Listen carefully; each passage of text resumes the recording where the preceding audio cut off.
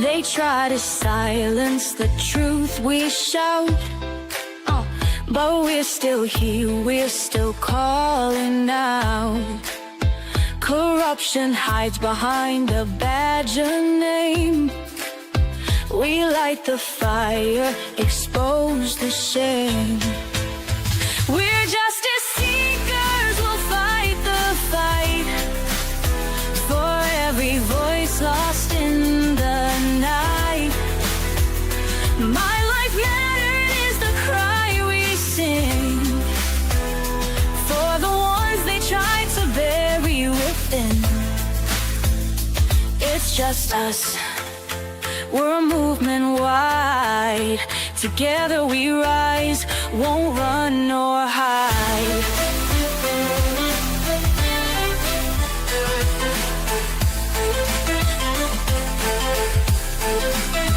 The stories echo, the pain runs deep. For stolen lives we can't just weep. Elected power, but their hearts are cold. We'll bring the truth, let it be told. We're justice seekers, we'll fight the fight for every voice lost in the night.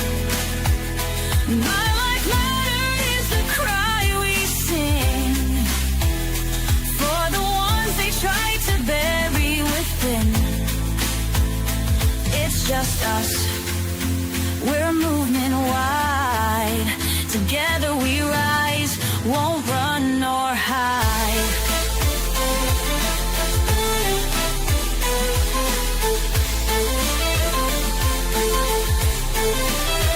We're justice seekers, we'll fight the fight.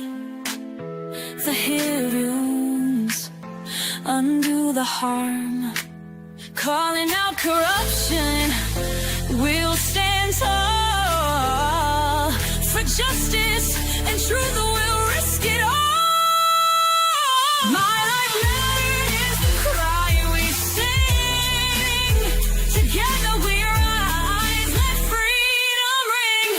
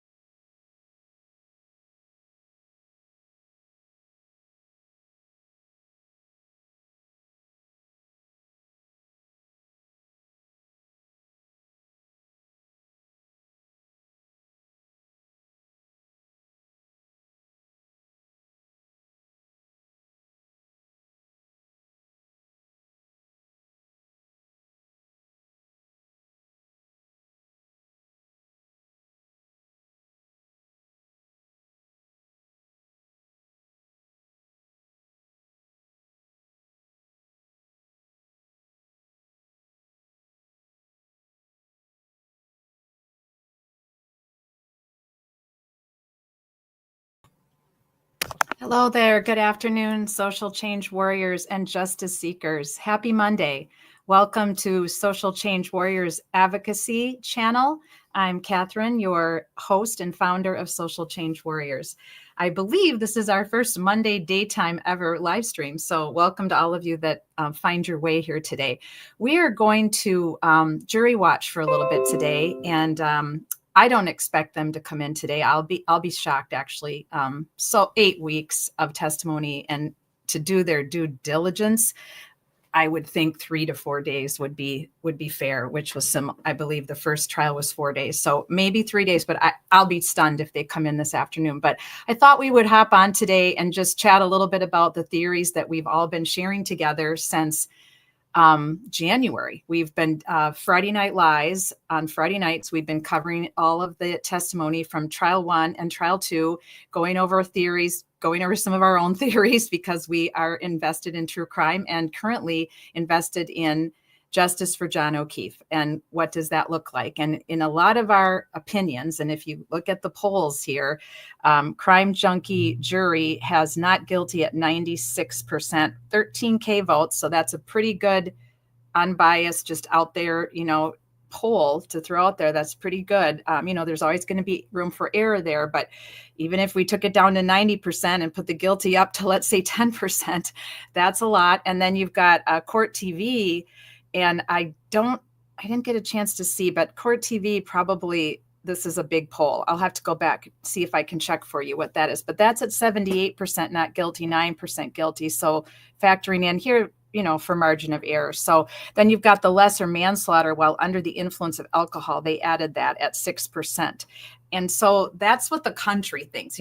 That's a really good poll, to be honest with you. And it's not unlike the first trial. It's very similar to the first trial. This is what we were dealing with in the first trial, where, the majority of the country that followed the Karen Read trial and the death of John O'Keefe, for whatever their reasons are, whether it's too much circumstantial evidence, too many errors on the part of the police, and not interviewing witnesses in a timely manner, and the witnesses having really bizarre, shady testimony.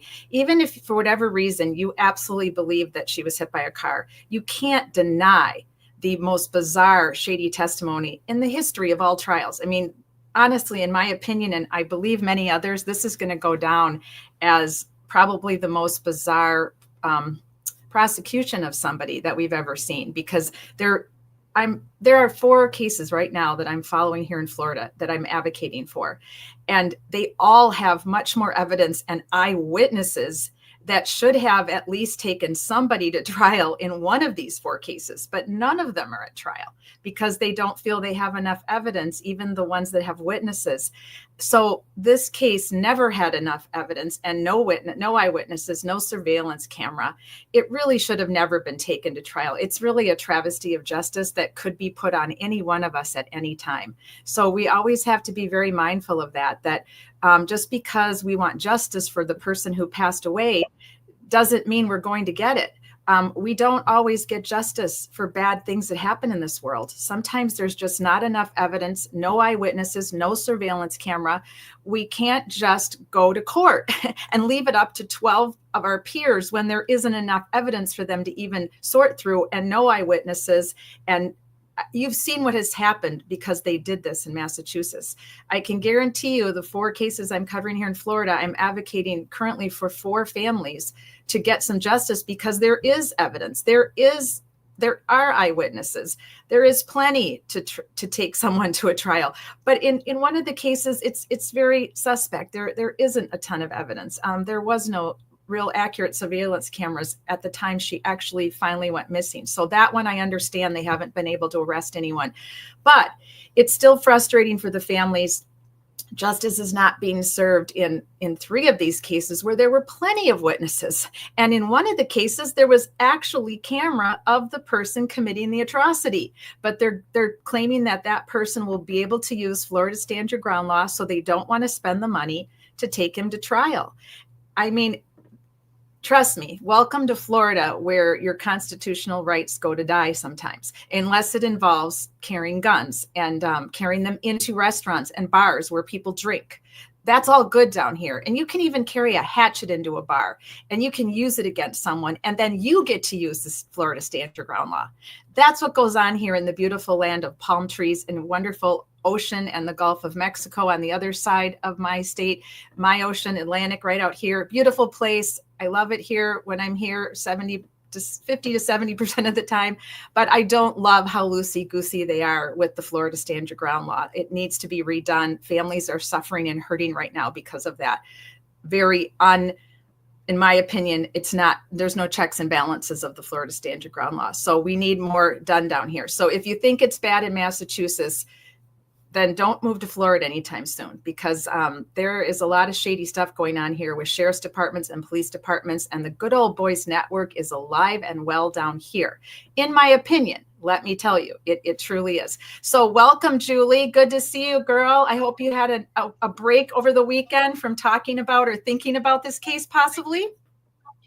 Well, I had a break from talking to the case, but wait a second. I gotta new little clippy thingy that No I'm going to worries. try Take your out time. because. Take your time. Am I coming in and out all right? Can you hear me?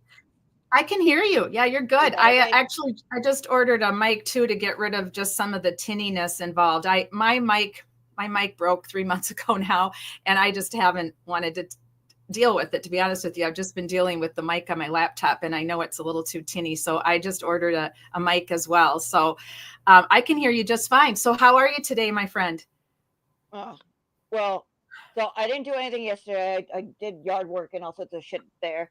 And well, before we came on here, I said, you know what? Let me go do some errands. I'll go get the thing that I looked at the other day, go get it, and take it to the place where it needs to go and go continue so I can come here, and went to go look for it and wasn't there. And last week I cleaned and cleared this area off. I said, oh shit, I hope that I didn't throw it away. So I started ripping things apart and didn't go and do my errands, and was like, oh no, now I'm gonna have to, call my lawyer and deal with it that way. So if you see me moving about, it's because I'm retracing steps and trying to figure out what's going on there. So you are absolutely fine. You and I are just here to hang out today. I expect everybody on the replay today, for the most part, people are at work, they have things going on. But I just wanted you and I to come up and kind of go over some of our theories. I was going to feel like I was walking the walls this morning in anticipation of what this jury is going to do. And I thought, good, let's just get together, you and I, and whoever decides to join us live and on the replay. So welcome everyone. If you're here for the first time, we are Social Change Warriors. We are an advocacy channel. We actually work with families and help them advocate and come up with advocacy campaigns for their loved ones who are no longer with us, who have been unalived at the hands of someone else.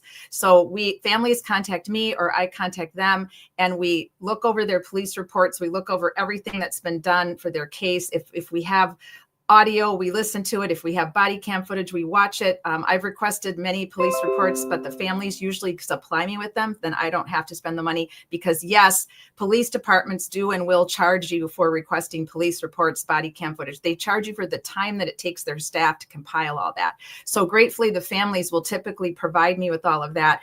And when they haven't been able to get it, then I try to use the, whatever means I can to get it for them. So that's what we do here. We advocate for families whose loved ones have been unalived at the hands of someone else and they have no justice.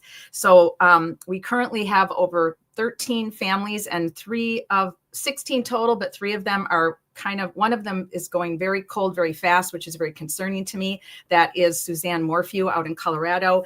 And then a couple of the other cases like Sandra Birchmore and Suzanne Clark Simpson, they're perpetrators are arrested, domestic violence involved. We're waiting for their trials. Obviously, Karen Reed is in trial, but we're continuing to work with the other families. So I'm just going to put my camera off for a minute. I'm having some vertigo again today, Julie. So I have to go off and on and pause from staring into the camera. It's just been horrible. I get vertigo off and on because of my chronic neck condition, and more off than on, thank God. But ever since I drove through the mountains of Georgia on the way to visit my sweet godmom, Mom Solon, I had a vertigo episode come on. And I think it was from traveling through. The roads were really twisty. It's a beautiful, beautiful drive. And it saddens me that I may not be able to make that drive anymore. I may have to go the long way to get to Mom Solon's house, because vertigo was brought on. And while I was at her house, the whole room started spinning and the floor dropped out, the whole thing. If any of you that have had vertigo, it is miserable. Mine usually is brought on by neck stuff, but I think this time it was more positional benign because of me traveling for almost 2 hours on these winding mountain roads. So I've been taking meclizine, which helps for motion sickness, for 2 weeks since I got back. I've been doing the Epley maneuver and nothing is working. So I'm just battling with this terrible, and staring into the computer I've had to stay off my phone, Julie, pretty much all weekend, except for a few posts here and there and a little bit of texting here and there. I've had to call people because I just can't stare into anything for too long. It really starts to make me feel the spins. It's horrible. It's horrible. So I'll be kind of coming off and on camera today while we live stream. How is the nasal blab? Well, so I sent you 2 links, didn't send you. I put them in the private chat. There's this NBC 10 in the private chat. There's NBC 10, which has the fan, but they're on break now for lunch until 2 o'clock. And Okay. then the other link is Resisting the Silence. They have people out front of the court going to all the people on the ground and Oh, on cool. whatnot. I don't know if you want to keep that up and just Yeah, let's watch that. Let's watch that for a little bit. okay. Let me just show you some things Yeah, I just like, found. I mean, we give those guys shouts out all the time. I mean, I'm a very big supporter of these guys because they follow Canton and everything else. So Yeah, that's a great channel. Go take a look at them. I would be They were happy with to do Mizzy that. and everything. So that's Dana and Tracy's channel. Yes, Dana and Tracy. I look at them occasionally as well, and I love what they're doing there. I'll put them up in a minute. Let me just show you a little bit of what I found over the weekend. It's kind of an outline we can go through this afternoon as long as we feel like staying up and alive, and we can also go through it tomorrow if we decide to live in the morning, anticipating maybe an afternoon jury verdict. You and I can kind of decide that as we go on. But this was just a chart that someone put up, and I know you guys can't see it, so let me just read it to you. It's from Crime Junkie says, ladies and gentlemen of the Crime Junkie. Oh yeah, no, never mind. That's the, I already put that one up. That's the percentages one. Hang on. Let me go down to the slide I want to read to you. Okay, here we go. So this was put up by someone that is talking phone data and car data. And I just wrote back to them and said, you forgot to add the column with Jen McCabe's texting and peeking out the window times. Let me add those in for you and I'll be back. Stand by. So then my vertigo was terrible on Sunday. I didn't get a chance, but I am going to add in the Jen McCabe times and peeping out the window times and add it up to the top here. And I'll put that later on my Twitter X because I always like to clap back a little bit when people think they got it all down pat and they're forgetting about everything else that happened in this trial, which is the shady witness testimonies. And then Carrie B put this up today and I sent her a message on Twitter X and I said, I'm going to share this. This one has to do with some hot mic stuff that was caught between, it sounds like Bev, Hank, and the gentleman, Jim, who pulled out the numbers. So, and then there was another link that showed that when he pulled out 13, he was like flipping it in his hand, but he didn't do that for the other 7. Or the other 6, I mean. So that looked a little bit weird. Now, again, this could all be overthinking because our concern last year was that there was shenanigans. My concern is, why not hold up the tile? What do you have to lose holding up the tile and showing it? Boom, there it is. What do you have to lose showing all the numbers being poured into that bucket and then you turning the bucket? You have nothing to lose and you have everything to gain with complete fair transparency, right, Julie? Yeah, I mean, there's so much other shit going on with this. I wouldn't pay much attention to it. I mean, with the like Bev covering her mouth or whatever, I think she was talking to the people in front. But again, that's like wrong, like down here. Like that like there's just other stuff. I mean, okay, fine, it's interesting to look at, but like there's other shit to look at. But it's just the totality. Again, it's the totality of everything to do with this trial. And when I saw it, I thought I'd share it with you guys. Like I said, we're probably overthinking this, but once again, hold up the tile. Then that alleviates anybody wondering if you're being shady, because so much feels shady in this case from day one. So let's try to minimize the shady if we can, right? Yeah, agree, but they don't care. Why not? But right, they don't care. And that's what's very disturbing to me. I noticed a lot of people sharing that in every other trial they've ever watched, it's very transparent who the alternates are and how they're chosen. So why not in Massachusetts in Judge Bev's courtroom? It doesn't make any sense to me. It's just there's no reason for it. There's no reason to put people at an alarm or make them feel like you're being shady. Hi, Amanda. Great to see you. I believe you are over in Europe. Good evening. What are you guys up to? We are just live streaming some of our theories. We're checking in with some of the boots on the ground. We're hanging out for a little bit today and tomorrow, maybe tomorrow morning, since I feel maybe they'll come in tomorrow afternoon, or maybe they'll come in this afternoon. We don't know. So welcome, Amanda. I know you're over across the pond somewhere. So great to hear from you and see you again. So I'm just going through a little outline I put up for us today that we might revisit some Higgy information again. And we need to revisit the donuts, Dunkin' Donuts again, because again, more shady, more doesn't make sense. Julie Albert's not driving out in a blizzard. She could call she knows Brian Albert Jr. is going to sleep in on his birthday, number one, because it's a blizzard, and number two, because it's his birthday, and number three, because they were up until 2:30 in the morning, maybe even later. So there's no way she's bringing donuts there and leaving them in a cold car. And especially when Brian Albert invites her in, and her testimony was, "Oh no, that's okay. I'll head home, and I'm just going to keep putting these donuts in this car." It just makes no sense. And a lot of people were revisiting that.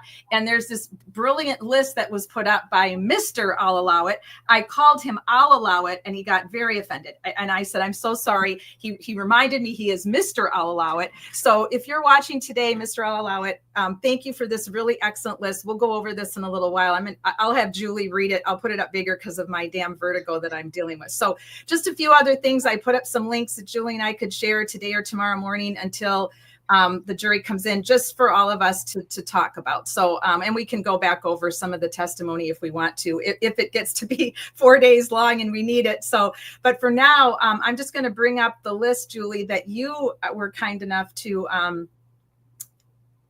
and by the way, hi, everybody. I'm here, but I'm experiencing a vertigo episode the last 4 days, so I cannot stare into this computer today. As long as I just do voice, I'm good. So, Julie, let me bring up what we are going to look at since the jury is at lunch. You wanted me to put up, oh, here we go, resistance to silence. Let me bring up resistance. All right, hang on a minute. They may be at lunch as well, but we'll see what's going on there. Be sure. Y'all. Oh, they doing Pump Up the Jam. Got some good music going on. Pump Up the Jam. Yeah, they like literally within like 5 their minutes. music, Julie. I'm feeling the vibe. Party's that, and you find out if you do that. Thank you, Resistance to Silence. We'll do a little fair use with you today. But maybe you guys are at lunch too, which would make sense. So we'll come back and check on them. Make my day. Make my day. Make my day. Not looking at the fan. That will really get my vertigo going. Nothing from Emily B. Baker to so far there. I'm just checking other links I have pulled up. I have Grant Ellis pulled up. We are very pro field. Let's take a look at a little weather today. What do you think about that? You want to put Grant on just for amusement's sake? I mean, what'd you say, Julie? You want to put Grant on just for amusement's sake? Oh, I can. So I went in Grant's chat a couple of days ago because I just wanted to be respectful and throw out some of my ideas and ask them if any of them have considered any of the glaring probable cause. I mean, the glaring reasonable doubt in this case, because we are not related to Karen Reed, most of us. We are not related to John O'Keefe, most of us. We're not related to anybody in Canton, most of us. Now, you, Julie, are from the great state of Massachusetts. You live in Boston. You're more vested in this even than I am. But I get vested in justice for the people that are being wronged. So I early on became invested with John O'Keefe because he was a former police officer, like I'm a retired police officer. And I started to, in the beginning, I thought it was a drunken party gone bad. Sorry. I didn't mean to interrupt. You're good. But I'm so sorry. I thought we had breaking news. Not like don't on Resistance to Silence. I thought that Sean hopped on with Dylan because I saw Sean come up. Oh. And I said, "Oh my God, Sean's up." So my Is he apologies. not? Did you want me to go? You want me to go back there? Hang on, wait a second. I'll go back there, no problem. We can do anything you want. I think this is a clip from last year. Oh, you think it's a clip from last year? Yeah, it's a clip from last year. It's not live. Okay. My apologies. I get very, very, very excited whenever Sean goes out. No. He has people on the ground, and I mean he always spills the tea, whether he likes to admit it or not. But he always spills the tea. So Julie, you shout out anything you want. I cannot bring on a vertigo episode right now. I'm very nauseous, so I'm trying very hard not to. So I'm keeping my face off this screen for now until this passes. I took a motion sickness medicine about 20 minutes ago, so I hope it kicks in. That's what got me through all the lives I've done in the last 2 weeks is I've been taking a motion sickness pill about 30 minutes before we live stream. And that's the only way I've been able to get through it until I can knock this vertigo go back out. So you let me know if anything happens breaking, or if somebody comes on one of the lives and you want us to go fair use it for a few minutes. As long as we don't stay on too long, we're good. So as long as we're talking and sharing and educating, we can share. So I'm just going to share a little bit about the weather, because everyone who's gotten to know me since January and last July when I started living knows I love to talk about weather every once in a while, where you're from and what the heck's going on. So here's our weather report. It's not looking with good. Damaging winds, large hail, and tornadoes being a possibility. Additionally, the warmest weather of the year so far will be impacting most of the country over the next week. So in today's forecast, we are going to break down exactly what you need to know about the weather that'll be impacting the United States over the next 7 days. And we'll begin with what's happening across the country today, and the weather remains active. We've had a lot of thunderstorms across the Great Plains over the last 24 hours, and we are expecting more severe weather in basically the same exact areas today and tomorrow. So buckle up for more isolated to scattered severe storms, in addition to the potential for heavy rainfall that could lead to some localized flooding. And then in the Ohio Valley, we've had a weak low pressure system that has been very slowly moving across this area over the last couple of days that has led to some scattered showers and thunderstorms, but even more importantly, there's just been a boatload of cloud cover. So there really has not been much sunshine in these areas for the last day or two. But the good news is that this storm system will continue to weaken and also move further off to the northeast over the next day or two, which should allow for sunshine and at least some nicer weather to return for the Ohio Valley and the Dixie Alley. But I think that'll change a little bit as we go into next week, as severe weather will make some return to these areas. Also, this is one of the rarest things that we've had so far this year. Back over in eastern Alaska, we have heat advisories in effect. This has never happened in Alaska's history. But we have heat advisories in effect across areas like Fairbanks, Alaska, where temperatures will be in the mid to upper 80s today. So definitely some really rare news. We hardly ever talk about Alaska, but this is something that you do not see very often. Now, over the next several days, we are expecting a big weather pattern change that'll lead to a lot more severe weather as we go into the work week. And right now, our jet stream and our mid-level flow is very far off to the north, with a very weak trough over the Ohio Valley and then ridging back over in the southwest. And this is basically allowing for some scattered showers and thunderstorms. Not really a whole lot of organized severe weather, though, but that'll change as we go into early next week, as our flow is going to start to dip a bit further down to the south, and we will see more troughing over the Rockies as we go into early next week, which should allow for...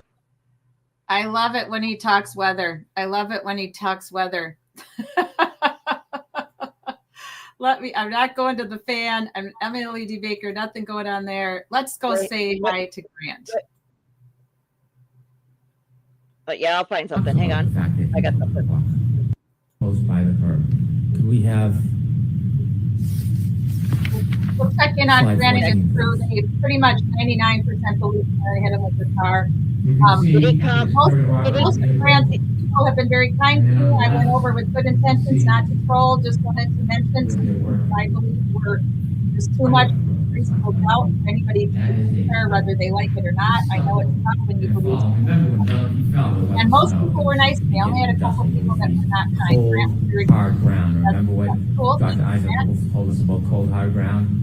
He is replaying Hank's. We've got a clock up here, and I'm a little behind though. That clock is off now. Well, no, I guess not. Lunch. I don't think lunch counts, does it, or does it? What was that? I'm sorry, you're coming in and out a little bit. Hang on a second. Let me pause. Does lunch count on the jury clock?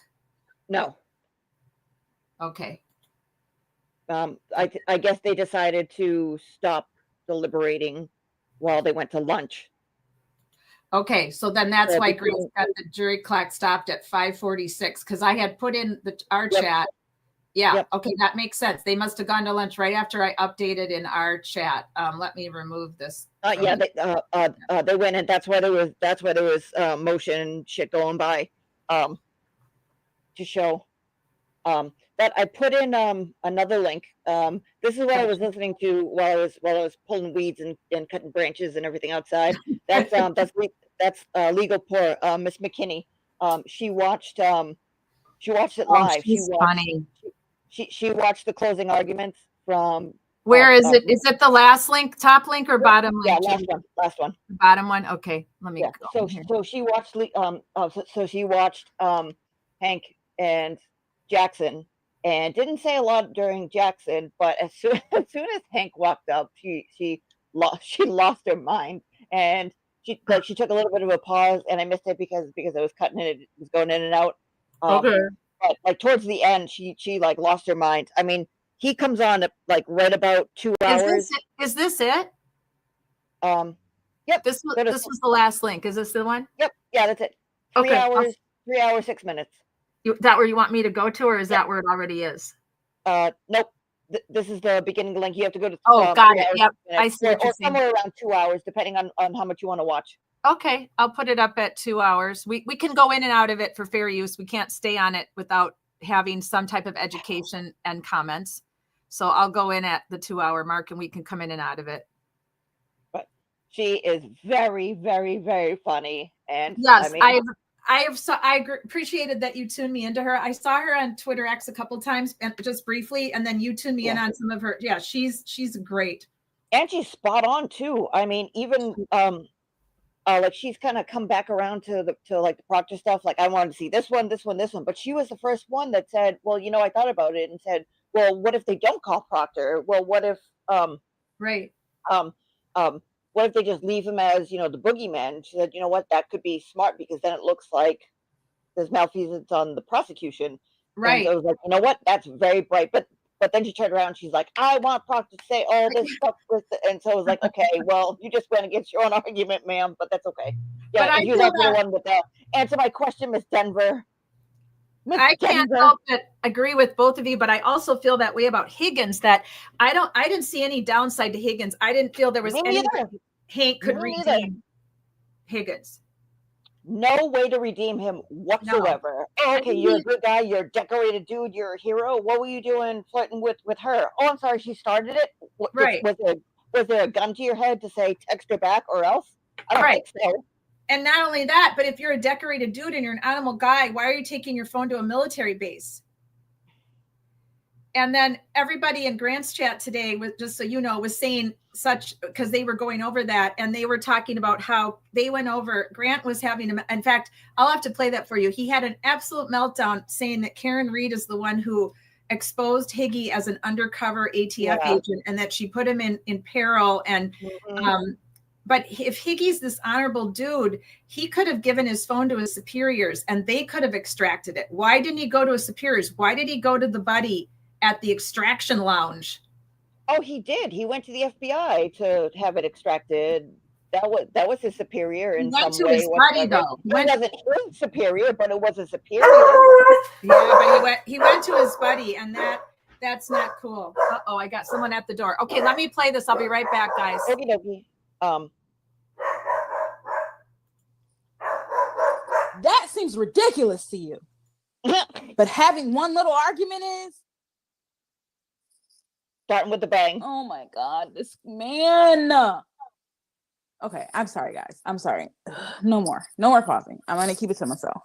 Okay, here we go. Practicing their moves to murder Keith. In the celebratory mood, you don't see any aggravation or animus between Brian Higgins and John O'Keefe. Inevitably, the next morning, Karen Reed is brought to the hospital and they take her blood. No, why you don't want to talk about the fight? Now, the government doesn't have to prove that she was drunk. It is either that she's over the legal limit, 0.08, or she had enough alcohol to affect her ability to operate a motor vehicle safely, but you will know that she was far beyond the legal limit. After the retrograde analysis, almost 2 to 3 times the legal limit. Almost 2 to 3 times the legal limit. Which doesn't make sense. If she stopped drinking at 12, there's no way she's double the legal limit at 6. Intimated. Unless she kept drinking. Said that maybe she went home and started. Or she had an ungodly amount of alcohol, which no evidence, mind you, no evidence. Still don't think that works out. And that somehow that is why she had a high blood alcohol level. It's not appropriately. So this is how I watched it. On Sean's channel, I watched it and kept saying, no, excuse me, no, excuse me. She'll tell you exactly what she thinks about that claim.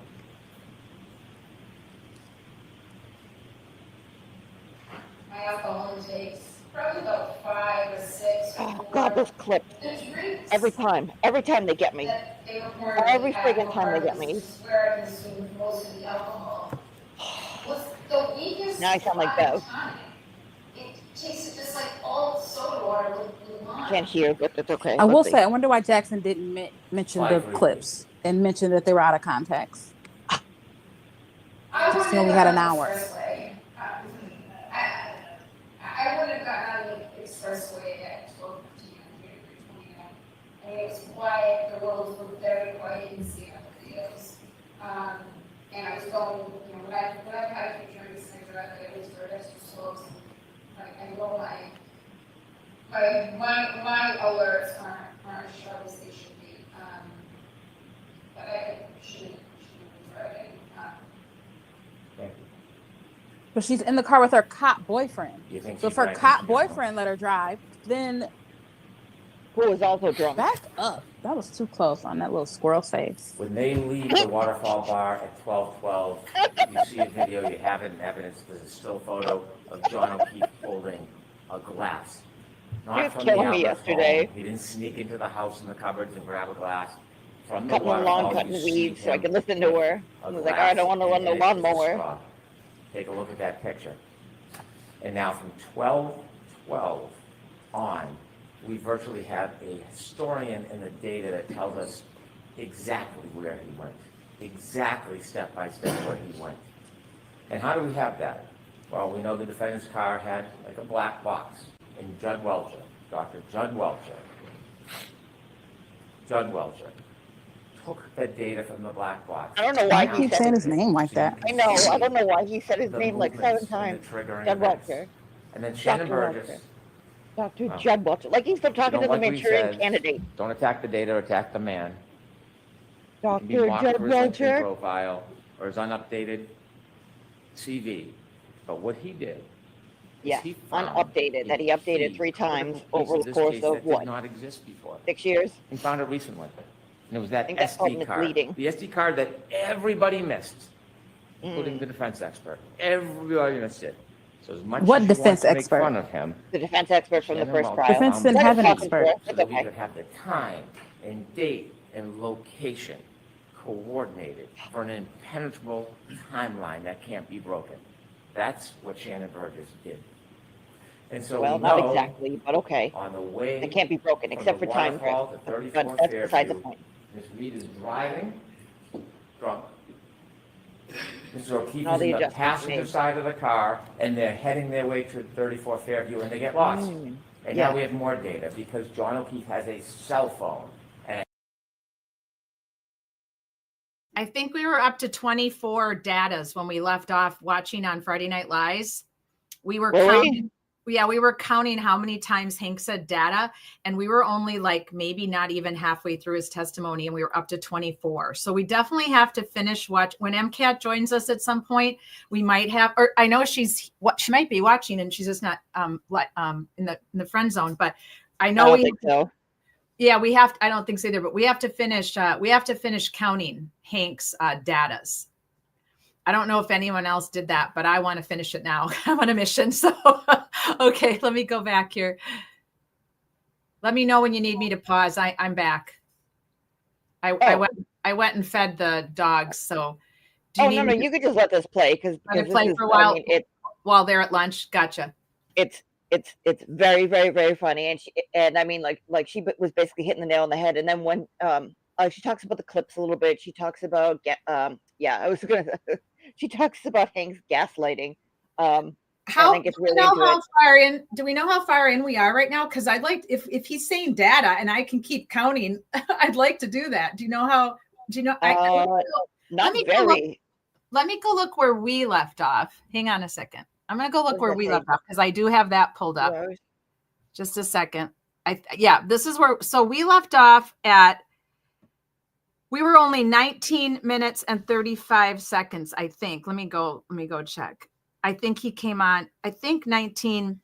We were almost at 20 minutes in and we already had 24 datas. That's where we left off. It says that we were at the 1949 out of 121. So he went over by 6 minutes and 41 seconds. So they were both pretty close. there's going to be a lot more data coming up. So let me see where she's at. Or we don't really know based on her stream, do we? We can't really tell. Okay. No. All right. No worries. We have to finish watching Hank anyway at some point before the jury comes in. So we'll count datas later. I said at the beginning, it is a historian. It doesn't suffer from bias. It doesn't suffer from prejudice. It doesn't suffer from memory loss. It has data on it. And he puts on ways, high location data, as Ian Whiff would say. And it tells you second by second the speed. Is it the me or I don't location, care? The movement. That's what it does. But And there's it's updates not- on that phone. Okay, this is the last time for real. Wait a It's second. not even that it's Hank Brennan.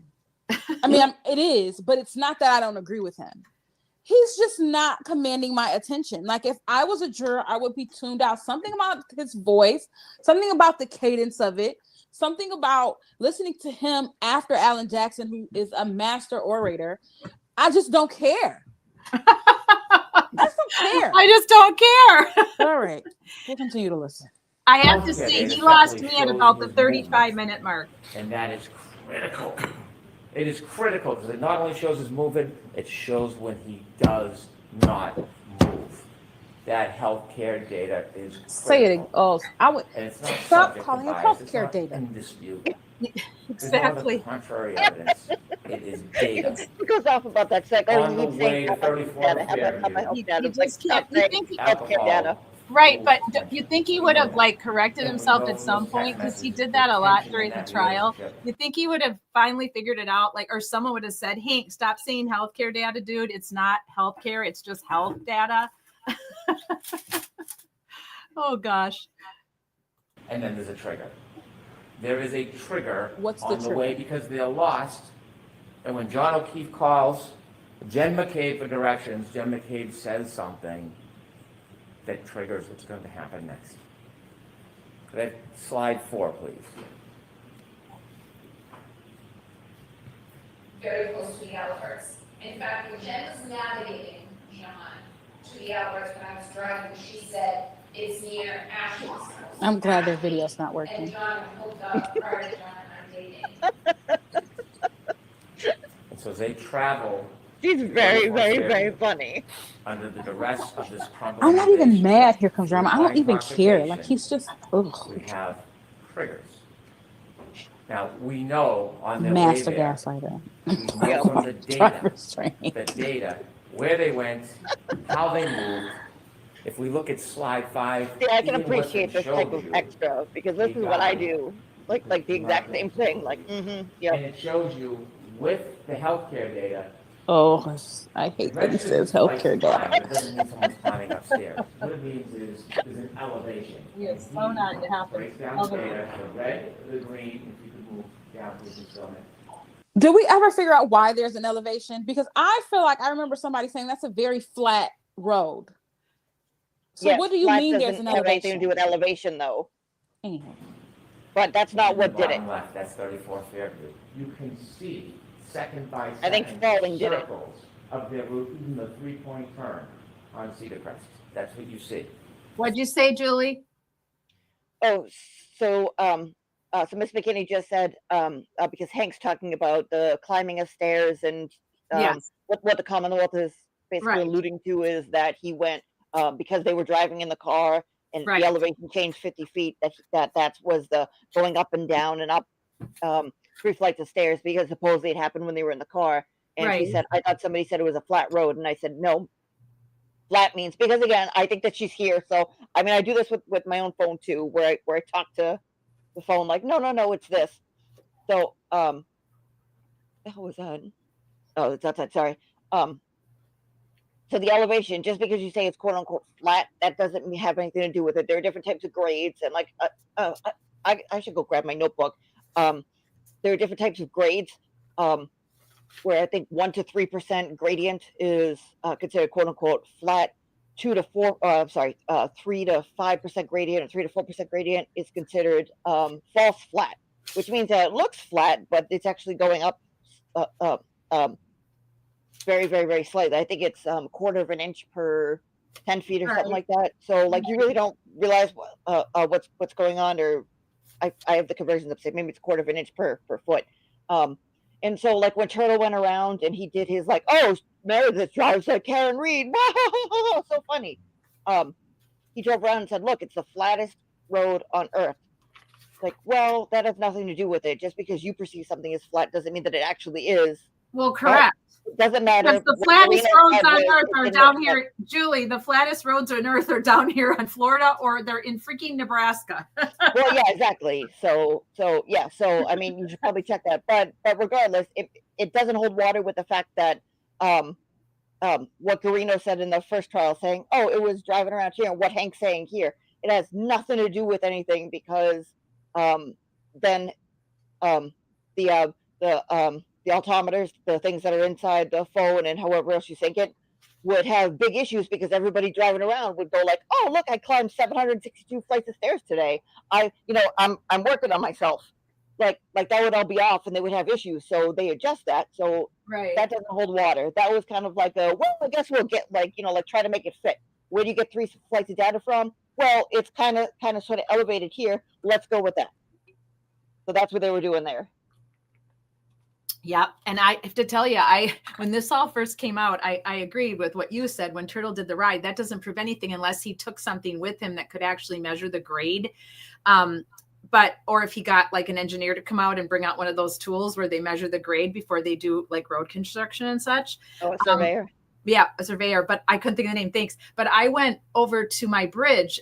There's like 6 bridges in my county, Volusia County, approximately, maybe 7. I went over to the tallest bridge that's nearest to my house, and it goes, I don't even know, I would have to guess, or I'd have to look it up. But I went over and I drove over it, first of all, and nothing registered on my phone. And I'm driving up over this, nothing registered. So it's definitely, that whole line of thinking, even for anybody, was way off, whether it be the prosecution or the defense. You would have needed to really dig into that if you truly wanted to somehow prove what caused John O'Keefe's to climb 3 flights of stairs.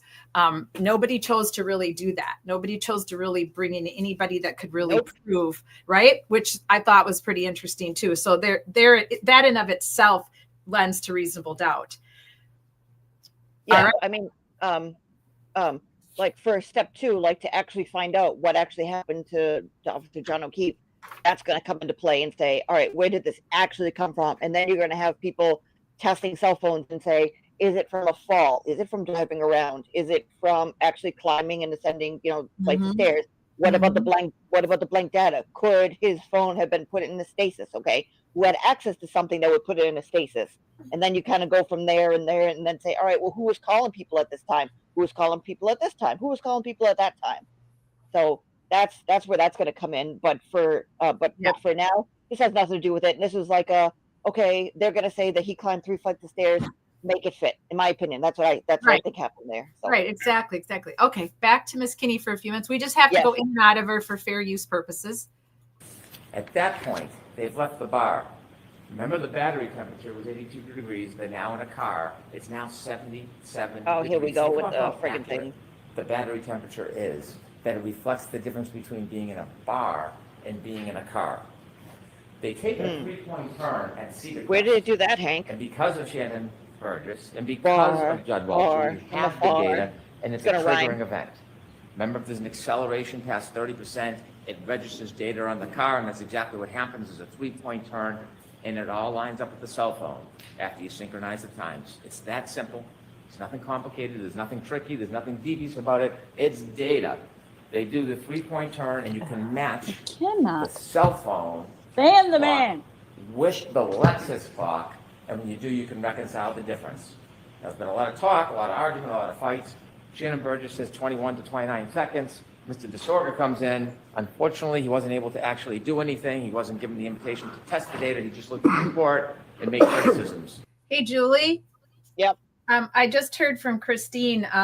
We met in various chats, and she's a big local Free Karen Reed person and is heavily involved in Boots on the Ground. And she said that she is going to be moderating over on Brit's channel. So I told her we'd check in. Are you able to pull that up for me? Because I don't want to make myself go into the spins. I don't know who that is. I'm not sure. I know who that is. I know if I if I could say it, if I had a better, I know, what is the name of her channel? Gosh darn it all. Let me try to find it on my phone. It seems like when I look for things on my phone, it doesn't make me as vertigo-y as if I'm on the computer. So let me try to figure this out. I know the name of it. It's Brit Stream. What is it called? What is Brit Stream? I know it because I've been on it. I'll try to find it so we can check in with them as well. Okay. Okie dokie. I thought maybe you knew who it was off the top of your head. All right, hang on. Let me put this back on for you. Like a Monday morning quarterback. But even he, looking at the data, says, well, it's 3 seconds off or 2 seconds. Same window, same time. We can have all the arguments we want. They're there, they're together. The data matches up perfectly. Yep. Therefore, she did it, Perfectly. and find her guilty, please. And so they make That's their basically what he's way saying. down to 34 Fairview Road. They don't stop. They don't stop at the driveway. They don't stop. And John O'Keefe gets out of the car. They go to the flagpole, and we know for 2 reasons. One, the data.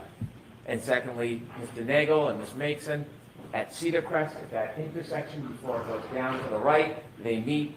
They let Karen Reed go first. They follow behind in the truck. Now, at this point, Mr. O'Keefe has about 8 more minutes before the beginning of the end of his life. And he's in that car. He's in that car for most of it. Because Miss Mason and Mr. Nagel don't see anybody get out of the truck. Nobody crosses the lawn. Nobody goes to a garage. Not just because they didn't see it. And they didn't. Not because they didn't see it. Because the healthcare data on the phone shows that John O'Keefe is not moving. The car is stopped at the flagpole. The healthcare data stops. The battery stays at 77 degrees. The data is the data. You can't change it as much as you want to. It's data. And they sit at that flagpole for minutes. It's 12, 24, 33 when they get there. They're there past 12:30. Remember, Miss Mason and Miss Nagel said they were there about 5 minutes and then they go. It's not exact, but about 5 minutes, they said. So there's about 2 minutes left for John O'Keefe. And what are they doing in those 2 minutes? What are the last 2 minutes of his life that he can remember that would be open to him? They're arguing. They're arguing. They're arguing. And we know they're arguing because Miss Reed tells us through first responder Becker. She was sad. Remember, he sees her in the back of the ambulance and he's trying to calm her down? She was sad because her last moments were arguing. They're in an argument. That's why they're not going in the house. Why is he over there shaking his head? Yeah. John O'Keefe decides to get out of the Did you car. see that? We know because the dome light goes on. That's what happens when you open a Is he door. just old and got So a he's little bent shakes, down, or he's is standing he outside saying on like, the yeah, other like he side. agreed? The dome light is on. I don't appreciate that. And then you see the data. John O'Keefe begins to move. 12:31:56. It's the first time he has moved since they got to the flagpole, and it will be the last time he moves in his life. So she hit him instantly? What? And he moves to 20 seconds. Ian Whiffen said that the satellites, they move, they reconnect, they pull information. He's no longer on high frequency data because waves are shut off. Now it's more random, it's low frequency. We would never suggest, and Mr. Whiffen did not claim, based on location data alone at that point, you can tell exactly where John O'Keefe is. What he said is it was readings all night. The bullet is always near the flagpole. That doesn't mean he was always near the flagpole. He could have moved. He could have moved in the circles and come back. Location data is consistent In a with him circle never to leaving come the back. flagpole. But that in itself is not enough. But there's more. There is more. What's There is more? the healthcare data. There is the temperature of the cell phone battery. And so he moves to 20 seconds. It turns west. It does not say he walks to the house. That's not what the data says. It doesn't Says he say went that 80 goes feet. Straight line, and he walks over. Where are to you the door. going? In fact, could he even get to the door in 75 feet? Could he get there? Because when the investigator for the defense testified, he measures from the driveway. He never stopped at the driveway. He never measures from the flagpole. He never measures from the flagpole to the garage door. So this fantasy that somehow he walked in the garage, even though there's no evidence, there's no witness, there's no data. 20 seconds of his life and he moves. And healthcare data registers his steps. So he just It could stood be there? pacing, it could be a straight line. Why would he be pacing in the snow? We don't know. We don't know. We don't know That's the point. everything. We don't know every little detail and every little second. We don't have to. That's Oh, not I doubt. That's not cannot reasonable stand doubt. him, you guys. I can't stand him. We know for that Can't stand 20 seconds. You're not alone there, my friend. You're not alone. When he moves, What? What do you know? he has his phone and he looks down, 12:32:09, he sees a text message from his friend, Jen McCabe. And then she And he looks at the text message. backs up, hits him, and he zooms closes home. it. 12:36. And then it happens. Where's the rest of the We data? know Why can't y'all see from her the ride home? uncontroverted data from that black box. We know that Karen Reed, after he gets out of the car, drives away. She drives for at least 33 feet away from him. He's back near the flagpole. She's gone. It's over. Whatever argument is over. Whatever anger and flame has been dispassioned, she's moved on. He's separate from her. He's safe. He just stands in the middle of the street. And then she That's makes what a you want me to decision. believe? He just stands in the middle of the That's what street. case is about. Then she makes a decision. She could have driven home. She could have broken up with him. They could have talked about it the next day. Or like knocking on the door, like Kaylee said, getting the last word. She doesn't drive away. She takes that 6,000-pound Lexus and she makes a decision. And the decision is that she steps on the gas after banging it into reverse. Before we talk about what happens next, I want to talk to you about the charges in this case. And I hate to digress, but it's important so we really understand what we're talking about here. I have no authority to talk about the law in this case. The Honorable Judge Canoni will do that. But I want to talk to you a little bit about the charges. Don't rely on my... So here's a little interesting tweet that just popped up, Julie. This is from a guilter. He or she says, I'll read this on my phone. Okay, free Karen readers. I'm about to flip to not guilty. I just have a couple questions. 1, how was her taillight broken? 2, where did the taillight frags found by CERT at 34 Fairview come from? 3, why did JOK have taillight frags in his sweatshirt? 4, why was JOK's DNA on taillight? And 5, why did KR reverse at 24 miles an hour? Now he's got 10, but we'll just do the first. We'll do the first 5, you and I, and then I'll read you what a couple people wrote back to this guy. So 1, how was her taillight broken? No one, I mean, no one really knows. Exactly. Even the scientists say they don't really know, but we do know one thing is that the initial crack that the law enforcement officer from Dighton, that probably happened when she bumped into him in the driveway. Not him, his car. I mean, you know what I mean? The car. Yeah.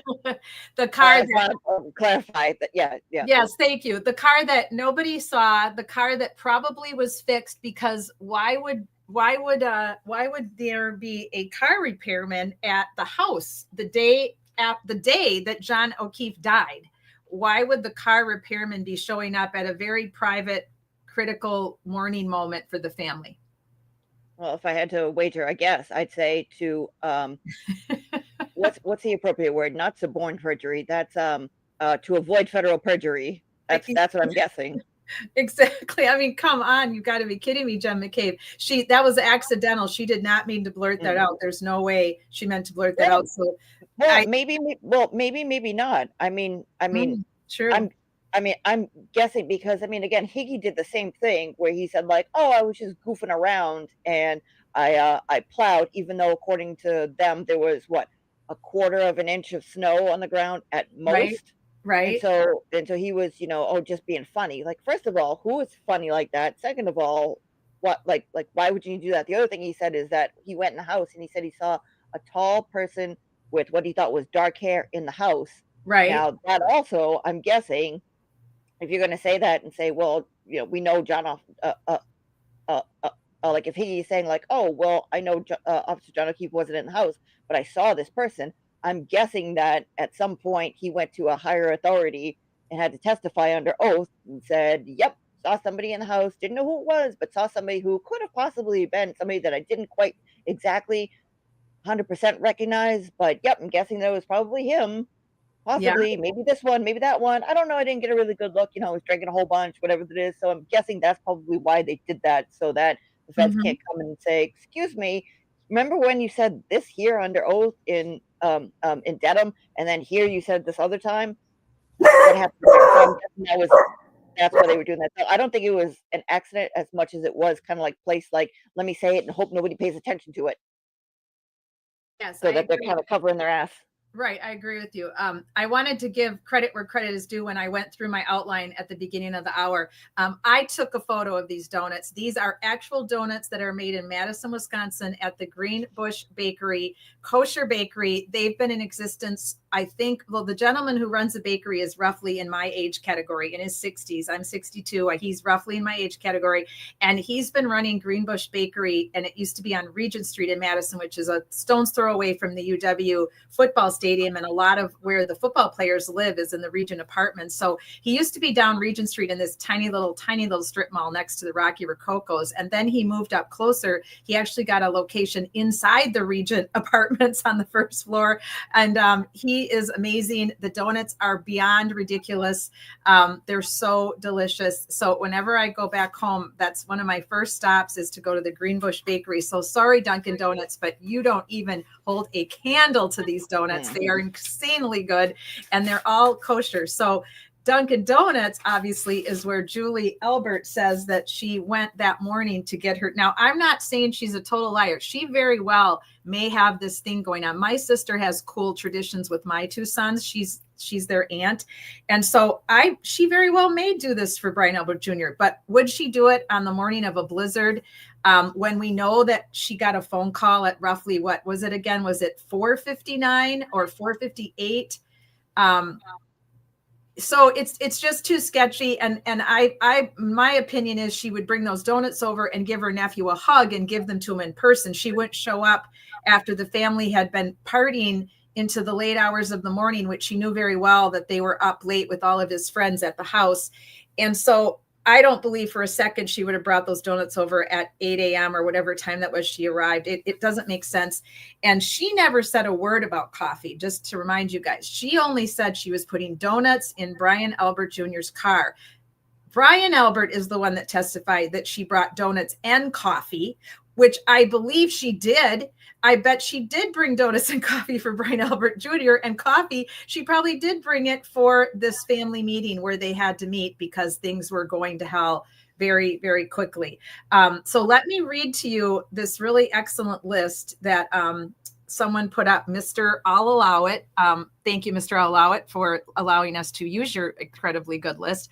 I have to let me go to my case deck here because you won't be able to see it on the screen, but I'll read it. I'm going to read it on my phone. For some reason, it doesn't bring on my vertigo, Julie. If I read on my phone, it only brings it on if I try to read on the computer. So let me go to my phone and bring up Mr. I'll Allow It from Twitter X's list. He has been very vocal during the Karen trial 1 and 2. He has an excellent Twitter X account if any of you guys are interested.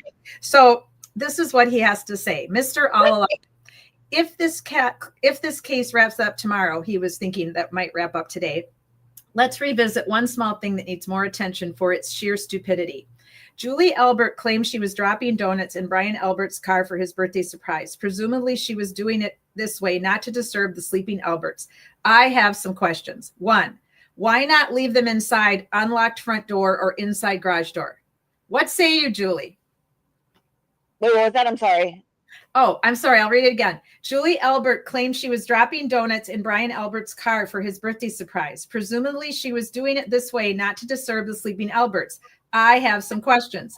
Why not leave them inside unlocked front door? Because presumably everyone in the family knew that the Elberts, even though Brian Elbert is a decorated dude, Boston cop, but was on the famous show, whatever that show was called again. Boston Finest. Boston's Finest, Boston, right? Boston's Finest. Boston's Finest. Yep. Thank you. But they never locked their door, which I don't believe for 15 seconds, maybe only 5 seconds. I won't even believe it for 5 seconds. Come on, right? Yeah, I don't believe that either. Or inside the garage door, because if their front door is unlocked, you know their garage door is unlocked, right? So why not leave them inside unlocked front door, inside garage door? Yeah, I don't get that either. I mean, right. Why are you putting them in a cold car, right? I mean, I was extremely skeptical of this. I mean, I also thought that she brought coffee and was like, wait a minute, you're going to bring hot coffee and put it in a cold car and let it just freeze because you don't want to disturb anybody. But okay. But then, again, John Camo has all the sources and said, well, it's not really breaking news, but said that the donut thing, he said that might actually be like a legit thing, and she may have actually been bringing them. But what we do know is that when Yuri took both Julie and Chris's statement, he originally wrote down that she got a call at 4:55 from I don't know who, but she got a call somewhere saying that that there was an accident or something like that at 4:55, and that's how they found out about what happened at 34 Fairview at 4:55 that morning. So, well, and that's written right in the statement that they gave. So.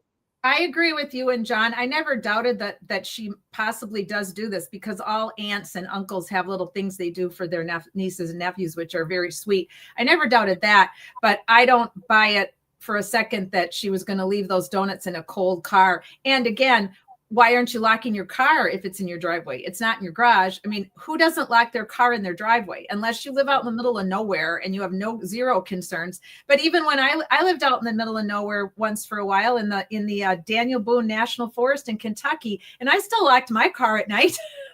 I mean, I just nothing adds up with the witnesses, so-called witnesses. I don't believe they witnessed anything. Obviously they didn't. But anyway, okay, good one. Yep, that's true. So next one, why not leave them a few feet closer outside the door then? Same temperature as in a car, right? What, outside in the elements?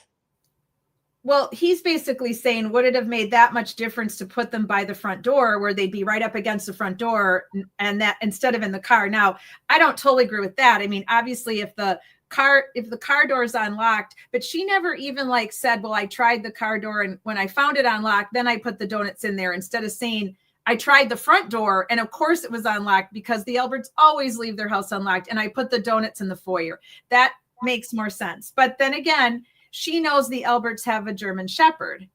And if she would have opened the door at, let's say, that time of the morning, and she didn't want to disturb them. But then go back to what's coming up here.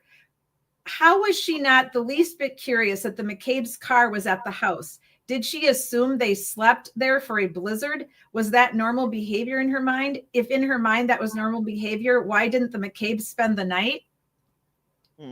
So that might actually be normal behavior, because I guess that what's her face? Was it Julie Nagel and well, Caitlin? I mean, that's her family's home.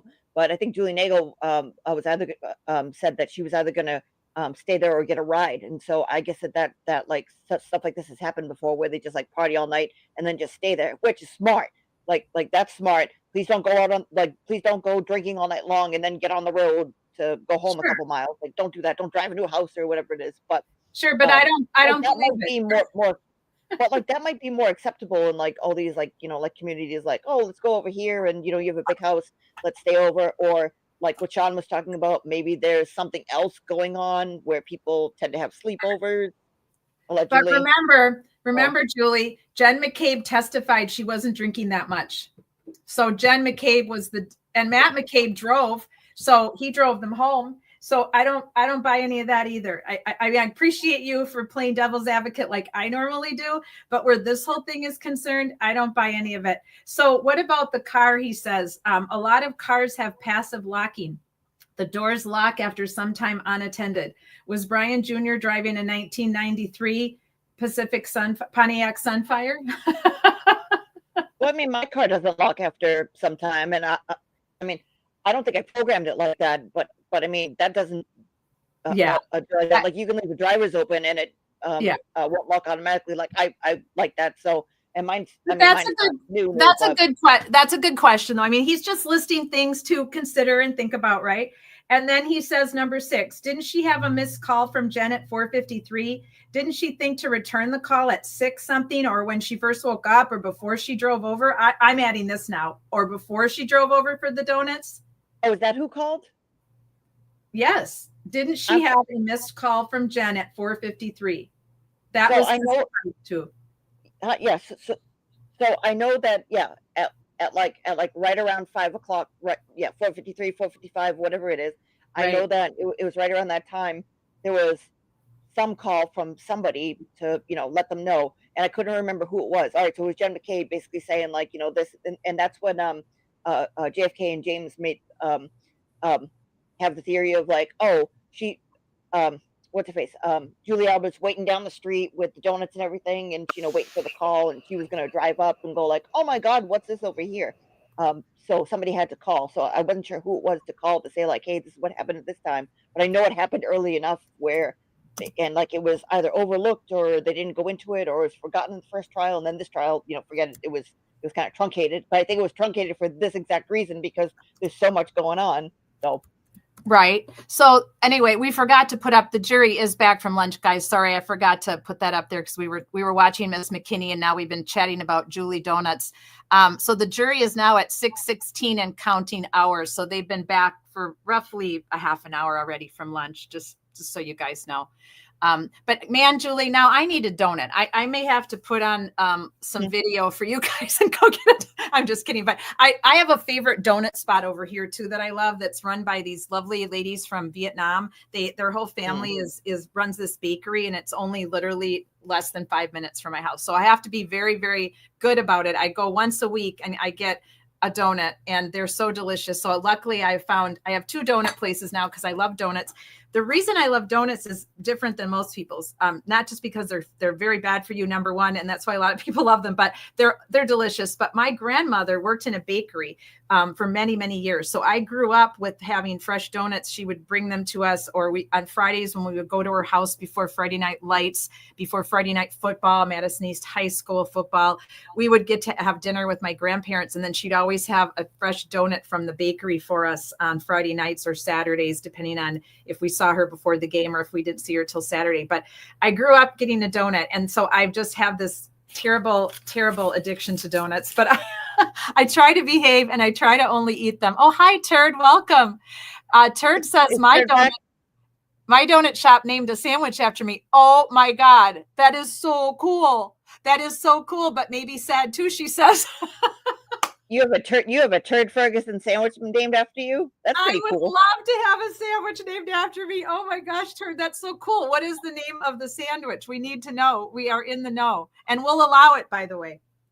well, no, I don't know about the name, but what's in the sandwich? Oh yes, what was very important is what's in the sandwich. Let's see. Turd Ferguson was supposed to be Burt Reynolds. What is Burt Reynolds famous for? Having a mustache, being too cool for school, smoking, being super sexy. It could be called the sexy. So, I'm too sexy for my shirt. so I'm guessing it's going to be something like brisket, maybe like a bourbon barbecue sauce. And I like that one. Red. Okay, so here's a completely off-related story, Turd, that you're going to love, and you too, Julie, and anybody else that's live with us or on the replay.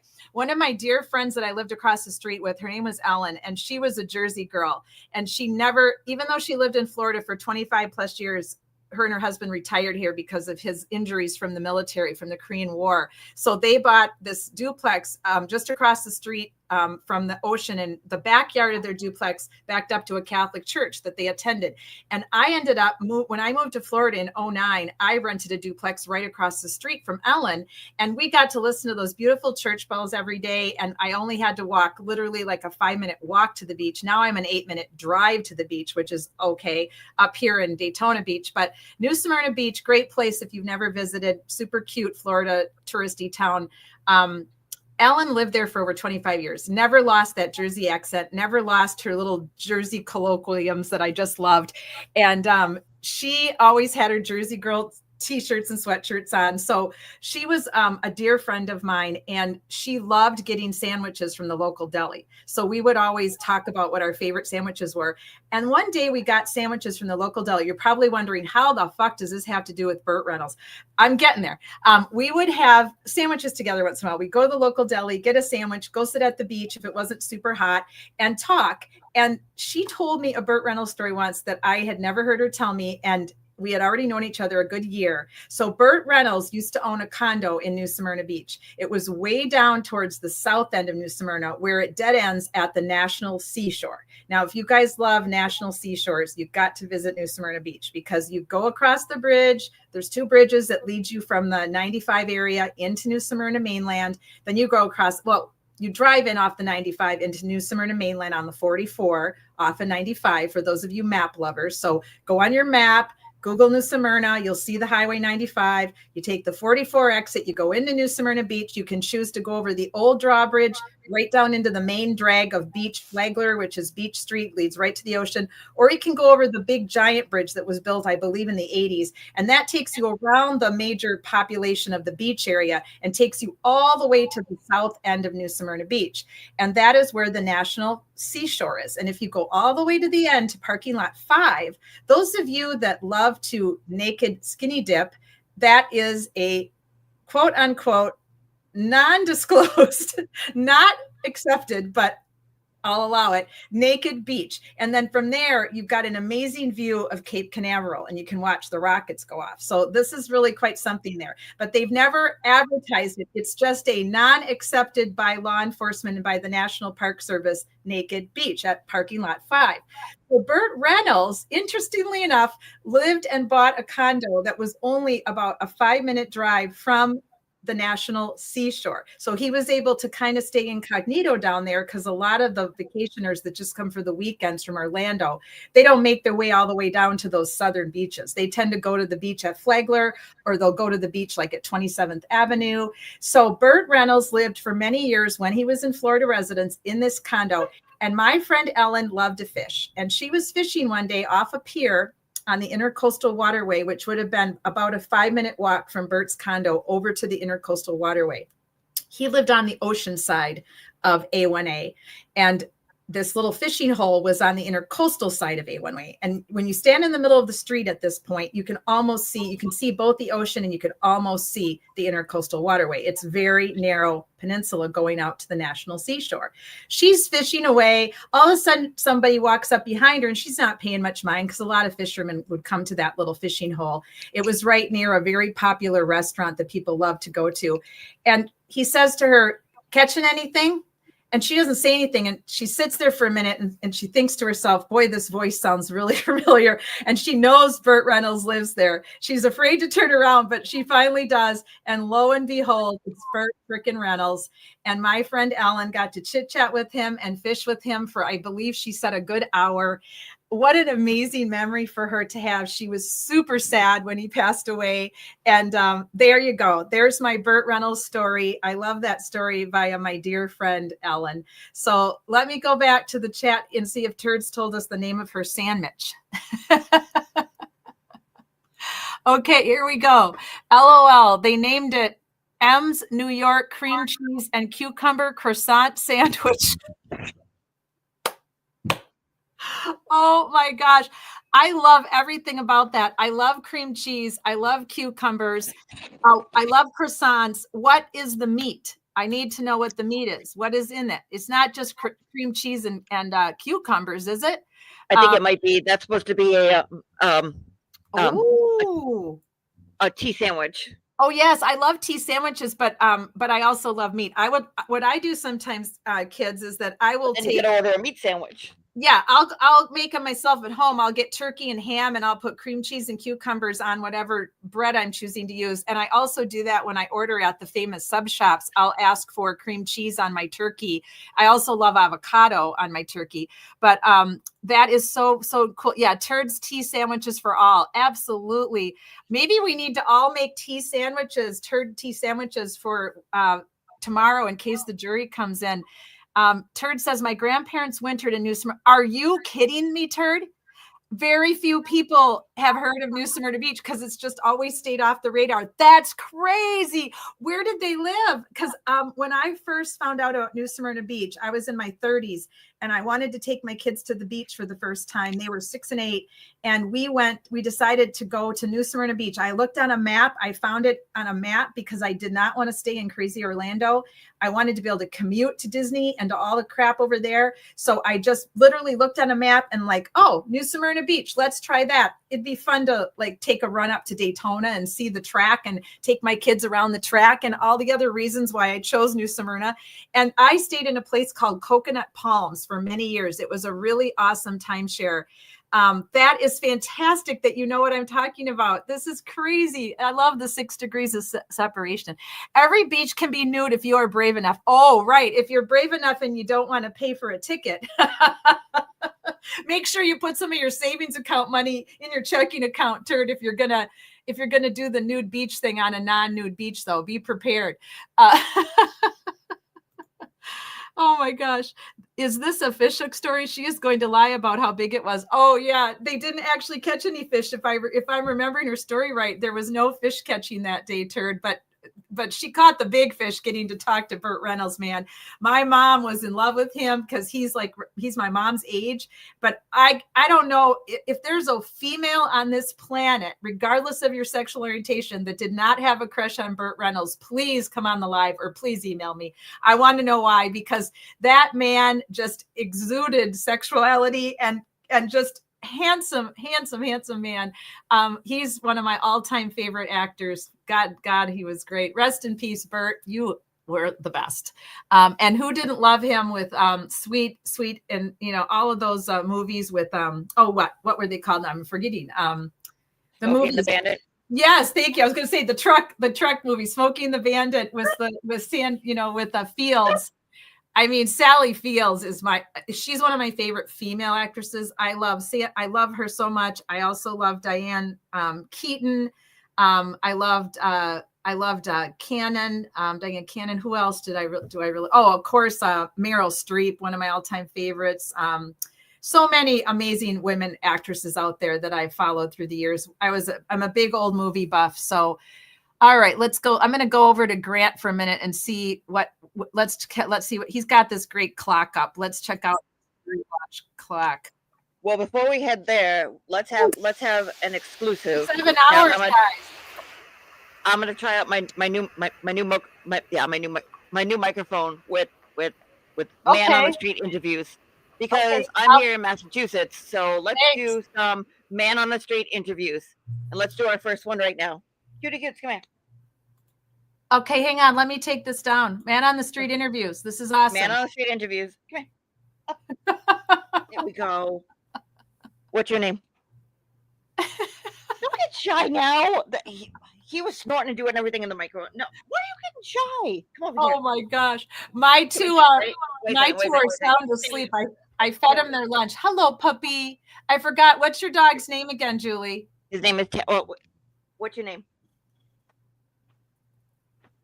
That's a good name. Okay, Sniff. What do you think about Karen Reed? Is she innocent or guilty? 1 bark for innocent, 2 barks for guilty. Uh-huh. Yeah, I completely agree. Yep. Anything else? He spends all the livelong day swatting at my face, smacking me in the mouth, swatting at my face, and woofing and growling and making all sorts of noises to get me to do what he wants. And now he clams up. Why are you clamming up? I heard him a little while ago, too. You want to be cute, Fatcha? You are? You tell everybody you had a bacon double cheeseburger yesterday because you scored cheese? Yeah? You smacked me in the Fatcha? Yes, Turd. He and Lonnie Anderson were the couple. But they were a little toxic there at the end, I think, unfortunately. Sadly, I think they were. But Lonnie, I mean, who didn't love her? I mean, what a career she's had. And they have a son together, if I'm not mistaken. Lonnie and Bert. Is Karen Reed guilty? There's also a commercial. I don't know if it's AT&T or it's one of the phones, guys. There's a commercial with a Burt Reynolds if it's Burt, it could be Burt Reynolds' son lookalike. Like this guy looks more like Burt Reynolds than his own son. Now I forgot which commercial that is. I'll have to try to see if I can pull it up. But man, that guy looks so much like a young Burt Reynolds or a possible son. So Puppy's being shy.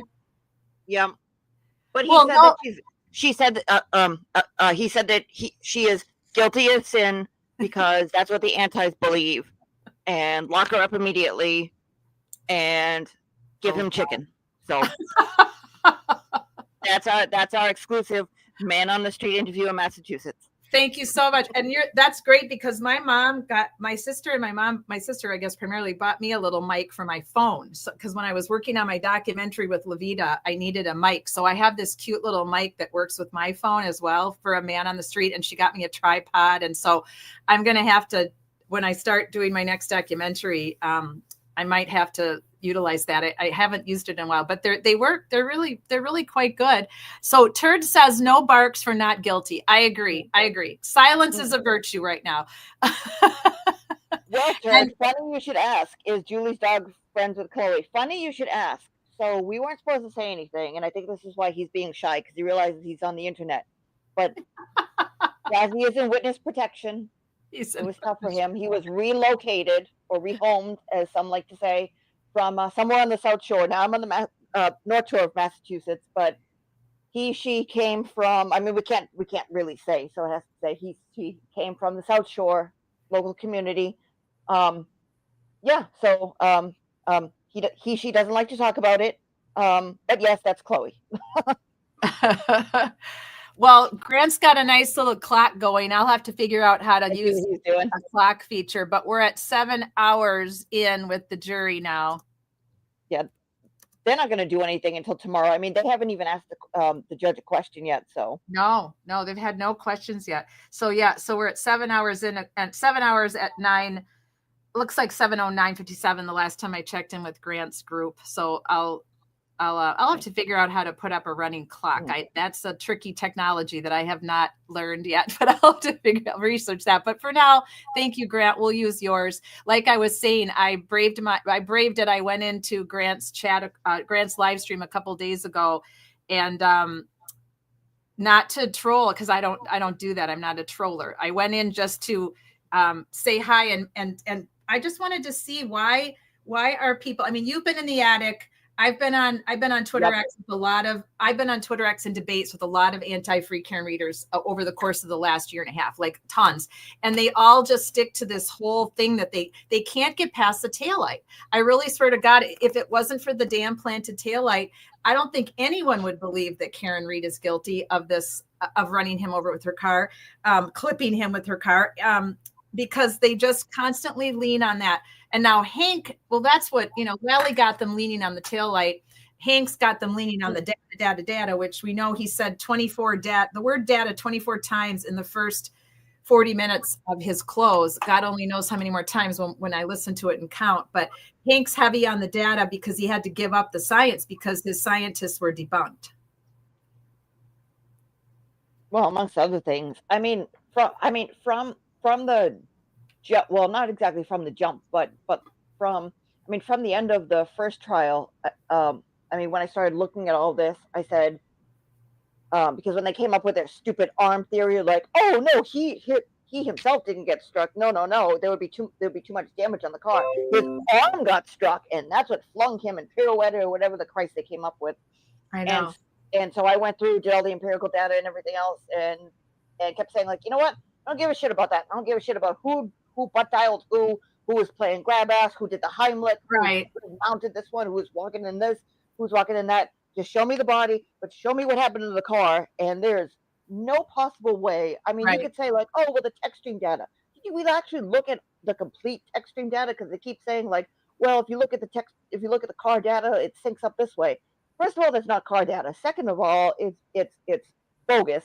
And third of all, like I keep saying, well, they're meaning the Karen Reed side, they're arguing about seconds when it's like all the circumstantial evidence lines up. Yeah, we argue about seconds because seconds. I'm sorry, I lost my train of thought. You're fine. Take your time. We argue about seconds because that depends on where you're going, and it can depend on different types of movements. Also, there was a snowstorm, and if he was saying, I just caught it this time listening to Miss McKinney, Hank was saying like we went from high frequency data with the waves, and then went to low frequency data with just like pings, and I said, wait a second. Okay, first of all, waves has a considerable lag time. Um, um, Number two, there was a snowstorm, so any data that you're going to get, it's going to be off by seconds. I mean, again, that's why you have the 30 to 60 second window.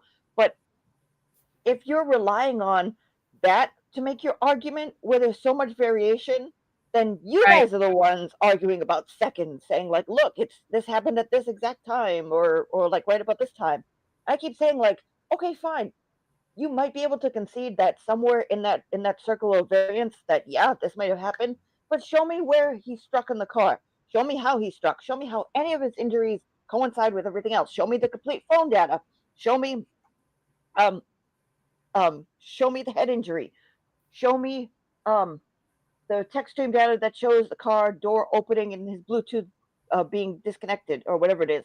I'm guessing that the reason why Hank brought that up in pretrial, I'm guessing the reason why Hank didn't bring it up this time in this trial 2 in front of a jury, is because you look at the Bluetooth data, like his Bluetooth might have disconnected at 12:32. That would have, number one, thrown off the variance, I believe, of the time drift that Burgess came up with. But number two, I'm guessing they disconnected somewhere around 12:23 when they first pulled up for maybe a second or two, or depending on where he went, because again, I think it's only like a 30-40 foot diameter, I'm sorry, 30-40 foot radius from the car to disconnect. And I'm guessing that he walked out of it going in the house or walking around the house or whatever he did, which I'm guessing that's probably why he didn't bring it in, because if that came in, you'd say like, oh, look, his phone disconnected for some time. Like, what happened there? But I'm guessing that's why it is. But they always go to that saying, well, the car data and the text stream, and this is the reason why the defense person hid the SIM card or the SD card. Why did they hide it? They had an expert. Why didn't she look at it? They were hiding it. They didn't want to look at it. Good thing Shannon Burgess came by to look at it and piece all together and find the time drift. Like it's very, very, very flimsy. Like you could say like, I guess maybe, but that's like relying on like an AM radio to say like, well, we could hear the static from this type of frequency, so therefore we knew that it must have been in this vicinity of being able to pick up. Like, okay, great. So you're relying on something that could have been picked up from 300 miles away and have ridiculous amounts of variance. It doesn't make a lot of sense to me. I mean, like, you want to talk about like moonshot and saying like, no, throw everything away, just focus on these 2 bits of data that like on the scale of like the strength of data are at like maybe a 2. Right. And they had to be massaged.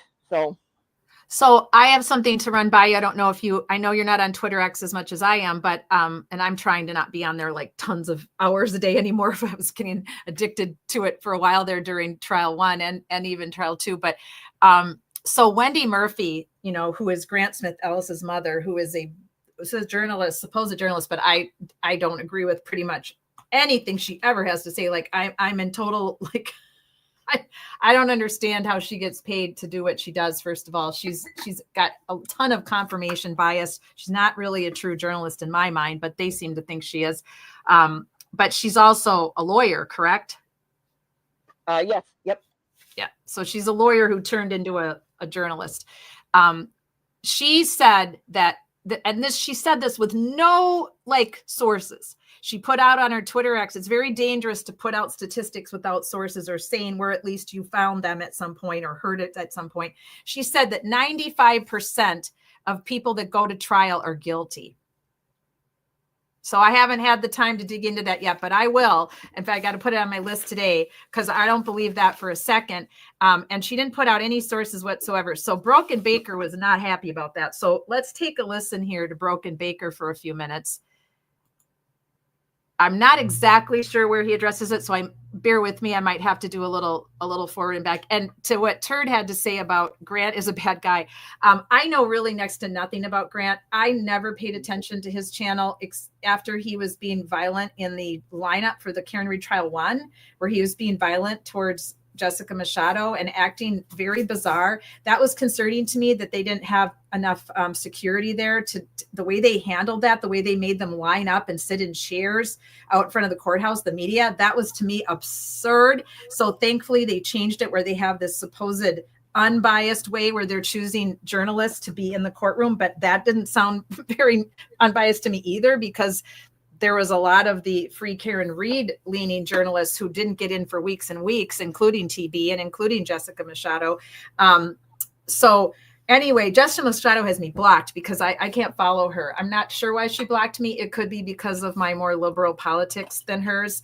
I don't know why she blocked me. I have no clue. I've never said anything but nice things about her when I would say anything about her, which was very rare. So it might have been when I had some constructive criticism for TB. A lot of the Turtle Writers blocked me because I dared have an opinion different than theirs and different than his. So, right. So I can't even see what Jessica's saying, but I did not agree with what Grant did, trying to scare her and intimidate her out of her seat. That was just bizarre. He should have been sanctioned for that. And I don't know that much about him. I went on his channel a few days ago because, like I said, I want to see why people believe Karen Read is guilty. And you've been in the attic for the very same reason. We have to keep looking at what other people say in this country. We can't just hang out with only people that believe what we believe. We have to at least consider listening to some of our friends that may not have the same take on things as we do, because that's how we survive in a free and just society. We have to have open, honest debate and open, honest conversations about things that are important to us in this country. And that can include religion or politics or trials and true crime. If you shut down ever wanting to hear what anybody else has to say, you're really limiting your scope in life. You really, really are. So you can continue to believe what you believe, but there's nothing wrong with hearing what other people have to say. So I've just been tuning in. Julie was covering the attic, so I thought I would go check in and see what Grant and his group had to say. Most of them were very kind to me. I went in there with an open mind, and I let them know that I am not in favor of Karen Read's guilty verdict, because to me it would be against her constitutional rights. There's way too much reasonable doubt. I personally believe she's innocent, but on a non-personal level, there's way too much reasonable doubt. There's no way 12 people in a good conscience with moral certainty should be able to find her guilty. That would be a real travesty, and obviously they will appeal it, because that's not how it's supposed to work in our country. You absolutely cannot convict someone if there's reasonable doubt. So, but I did go back and watch Mike on Young Jerks did a episode. One of his episodes was about something that he encountered, I believe, with Grant. I watched part of it last night. It was very enlightening, and it is disturbing. So I know you have your reasons, Turd Ferguson, that you believe that he's a bad guy. He may just be a very disturbed young man, and he's not even that young. He seems very young to me, but I don't know. So I can't diagnose him, and I won't diagnose him. Obviously, I don't have a license, but as a social worker, there's definitely something very wrong with a lot of people that have followed this case. There are some very unhinged people out there following this case. So you have to be very careful. When you get involved in following a case and advocating for someone, there's an unhinged person over in Orlando that is threatening people that witnessed something that he was involved in. And thankfully, I haven't been threatened yet, but he has threatened people. And I hope those people have called the police. I certainly hope they have. But some people are afraid. They're afraid of people that carry guns, that have a license to carry concealed. And they should be. We should all be very afraid of anybody who appears to be even remotely unhinged that has managed to get a license to carry a concealed weapon. It should frighten everybody. It should scare us all to death, to be honest with you. So there's a person in Orlando right now that has threatened numerous witnesses in a case that he was involved in where there was video surveillance. And I don't want to become one of them. So I'm continually saying when I'm covering that case for that family, I'm saying, this is my opinion. This is what we have. These are the facts of the case, because I don't want to get on his threat list. But if he does threaten me, I won't hesitate to call the police. No problem there. at all. But I know why people don't trust the police anymore either, because some of them are dirty and some of them are shady. And we're seeing shady cops in Massachusetts and Stoughton and Canton and God knows where else. There's shady cops in Indiana. There's shady sheriff down here in Florida. There's shady cops everywhere in our country. We have to find them, root them out, and make sure they get decertified ASAP, right? So, all right, I went off on a tangent there. Let's go back to, let's take a peek at what the baker had to say, shall we? Fair use. Thank you, Baker. We met Broken Baker. He actually came on our show as a guest last fall, but we had a difference of opinion over another content creator, so I haven't heard from him, but I still think highly of you, Broken Baker. Thank you for allowing us to fair use share your content. Snow fell cold on the bitter night. I like his opening. John was gone for the morning light. Oh, I lost blame Karen, but it don't sit right. Too many secrets hid from sight. Oh, the badge runs deep, the law runs thin. They stack the deck, but truth won't bend. Judge looks away, the truth great gets song, down. Broken Baker. Ain't no justice in Canton Town.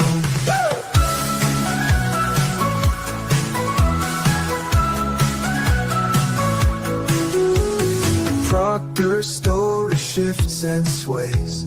Cameras vanish, records fade. The Alberts toast while the doubts grow strong. The folks still fight, won't be long. Oh, the badge runs deep, the law runs thin. They stack the... I have been using the GLP-1 injections through hers for 4 months. I have lost 30 pounds. Deck, but truth won't bend. The judge looks away, the truth gets drowned. Ain't no justice in Canton Town.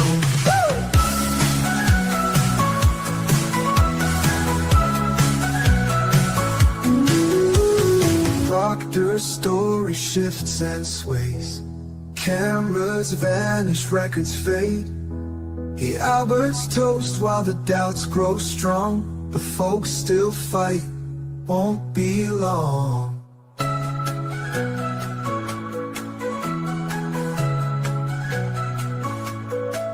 Oh, the badge runs deep, the law runs thin. They stack the deck, but truth won't bend. The judge looks away, the truth gets drowned. Ain't no justice in Canton Town.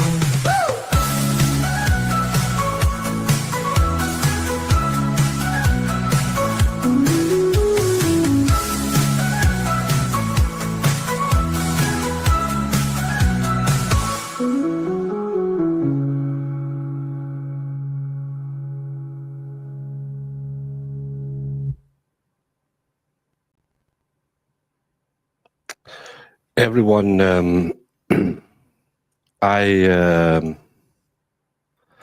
this will probably be the last video I will do on the Karen Read case, because I sadly fell for a lie. What happened? Whoa, what's happening? I was swayed by Turtle Boy. He Whoa, what's going on here? he seems so Julie, are you genuine. He's And fooling he pointed us. at all this He's trying to get us to think he's, evidence, come on, right? and then I watched the trial, and I listened to all these paid experts. Okay, I have to pause this until Julie comes back, because I go on Broken Baker every once in a while. I don't know if he's messing with us, our heads right now, or what the hell is going on. I surprised I didn't see this anywhere else, but I love his background. His background's looking pretty cool. I didn't remember him having that many maps up. That's pretty neat. All right, we got to wait for Julie to come back, because I don't know what's going on here. I need to know what Julie thinks. Turd, or anybody else that's watching with us is let's see, there's nothing going on over here. I'm just checking everybody's live streams to make sure there's no jury verdict. What's the matter? Oh, something wild's going on with Broken Baker. He's either messing with our heads or something wild's going on in his live. Now, I don't watch him a lot. I'm just trying to catch up and make sure nothing wacky's going on with the jury. So let me go to the jury clock here on Grant's live. Yeah, we're at 7 hours. We're at 7 hours, 20 minutes. So we're all good. Wait, who said what? Say Okay. that again. So I just started the Broken Baker stream while you stepped away. Yeah. He had an interesting little song going on. Yep. But you got to watch this because I don't know what the heck's going on. I don't know if he's messing with our brains or what. I'm guessing he's messing with all of us because I know he has a sense of humor. So let's see. Hang on, I got to back it up for you. I'll have to go back a little bit to the end of his song. Well, it says joke right in the title. Oh, Everyone, I missed that. Thank you, because this had me. This will probably be the last video I He's a will good do actor. on the Karen Reed Oh, he's case done this a couple because times. Like he did Higgy's. I sadly Not fell OnlyFans, but for a lie. dating site baby. But listen, look at how good he is. Look at this actorship here. I was swayed by Turtle Boy. He seemed so genuine, and he pointed at all this evidence. And then I watched the trial, and I listened to all these paid experts for the defense, and it's really hard doing this. And I have started shifting while I read Grant's book because he had so many great examples of where things just didn't add up. But now you're purchasing this house with little to no money down. $418. Paying under $1,000 at close. Not only did she purchase her house with no money down, she also get a check back. So no down payment or closing costs. Yeah, that was perfect.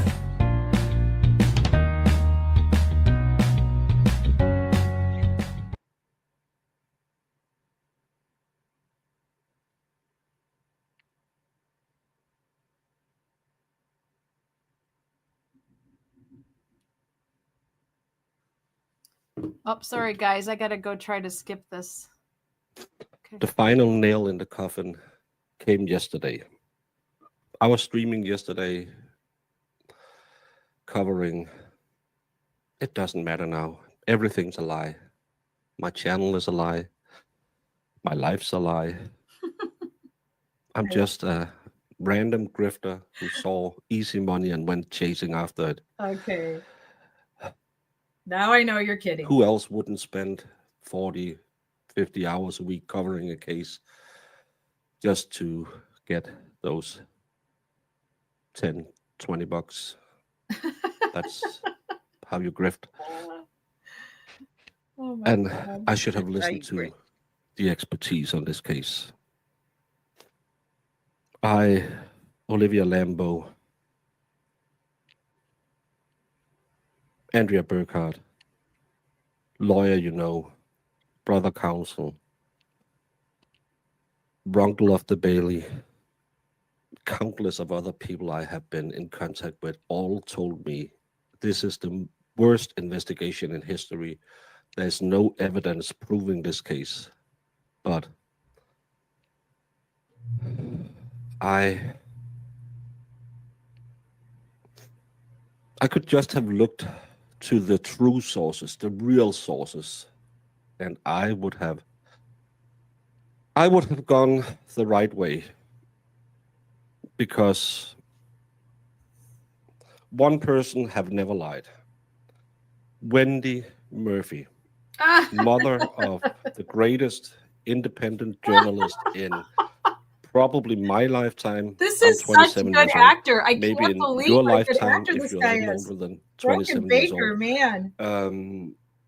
She gave a breakdown yesterday that I will read later, and we will then all wear blue, yank our Daisy Dukes into a camel toe like the rest of the Smurf, and yell at people that I hope their mom is in a very hot place, like the very stable anti-Karen Reed people does.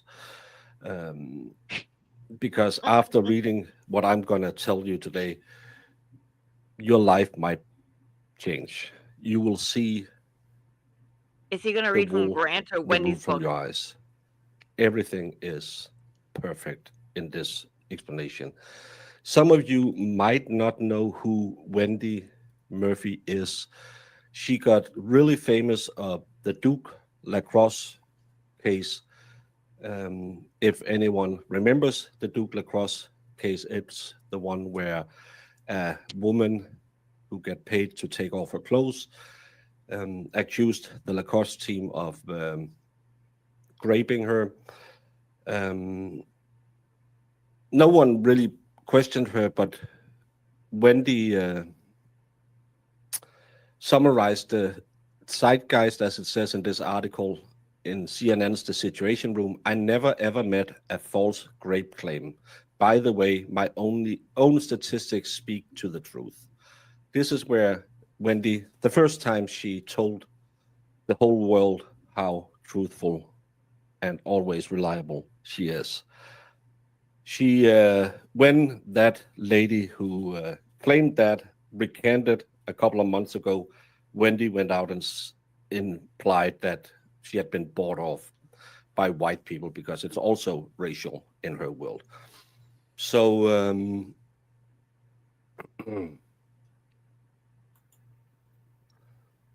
I have to draw a line at the camel toe comment. I get panel toe doing squats. Well, as long as you have your Daisy Dukes on, everything is fine, and a blue T-shirt, and just show up for 2 days in court because you're so concerned.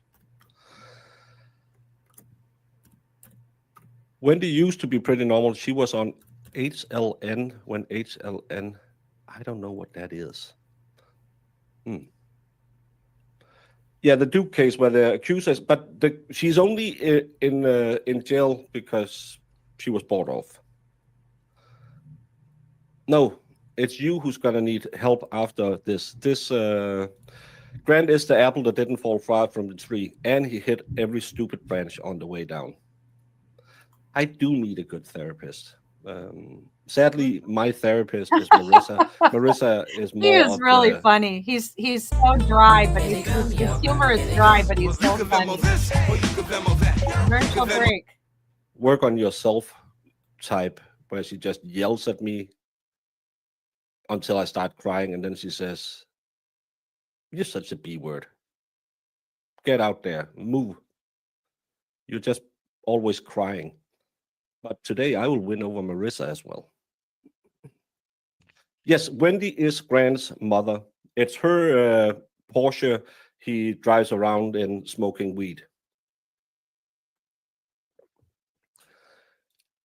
Oh, that is is she as good actually as true. Blue It has been Bush confirmed. squats? He smokes and he drives his Nothing mother's Porsche. will ever. Yep.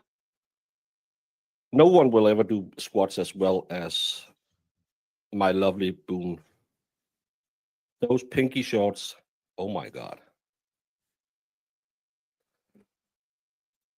She claimed she was. I would say that the bills she's been charging me, she should be licensed.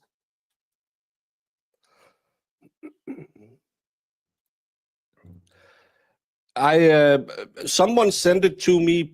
Uber is illegal in Denmark. So I don't know how he beat up an Uber driver, because Uber is illegal in Denmark. I tried to Google it. Nothing shows up in Danish media. I don't know anything. Something about a 5-day court break, which we don't have. We only have a 3-day court break over Easter. I'm not saying that it's not true. I'm just saying that facts doesn't align with reality in Denmark. The only Uber app thing you can use is to order a taxi, because Uber is banned in Denmark because it's social pressure on the taxi drivers, because the taxi drivers has to.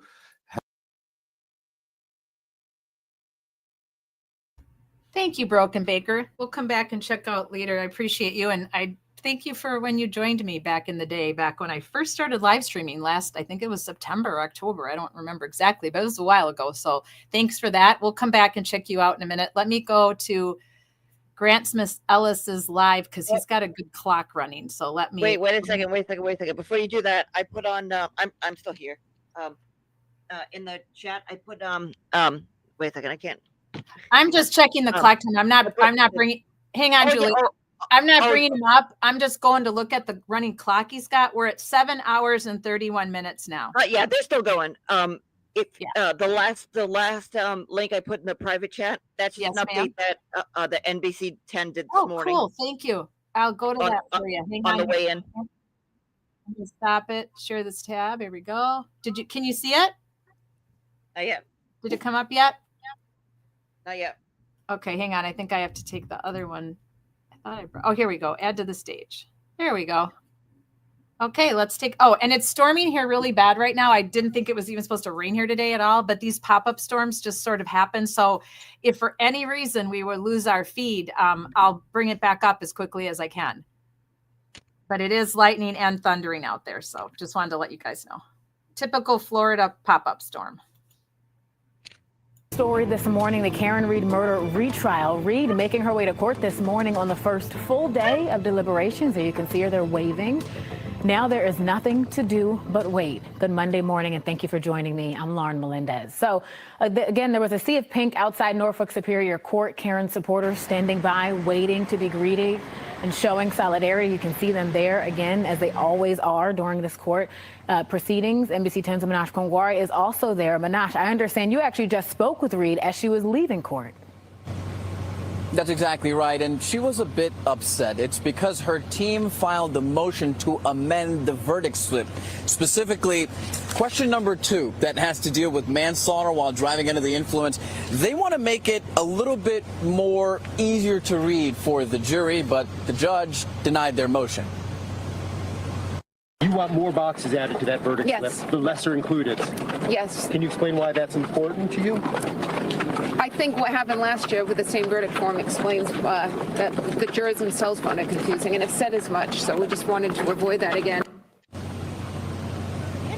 Well, Karen and her team now at their daytime base as they await the jury's decision. A panel made up of 7 women and 5 men right now is going through the more than 200 pieces of evidence to decide whether Karen Reed is responsible for the death of John O'Keefe.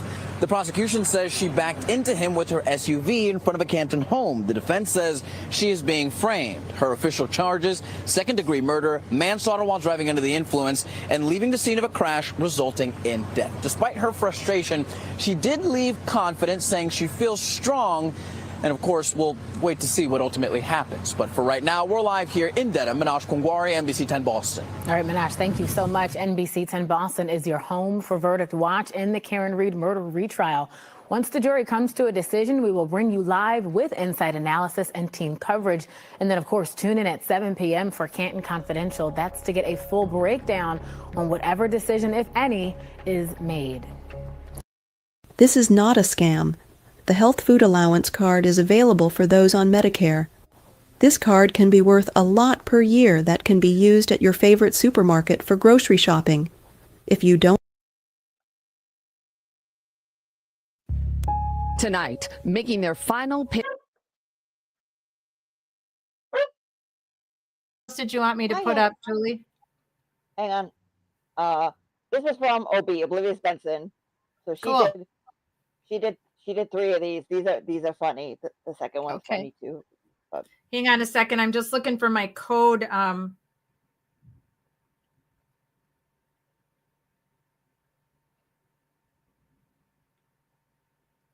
just looking for my code. I'm trying to sign on to my Twitter X so I can show you guys a couple things on there. Get to a couple links easier from there. I can't remember my freaking email, my password, so I'm trying to type in my confirmation code. So hang on 2 seconds and I'll get to OB. How is OB doing? Well, she did a live last night, and I think she's a little bit under the weather. Oh, bummer. Now I know that you and Turd were talking last week, and I forgot to ask you guys about some old case she's been following. Is it a closed case or? So she's been doing one. So she's been doing one of. I mean, the guy's been convicted, but she's kind of going over stuff like, I don't know if there were updates to it. I forget if there were updates to it or not, but it was about a serial killer who went after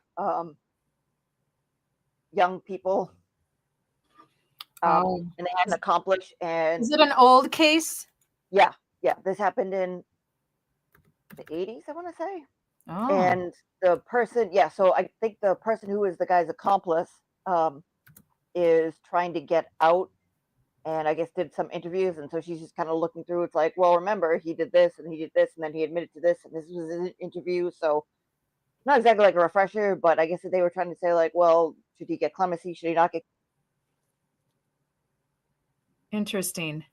All right, I'll be coming with you in a second. I'm just trying to get signed on. I want to get signed on to Twitter, and I meant to do it the other night, but I couldn't.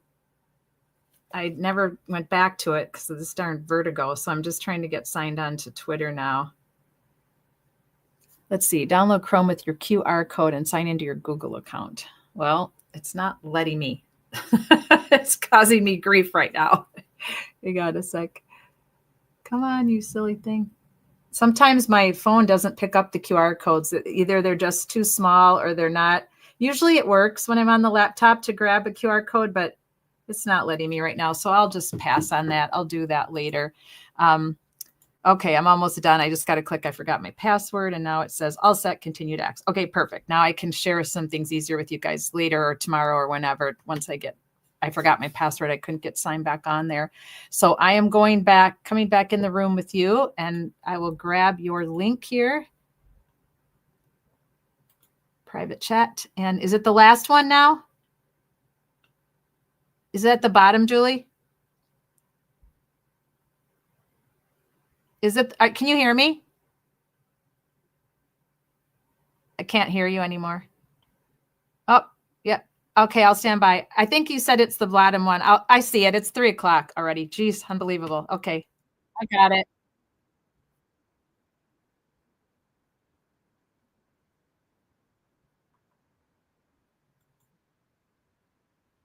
Ice sculptures, winos, you'll see twinks, gypsies, puppets in disguise, a Teddy Ruxpin wearing mascara. Human squatty potties. It's that thing of when you sit on the toilet.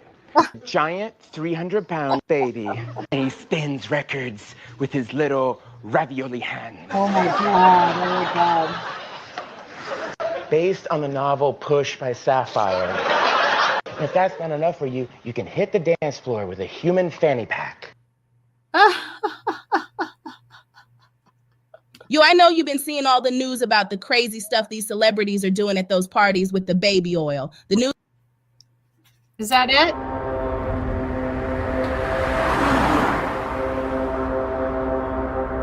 Do you want me to go to a certain spot? Can we still not listen to me? Oh, there we go. Now I can hear you. Wait. Oh, now you can hear me? Okay. Did you want me to go to a certain place, or is this it? No, this didn't come up. No, there's so there's second to last one, and then the last one on the private chat.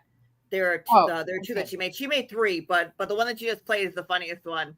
That one's very, very, very hilarious.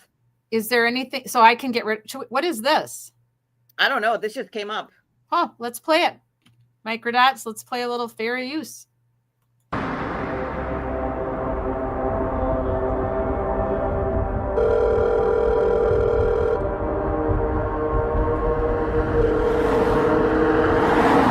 would have gone right by here.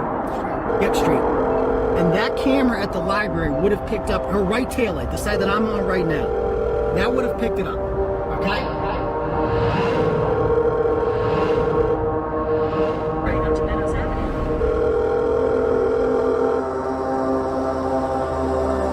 Microdot stuff is always so eerie.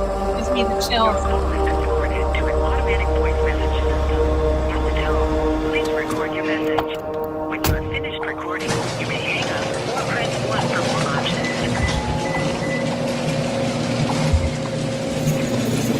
options. John, where are you? Pick up the phone.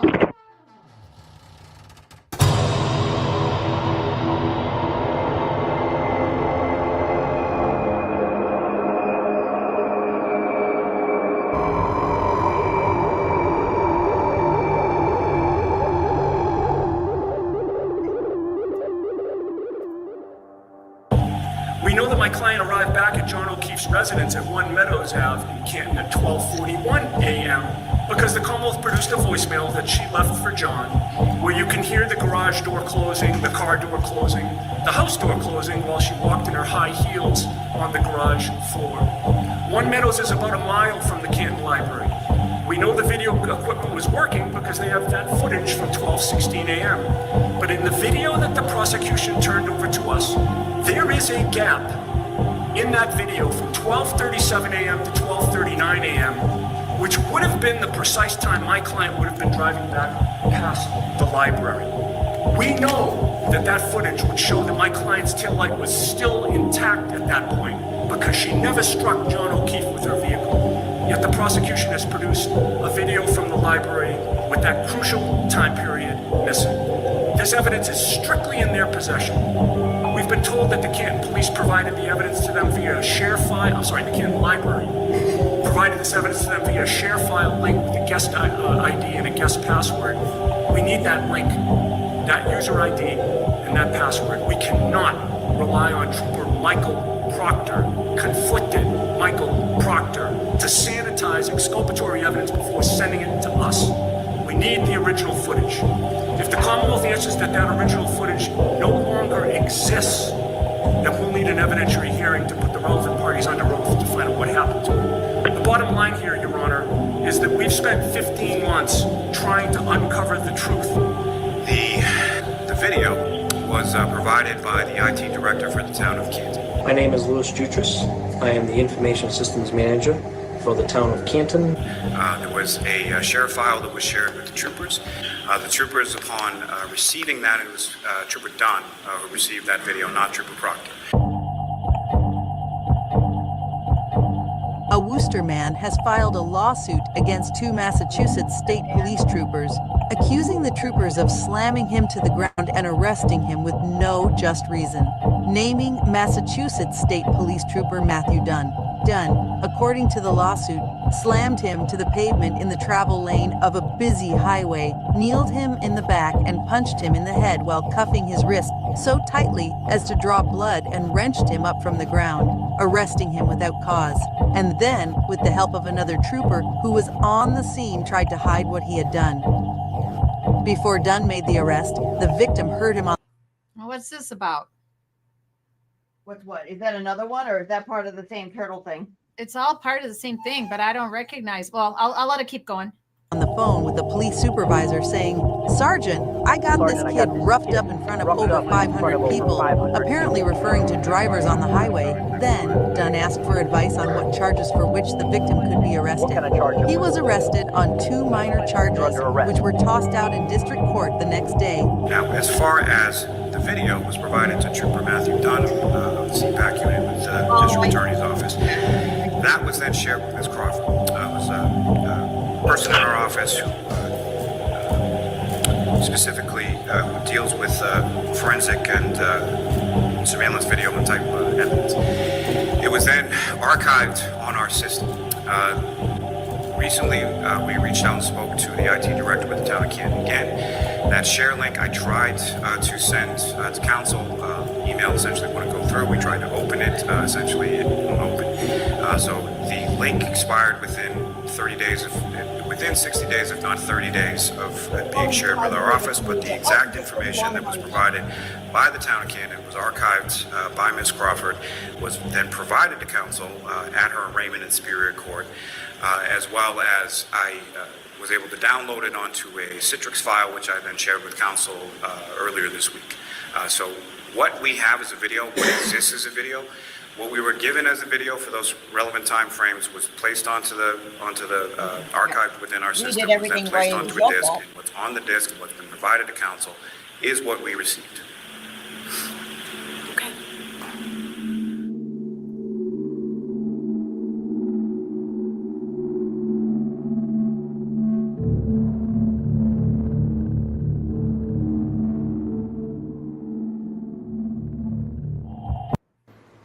$1980, when Magnum started. That was really the first time I ever had any discretionary income. And back when President Reagan took office, we were still under a cloud of inflation, terrible inflation. Well, I used to collect pennies as a kid. So I don't know, maybe that's why I decided to buy some gold. You know, I still remember the first time I held a $20 gold double eagle in my hand. It was heavy. To Are me, you and your mustache still on speaking it terms? represented security, something that would hold its value. Well, guess what? Inflation What, Tom Selleck? back. Good old Tom Selleck. And Who doesn't like to look at I him? decided to buy gold even and in silver his, what is he in his on late a regular 70s now, he's basis. still handsome as can be. And this He's up there. He's up there. Judge Beverly Cunone has no follow-up questions upon learning that footage from a functioning camera pointed directly at Karen's vehicle as it drove by has gone inexplicably missing. Somewhere along this chain of custody, the clip was removed. Prosecutor Lally seems to be placing the blame on the IT director. What's on the desk, what's been provided to counsel, is what we received. But I'm unconvinced.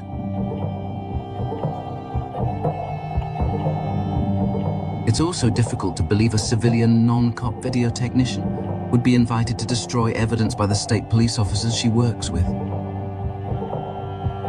That leaves Trooper Dunn, a co-worker of Troopers Proctor and Tully, assigned to Michael Morrissey's office, with at least one documented example of his willingness to cover up police misconduct on his record. You are invited to draw your own conclusions.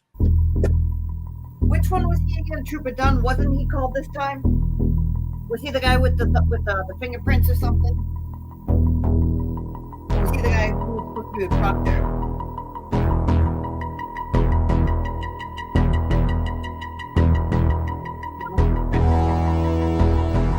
Speculate. Yeah, music and everything.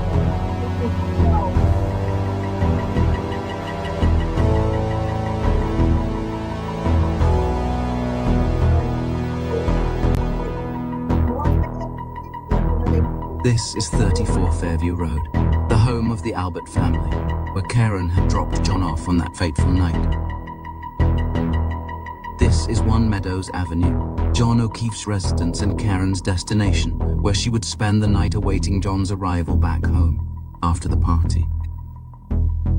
It's an approximately 6-minute, 2.3-mile drive from point A to point B. The Canton Public Library is located here in Canton.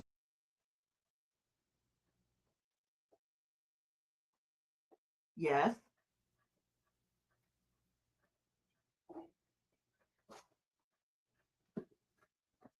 Are you muted? Yeah, it just took me a second to grab my mouse. We're at 8 hours of deliberation now. The jury's been out 8 hours. It's not a lot considering how much evidence there is. I mean, 8 hours, that 8 weeks, right? So let's just say, even if they took a whole week and there's no way they could do a whole week in 1 hour. So I think they're going to stay out well into tomorrow, don't you? Yep. Yeah, they're not coming back today. Do you remember? I can't remember. Do you remember when the jury asked their first questions? Was that on day 3? No. So that's what I was thinking. By this time, I thought we already had jury questions because I know they wanted the first one was about the CERT team, wasn't it?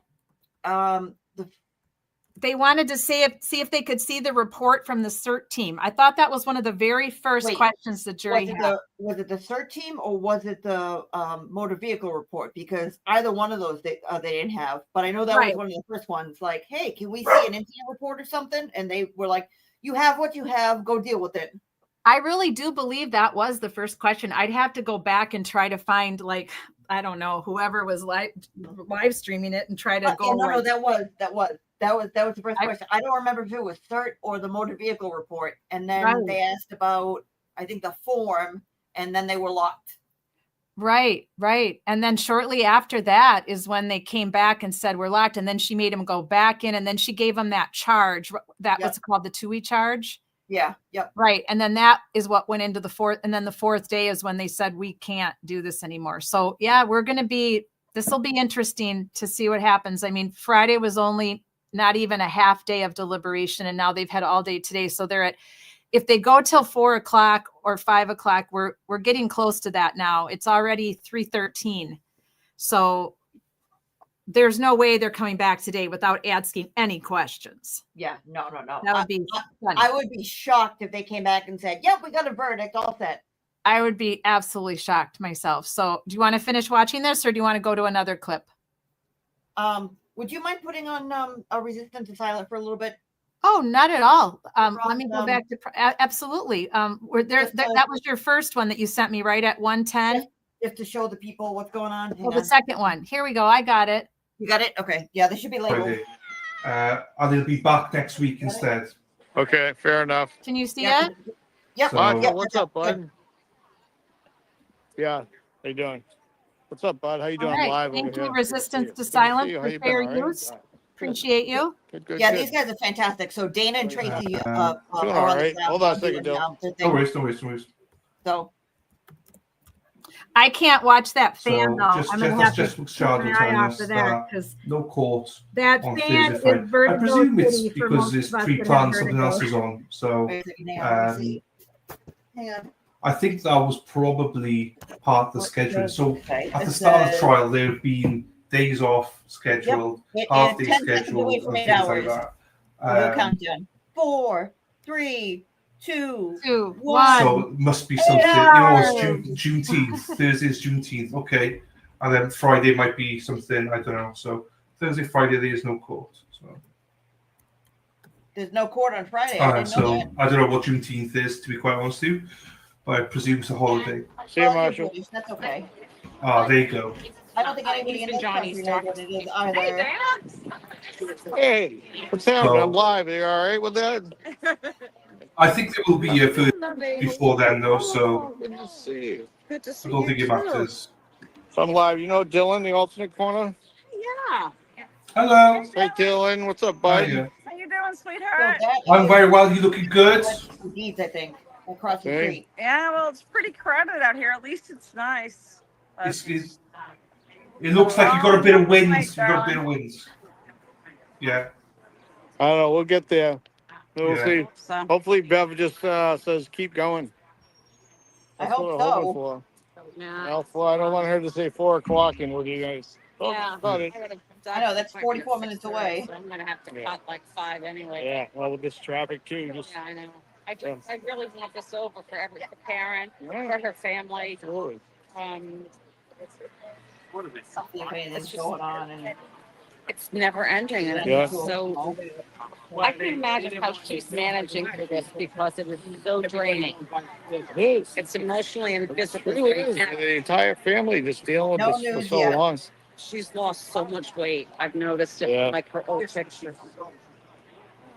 Well, we'll see. We might get something today. Let's see. We hope. Right? I got calls tomorrow, so I don't know. Yeah, I'm kind of on the fence about my day tomorrow as well. Wednesday, I might get. Hopefully, we don't have to come back. Yeah. See ya. All right, sorry, bud. No, it's all good, Sally. I got that, Sally. Yeah. So I think See you again. I had to go walk about. I couldn't just stand on the corner. Nobody put stand her on the corner. no. All right. Hi. Oh. Hey. If you can, for a couple of minutes. Anyway. Cheese. Say chicken. Do you want my I skin? don't know what happened. Oh my God, what Why happened? is it like that? Why can't we? No, but why is all this stuff here? Do you want it on you? Oh, like that? I want it like that. Okay. Okay. Okay. I just said No, that's no one the wants to see camera. my face like that. They do. Oh, you want to turn it around? Yeah, I'm turning it around. Oh, you got it. Hold on, Dylan. We're going technical difficulties. This is my. That's fine. There we go. There we go. All right, Back. then. Yeah. Yeah. Oops. There we go. All right, there we go. So, oh, there's babies. Rudy alert. Look at this so pretty. Your dress is beautiful. Oh my goodness. Oh my goodness. So yeah, so I thought that I wasn't streaming anymore, and my I put my phone in my pocket and I feel it vibrating, and it's Robin G. Oh, I'm sorry. It's all good. Don't worry. It's Robin G telling me that I'm live in my pocket. I'm like, what?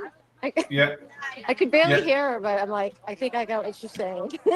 Yeah, it was fine though. It was fine. I'm sorry. It's crazy down here, Dylan. It's like people I know. coming, like, you know, I know. like saying hi, and you know, I you're know. talking and crazy.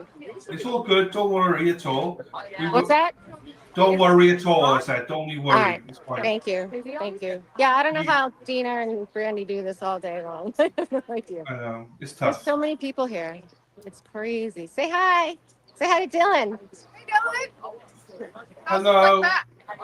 You miss us already? I do. I can't wait to come back.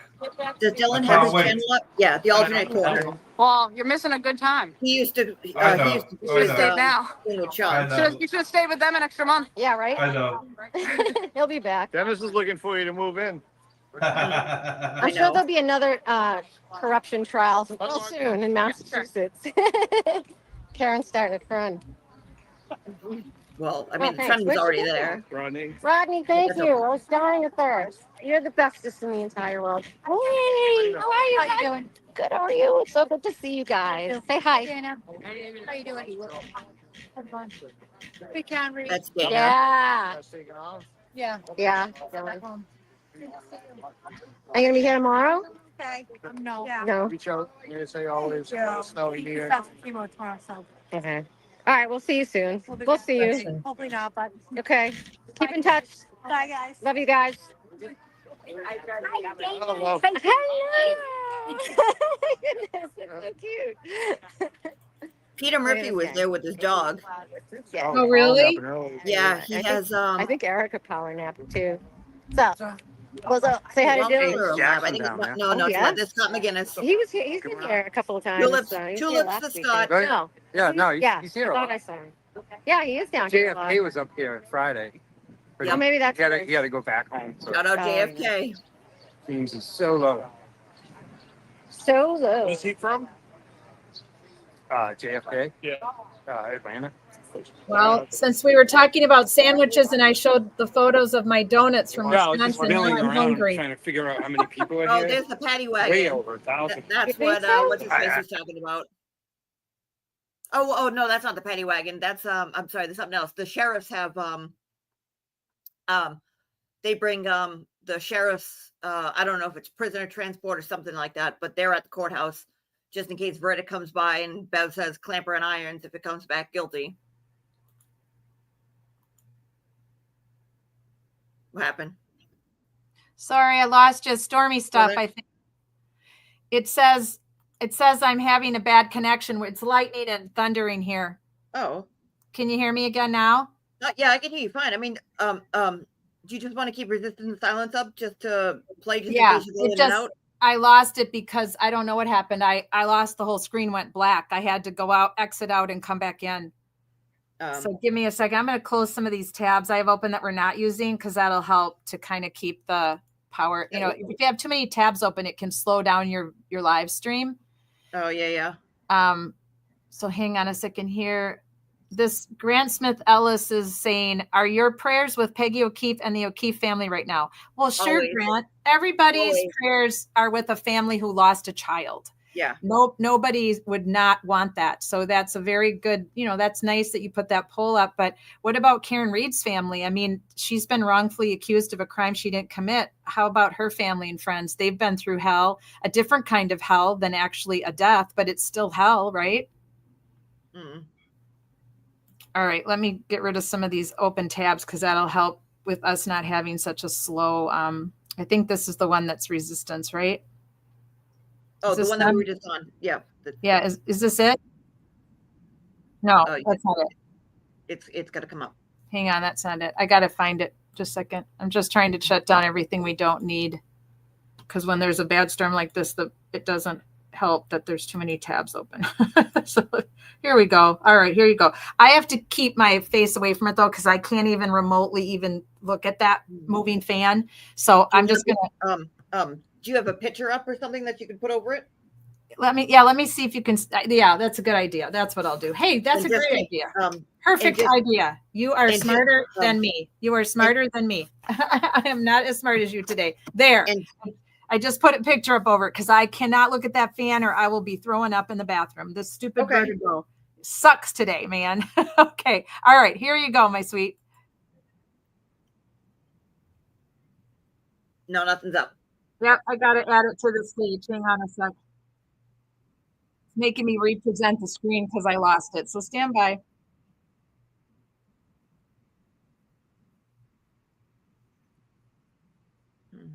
Time. No, I believe that. I believe that. There's a lot of people down there. All right, I almost got it. Never did.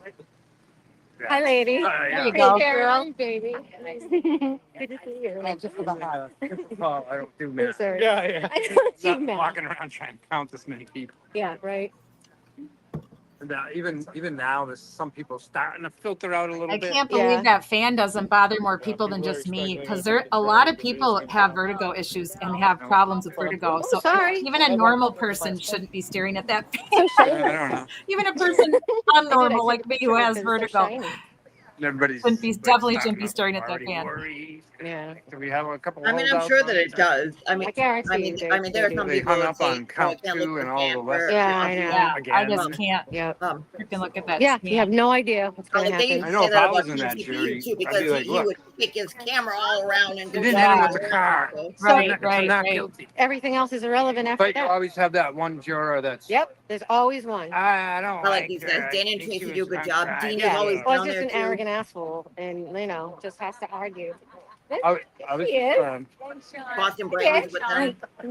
Hi, how are you? I'm good. How are you? I'm good. How you doing? I was just talking to a Good. woman inside the registry. I like your shirt. And she just did a jury trial for 8 OUI hours in and Bristol County. 13 She minutes said and the jury 16 was hung up for seconds. 3 days because there was one older Portuguese woman on the jury. You want to type that in the chat box for me, I think Julie? we I get got to it. keep the chat box covered right now And because that's where the damn the other fan 11 is. people are like, look. So 8 hours, 13 minutes, and some odd seconds and counting.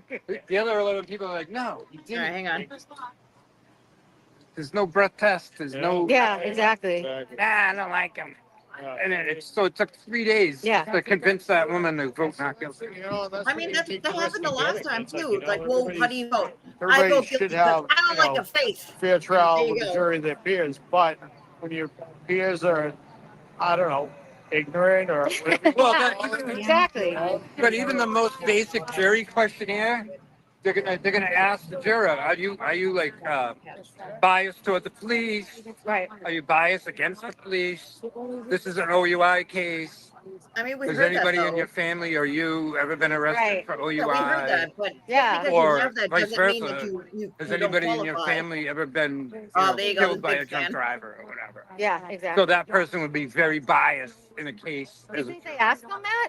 Yeah, Oh, you of yes, course they they do. Yeah, we I hope heard they it. did. But I don't know why I'm talking did they like Tracy lie in here. and get on the jury anyways? And now you're in the middle of jury deliberations, and now all of a sudden you might find a juror or two that's hung up on that. Right. But you can have it. You can have. Wait a minute. You could have heard it, but you just can't. I think have an that's one of the opinion reasons the or defense like, added the it's standalone weird. OUI You can't case form an to opinion. satisfy You can have a possible bias juror that towards might be something, that but you can't form an biased opinion on a toward, case. drinking and I driving. think that's what it is. Because Kurt from Uncivil Law went over that. You know, nobody knows what they're hung up Because on. a lot of people heard about this case and they said, well, how the hell are you going to get a jury? It's like, well, it's not that they didn't hear about it. It's just that they Oh, heard about it, but right, they haven't hang heard, on. had an You've been opinion. muted But they can again. have a bias about it. It just gets weighed I differently. don't know what's happening now. See, this is educational too. Point out the people. There's a pink flag. We have a flag.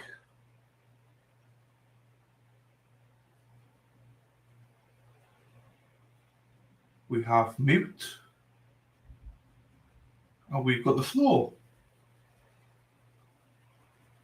Are we going into Tracy's pocket again? I do not know. Maybe. That could be exciting. Let's go into Tracy's pocket. You will get dizzy with Tracy. Okay, I'm not muted anymore. I'm gonna. Oh, Rodney, did you do this? Heather, look at pizza. I'm starving. I know that looks good. I want pizza. I'm gonna be around. Just come back by. Thank you so much. Who's that? Who's that? Wonder if Dana wants some. Thank you. It's in the water too. You guys are like. I can't tell who that is. In October, I think. You hold it for us? Silence people. But Denim Hunter Pizza has been very good to those guys down there. Which pizza, Julie? Denim Hunter. Oh, cool. I'm seriously, I'm going to order a pizza. I've been craving pizza now. I didn't have it on Friday Night Lights. I know. So, dude, we're looking at time kicking down here. Yep. Yeah, I wonder what time she's finishing. We just don't know. Do you know what I mean? Well, the defense will be back anyway for when they close. Yeah, they're gonna come back anyway. Yeah, that's true too. So they have to be at the end. How many trials? I mean, you've done numerous amounts of trials on all your streams, right? Yeah. And what's the latest deliberations gone on certain trials that you've sat on and watched? I think latest one's about midnight, 1 a.m. Shit, really? Yeah, because some of them just go. Yeah, they go late in some of these. So it's weird. The ones in Florida, they go on late. Do you know what I mean? And there was one was it Georgia as well? That went on late as well. So. Is that Wayne Baby? That one I don't know. I didn't watch that live, so I didn't watch really? that. No. That freaking guy, right? Yeah, I know. But I know. But I didn't watch that live. Ashley Benefield, hers went on. Yeah, I think it's about 8, 9 o'clock at night, if I remember rightly. That went late. It's one of those things. It's That a was good and bad thing. I mean, jurors sometimes they rush the judgment if they know they've got to go home because they just want to go home. Yeah.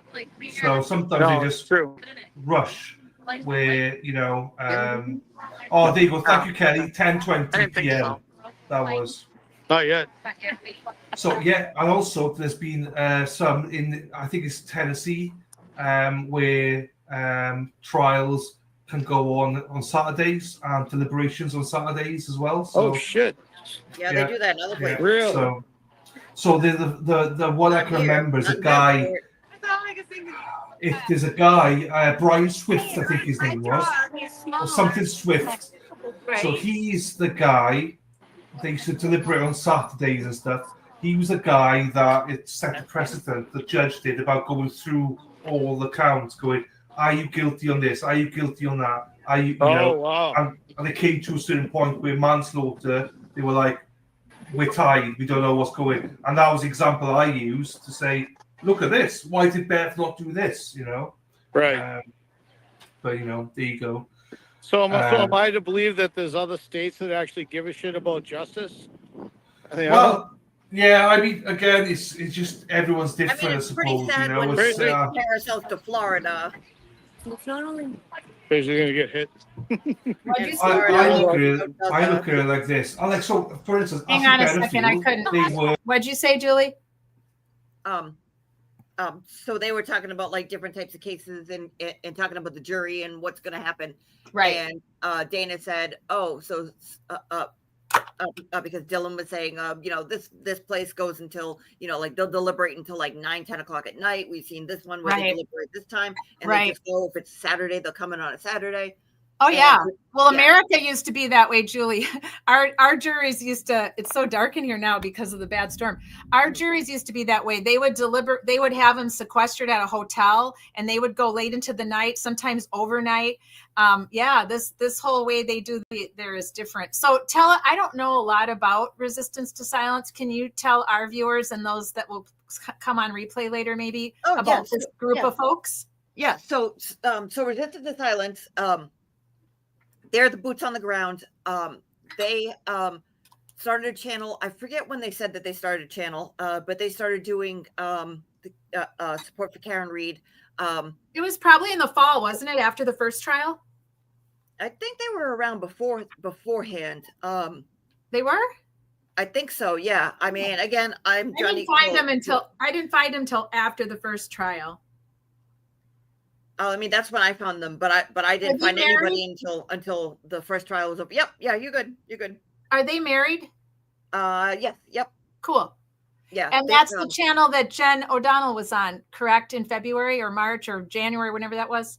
November. Yeah. Yep. Oh, was that November she was on there? That was when the shit hit the fan and everything went tits up. Well, not tits up, but that's when the shit hit the fan for a lot of stuff that was going on that kind of. Yeah, you're right. November will forever be known as, we'll have to come up with a name for it, because that's when everybody kind of attacked me too in November, because I had the audacity to have an opinion on something, being that it's a free world and all. So yeah, we have to come up with a name for November in the Free Karen Read movement. Was November all the way through till the very beginning of February was an absolute shit show. Yep. Yeah, that's, I mean, like even some of the creators who were the ones, what it looked like to me, and I think they very much were, they'll say it in their own words, even the ones that were doing the attacking said, hey, listen, let's not attack everybody, because we had a lull during, I forget when, I think they were talking about going up to trial 1. They said there was a lull and everybody started to attack one another, and then I think people were just going crazy almost. Hey, question for you. Can you email me your address? Tracy V, thank you. Tracy V sent me some more framed, really awesome little stickers. I have one on my laptop. I actually have one propped up in my front window facing the front yard of my house. They're actually really cool. And then there's one on my car. So I want to mail these out to you and Shauna, and I'm mailing them out to my original first subscribers who have been with me from the very beginning. And so email me your address and I'll get these in the mail to you right away tomorrow. I'm not going to go out today. We've got a bad storm, but I'll do it tomorrow. Okay. So yeah, I didn't remember Resistance to Silence having their own live stream. I knew they were around, obviously, and they were big time boots on the ground. I don't know. Maybe I guess that was in the fall then when they started live streaming, maybe, huh? Well, so they did before. So again, the first person that I saw on the YouTube, again, I followed this trial on my own, just watching the court proceedings and just reading stories. Right. Me too. The first person I found was Sean, and he was doing he was following trial. He would stream it, and then they would talk during the breaks and whatnot. And he would do it with Dylan, this guy right here in the glasses and red shirt. And he was associated with Resistance to Silence, and they were also boots on the ground. But they do a lot more with Canton. Like you want like anything that goes on in the Canton, like they'll show the select board meeting, they'll show the comments, they'll go to they'll go to CF McCarthy's and stand outside with Canton Strong signs. They'll go to the standouts on Sundays at Legacy Plaza in Dedham that they've been doing kind of all along for the last I think over 2 years. Right. And so like they do like a lot of that stuff. Now they're not as big, and like they keep saying like we've been like the redheaded stepchild. Oh, also they go on live at Tuesday at 7. They just had Mizzy on. Mizzy came on to talk to them about what's going on. They're also working on another case in Massachusetts with I think it's what is he? He's a transit cop who had some issues and he's on trial for something. I forget his name, but they do all that stuff. And so when there was an issue with this case, because the stuff that happened in the fall, everybody split, and these guys weren't sure what they were going to do. Like, do we keep going? Do we not keep going? But they kept going, and they showed all the stuff that was going on with Ducky Gate and Peter Murphy. And that's right. I do remember. I've watched their live streams. So they have my absolute utmost support for going through it, Canton, because that's where this is gonna ultimately end up with all this.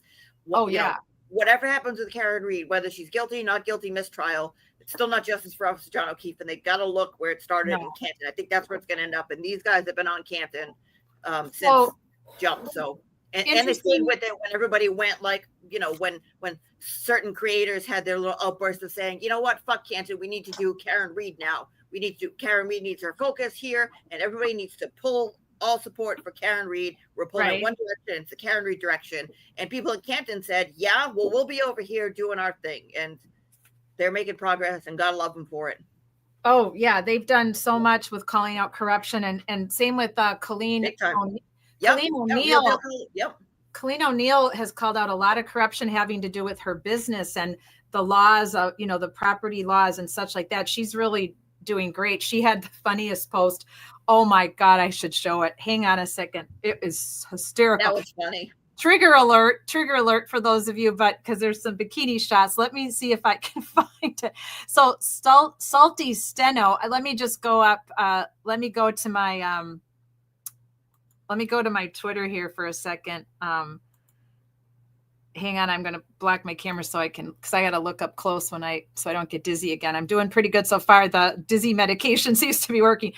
Salty Steno just put up a poll that I'll take. It says acquittal isn't even a possibility, so I'm not including it.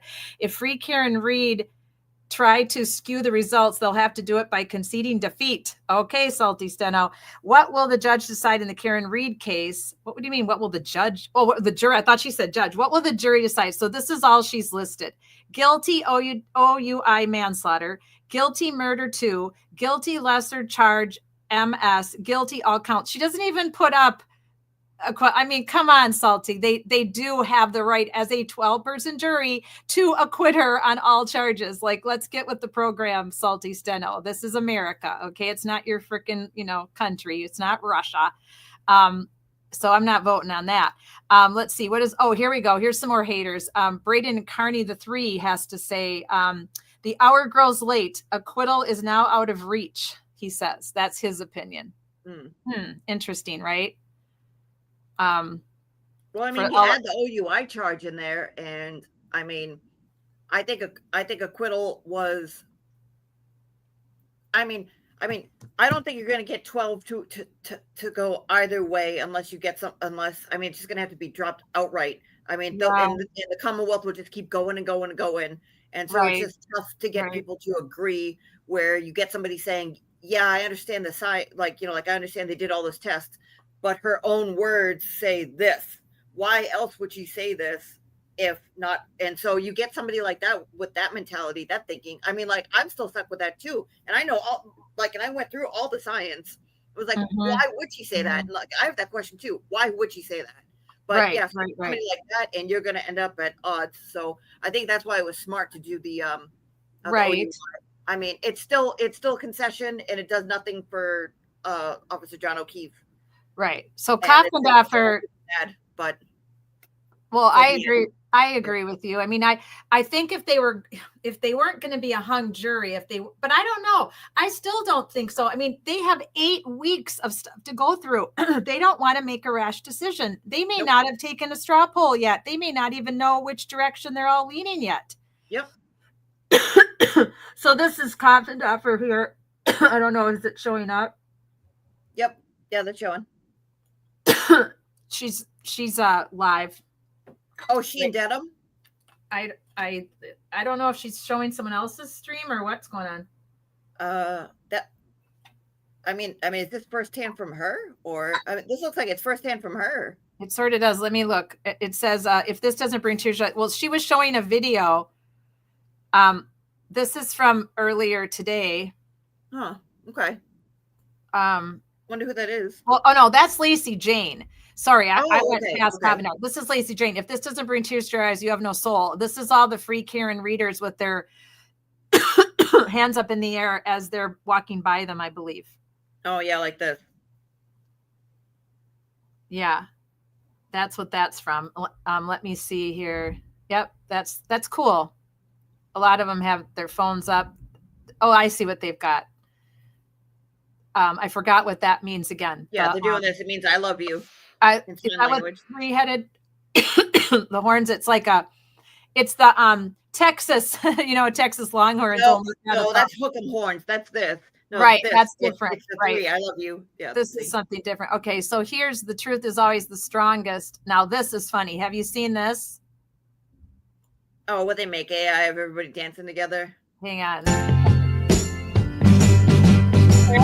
Why do you build me a buttercup, baby, just to let me down, and mess me around, and then worst of all, you never thought, baby, when you say you will, but I love you still, I need you, more than anyone, darling, you know that I have from the start, so build me a buttercup, don't break my heart. I'll be over at 10, you told me time and again, but you're late. I'll wait around and then I'll run to the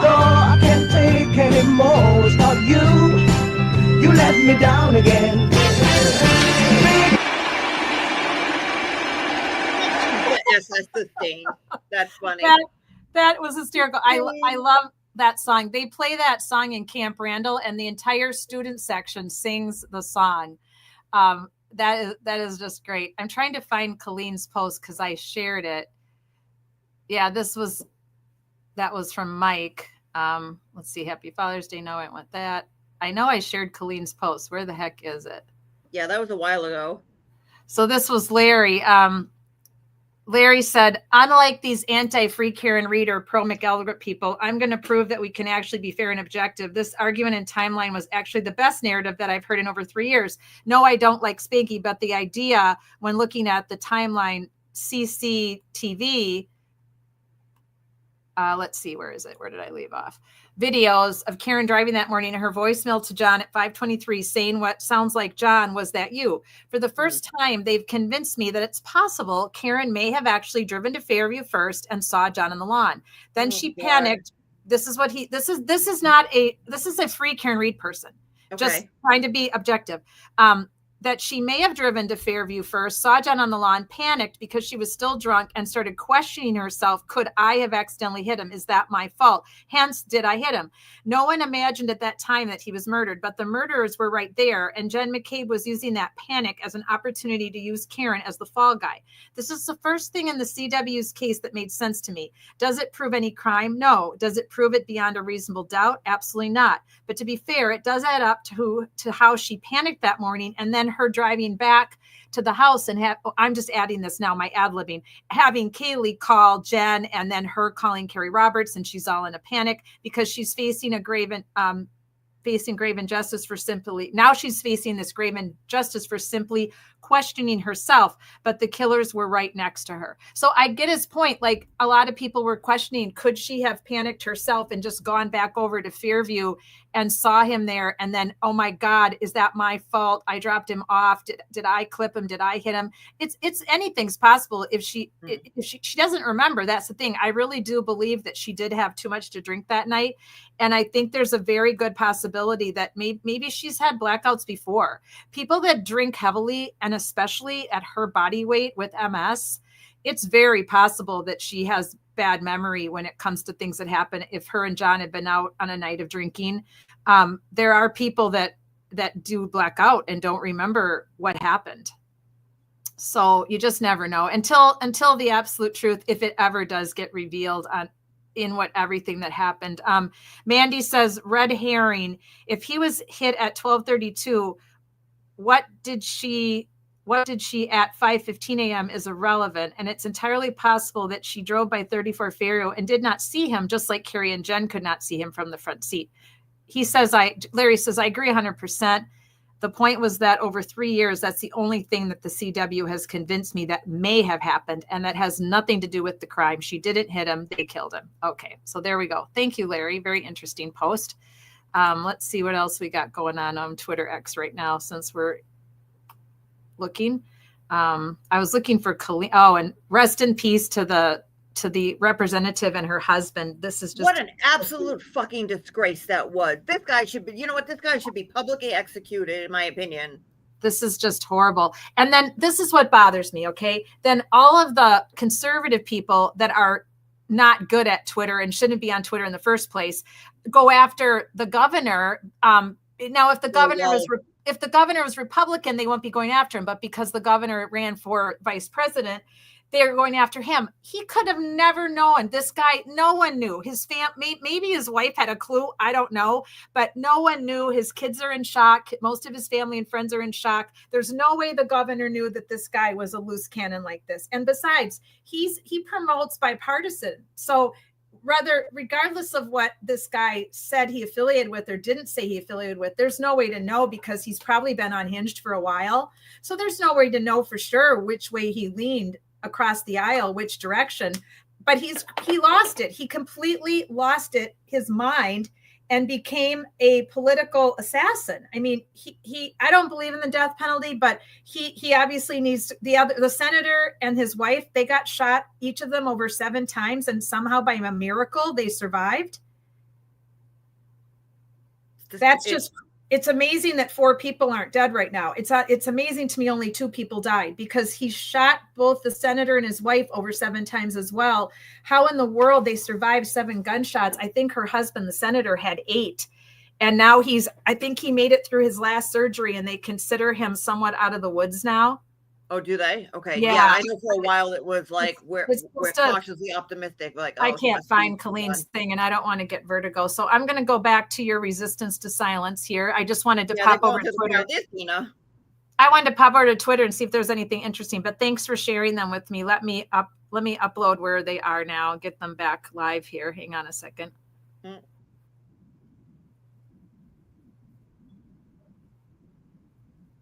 There you go. Is it coming across?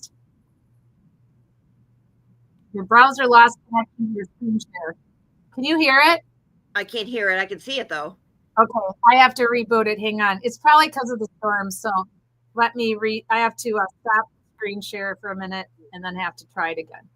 I mean, so everybody's getting all set up. Like I have it here too. Everybody's getting all set up. I don't know if they're coming out of court or coming back, but like you'll see when they come, when they go by, you'll see what everybody does. And well, I'm sorry about that, guys.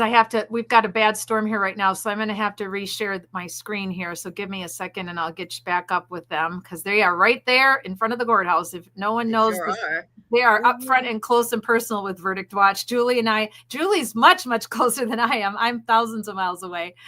Okay, is it up now? Walking in. Let's see. Let me know if it's up now, Julie. Yep, good. Okay. Is the volume up?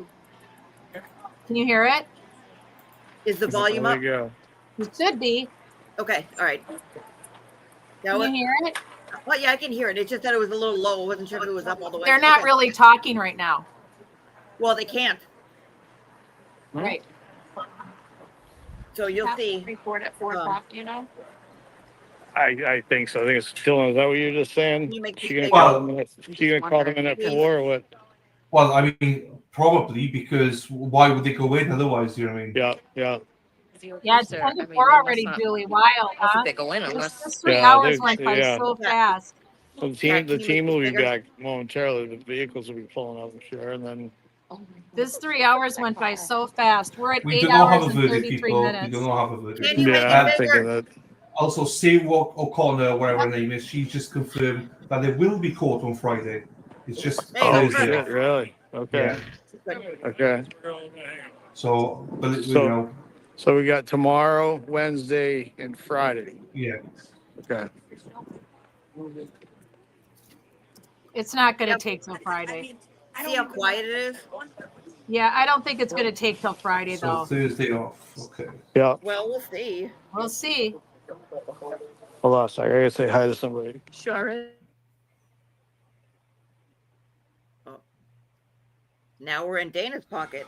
I know, people. No, Friday. No, yes, Friday. They're still deliberating because the verdict clock is still going. 8 hours, 36 minutes, and 22 seconds. Still going. Kimberly, there is Friday. Just Sue O'Connell, what's her name? Sue O'Connell just tweeted to say the court staff have confirmed that they will be caught on Friday. Jessica Bashado said it would not be any court Thursday and Friday, but Sue O'Connell tweeted just now to say that she spoke to court staff and there is court now planned for Friday if needed. So all right, so they have to still go back into court, and that then was tweeted by literally 2 minutes ago. So they're going to drive that's just up. another update. So we're going to see them drive up into court and then leave. Who's going to drive up to court and leave? The prosecution and the defense. Oh, because they're off site. They're at David's office, 10 minutes away. And the court's going to end at 4 o'clock. Then we think. Well, they're going to check in with the. They're going to check in with the jury, and they're going to say, We "Jurors, do not I want to need mistrial people. That's for sure. That's why we need to go through the counts. No one wants mistrial. So that's why they're getting ready, and they're getting the. I'll be right back. I'm going to go grab some more water. Yep. I'll be right back. we don't know what the holdout is, though. Do you know what I mean? They could already be not guilty for lots of them. It's just the holdout might be just for it's only been a what day. the less included. We just don't know. Do you know what I mean? That's part we don't know. 8 hours. So you know they could come back with not guilty for count one, and they just can't decide on certain aspects of the manslaughter ones. So they could be stuck on one of the less included. We just don't know. It's not just a not guilty and that's it. Well, I would like it to be not guilty and that's it for all of them, but you know.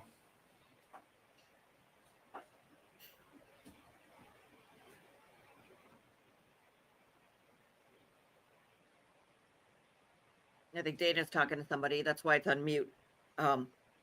They go on mute whenever they talk. Whenever they. Because I don't know. I think it'll be different this year. I think it has to be different this year.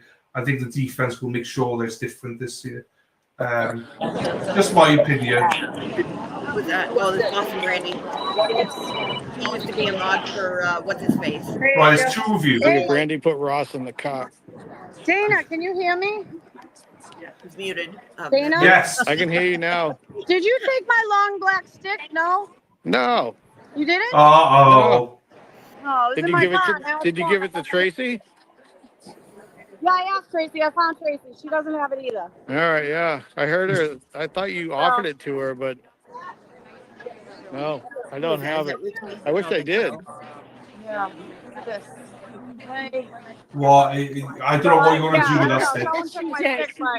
Hold on, I'm going to see. I'm just short.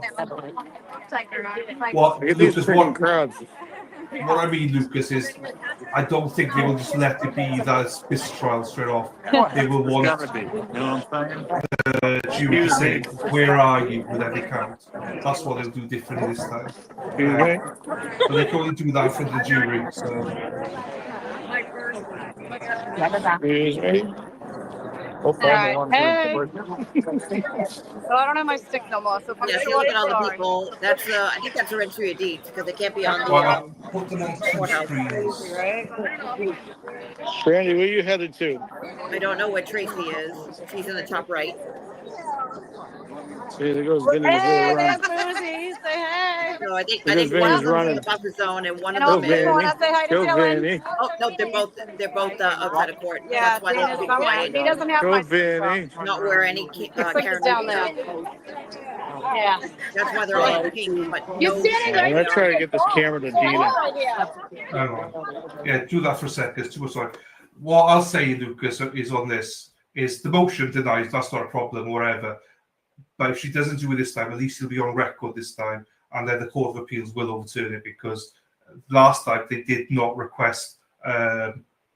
Basically, Bev said you never requested it. This time they will 100% request that she polls a jury and that they see where they are for everything. If she denies it, then she's being in more trouble for that this time, more than she was last time because no one asked for it last time. That was her excuse. Well, this last time she also rushed them out. More trouble. They have to go through it, or they would have to request it. They would not leave that court until they've at least requested that. If she says no, then she'll be in trouble this time. If I get it, Live streaming. Is this? You don't want to jump on.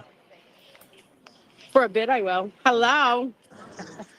Hello. Right, I'm gonna. Hi. Hello. Yeah, someone took my stick, my black stick. Can't find it. If you see one lying on the ground, let me know. Yeah, if anybody, I don't know if anyone ever got the car keys that were lost in the center of town. I don't know if anyone claimed them or not yet. Hey. They were Dodge Ram keys.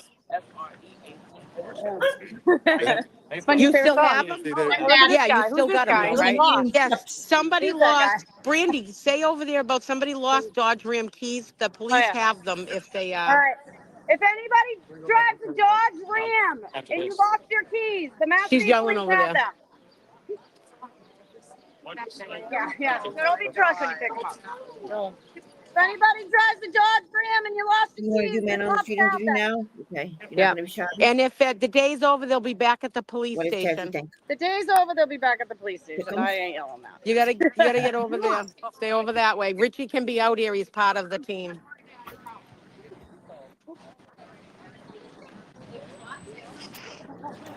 Oh, they're here. I didn't even realize it. Is she even there? Yeah, she's there.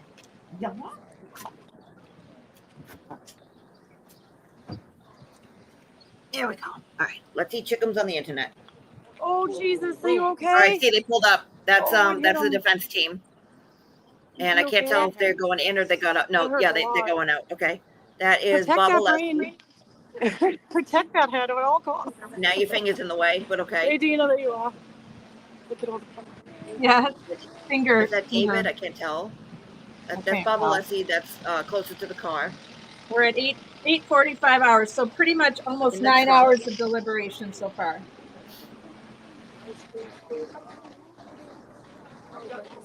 And see, everybody's being quiet. Where did you They have their go? little symbols up. Hey, everybody quiet. I know. Watch out sidewalk in here. Yeah. And so they're trying to keep people and say, hey, Let them through. shut the F up. Thank you, everybody.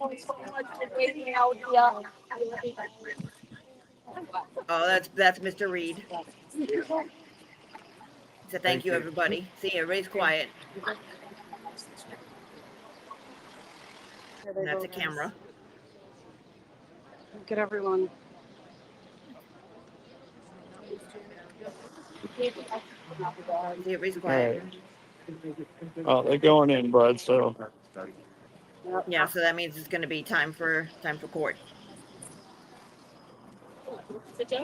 I'm gonna go over here real quick. Now they should put court on when court comes up. Hey. When they bring the jurors back in. But I didn't know he wasn't from here. Careful. You want to do that other leg now? That's the only one I have left. I know. Huh? They all just went in. We just went in. Yeah, no verdict. Not yet. Mr. Reed said no verdict. No verdict. Okay, so they're just saying goodbye for the night. All right. Yeah. You hear that, Yeah, guys? pretty much. Mr. Reed said no verdict. Yeah. What? I'll put Bar, a back court again.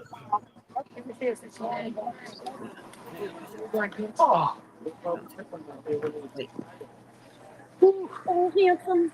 Oh my God, is he beautiful? I know. Stop it. Hi, handsome. Can I Oh, pat him? that's just talking about me. Hey, handsome. I love you. Say hi to the live. Brandy, I'm not even on camera. Me? No, me. Oh. You are. I couldn't see. Hello. Hello. So yeah, I guess I'm gonna round my kids up now. Yeah, I gotta get gas. My car's been running all day. I'm gonna Yeah, right. I better make it to the gas station. Jesus. So they watch But in her back car. at it tomorrow, guys. Back at it tomorrow, Tomorrow's the Brandy. day. So as all the rumors that have been happening since Friday, about it happening Tuesday. I mean, hey, it's just a couple hours. Thank you. Where'd you find it? Did I? Oh, thank you. I love you. Channel 5. I thought I heard you say something. looking Yeah, thank you. She went up that way. Okay, thank you. Hey. Oh, God, she could be anywhere at this stage. Probably left without me. Laura, nothing till tomorrow now, my Come on, bud, darling. I'm going to meet you out. Yeah, so it's tomorrow. Now I gotta go What's up? find my kids. What time are you there tomorrow, Brandy? Tomorrow I'll be early again. I'm gonna try to get here by 7. So Okay. yeah. No, it's tomorrow. Mr. Reed said there's no verdict. It's gonna be tomorrow. Yeah. Of course it is. So Thanks, Amanda. Good job. hey, Yes, you know what? you did it. KM, we do. No verdict. It's gonna be tomorrow. Mr. Reed said there's no verdict. Yeah. So yeah. Mr. Reed. So Hello, it looks Where's like Donna? We puppy's can leave getting a now. cookie. Are you getting a Last cookie, off, though. puppy? Does anyone know where else is? Where's the Dana, cookie if you for the see that, nasal send me blob? a shot. I'm going. You stop too much. Kisses. Ross has got a leash around his neck. You know, Dana, look for a leash around his neck. I'm rolling in. Say hi to Dylan. Oh, we're live. Hey. Hey. Brandy, too. She's across the way. Don't yell at me. I'm like, Don't yell. hey. We'll get in trouble. Get in trouble. Do ASMR. All right, I gotta call my daughter, so I'll see you Yeah, guys we'll in a talk little bit. Spaniel I'll see you later. ASMR. See you later, my darling. Ta, Brandy. Bye, Love Brandy. you. Ta. Got my trash. Yeah, so They then people finish are it. starting to wrap it up. This is going to be like a mass exodus, but getting out of here is going to be chaos. They're finishing now, Elizabeth. We'll just watch them in court now, and then we'll go down. Cockasbaniel ASMR. So we'll watch in court, and then we'll watch them come out, and then we'll leave then. Yeah. What? And then leaves it. And leaves it? So I the gotta curious. get Hey, you want to take this?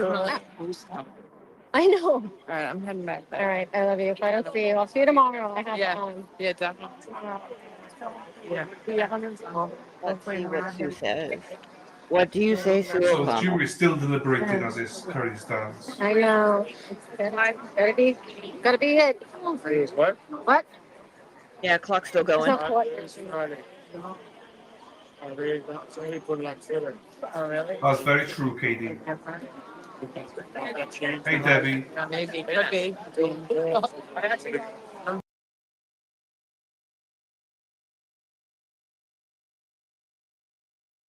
Hey, Julie. Yep. I saw you giving the puppy a treat. I said, does Nagel Blob get a treat too? No, Nagel Blob and Nagel are very different that way. Question, I can't remember this from last time. Do they go into the courtroom and does judge say we're all going home now? Yep. Yeah. So That's they go. what I Yeah. thought. Yeah. So that's why they go in there. Bev's Okay. gonna come out. So yeah. So Dylan's gonna keep the fan up, and then it's gonna pan over, and Got it. she's gonna bring the jury in and say, "Are you still deliberating? Okay. Do you have a verdict? No. Okay. Go home." That's what I thought. I just couldn't quite remember how they did that last time. But sometimes they'll do motions like, "Oh, motion just cause." Okay, that's gonna be overruled. Okay, cause he said so. Bye. And she's gonna do stuff like that. Yeah, right. I Cause she's figured Bev. that. I just Cause she's Bev. She's Bev, and that's what Bev does. Yeah. So if they're still in, they're at 8:52:56 right now. Yeah, So they're they should be stopping the clock any second now. It looks yeah, wait. I figured that. But yeah, we're at 8:52. So roughly 9 hours we can say they've been deliberating. Yep. Okay, let me go back to them then. I'm hoping they don't like it. Oh, it's some big thunder boomers and lots of lightning going on here right now. Do they Karen come on? Give the phone to Gina. Oh, good. Good. Gina's got all access over there. Like killing it over there. Look at Vinny's balls and over. I know. He's like, Gina's like pushing him out. It's like, Yeah.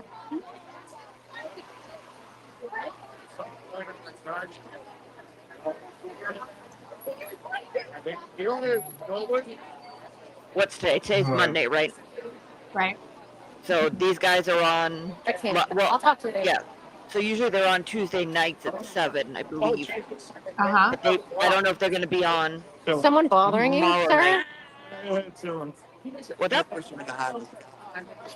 Oh, they were creepy. See you, LPH. Hi, Debbie. I fell off the fucking thing in between on it. He fucking flying out.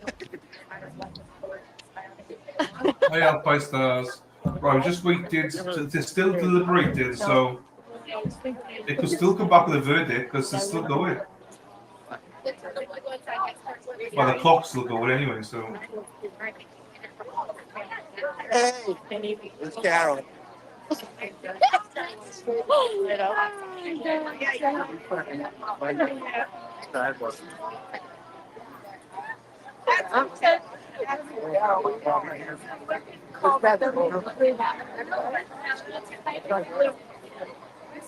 Yeah. Okay, I thought, yeah, with Let's Yeah, you know. hopefully finish this now. As I say, they're still deliberating. Stacey, they're still deliberating. As it currently stands, there's no verdict, but they're still deliberating. So until the judge dismisses the jury, they're still deliberating. So there could be a verdict at any minute. Is it likely? No. But it could still happen. Get your alone time, you know. Wake up. Oh.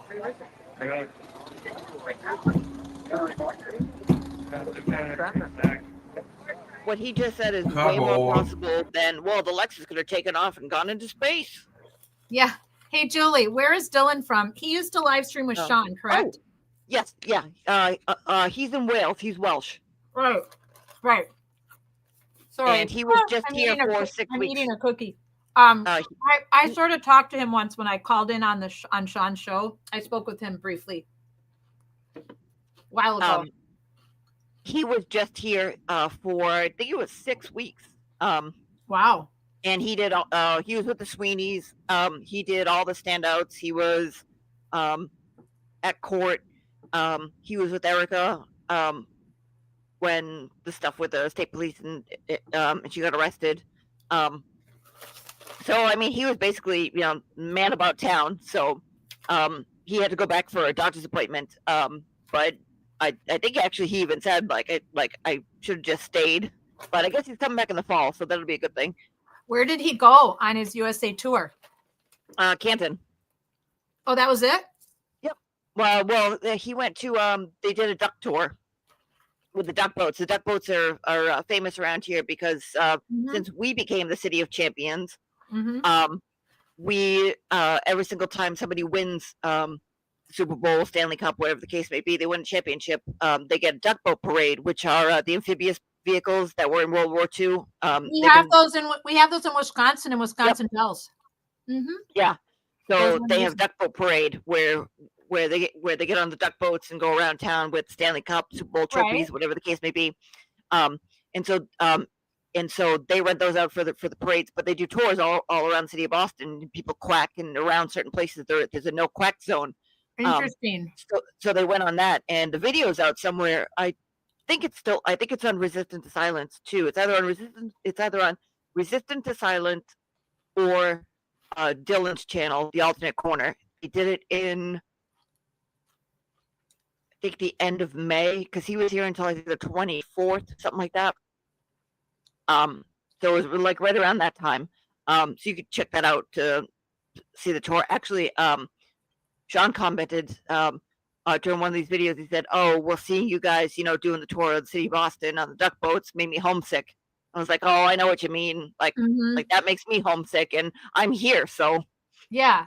Wisconsin Dells is it's about an hour to the northwest of Madison, and it's a very popular destination resort because the river goes through there, and they have Noah's Ark, and Noah's Ark is the world's biggest water park. It's phenomenal. And they have all these other different parks and rides and hotels with indoor water parks, and the scenery is beautiful. Baraboo Bluffs and Devil's Lake is right near there. And it's a beautiful area of Wisconsin. And the outside where it's more rural, there's a couple big lakes near there where boaters and campers love to go in the summer. And whenever I hear the duck boats, I know I get homesick myself. Okay, let's go back and catch up. Once I see the court coming, we know that the Damn cookies.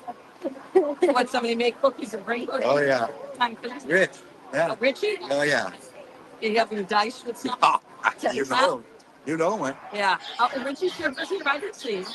that's the Ducky King, Richie No, Shipper. I got him yesterday. Oh, you brought him. No, he was here. Yeah. Oh, shit. Yeah, that's him talking. The other guy, the other person. It's so long. I think you had too many freaking cookies. How many fingers do I get? How many fingers do I get? Like you, Colin. That's what he did. I can look this in the window. Yeah. He gives the video. About a month ago, I'm waiting at the lights. I'm live. Right. Oh, sorry. No, you can say all you want, as long as you're. Well, we're about to hit 9 hours. The jury Who's this clock's creepy still guy? running, so we're at Ian 8:58. just tweeted saying Karen Reid is back inside the courthouse. Auntie Bev told them to be back for 4. There are no updates from the jury. There you go. I wonder if somebody has a comment. I never talk out loud to myself. Yeah.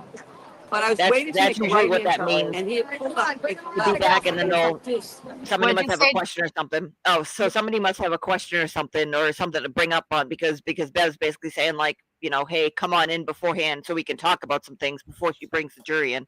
So they must be ready to talk about something. I don't know why. If they're going to ask, like, do you want to keep going tonight? Do you want me to ask the jury how close they are? Do you want to, I think they're just going to talk about some stuff. But in his chat, somebody said Bev wants them back at 4:20. I want to see where that came from, though. What did you say it said? Bev wants what? Bev wants them back at 4:20.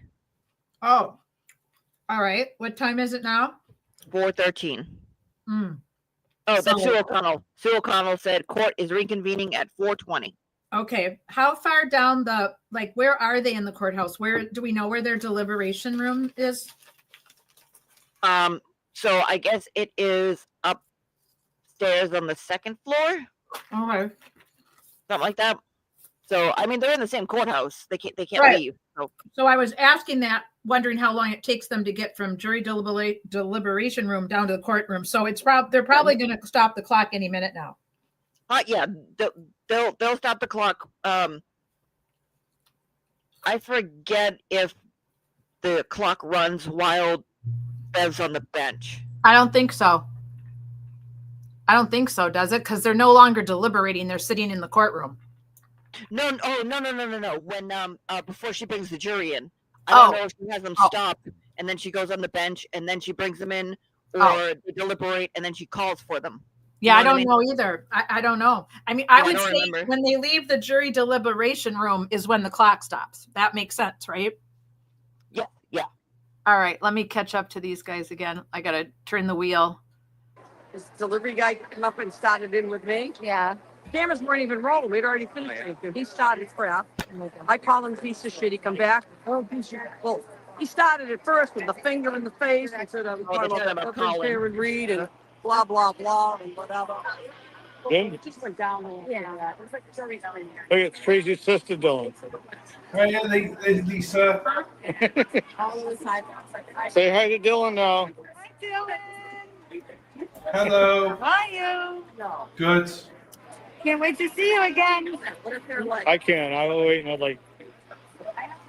October will be here too quick. I know. You ass. Another 5 minutes for court to come back, I think. So. Can't see a damn thing. No, it's hard, isn't it? What do we got watching? You got any people? I can't even see the numbers. I don't.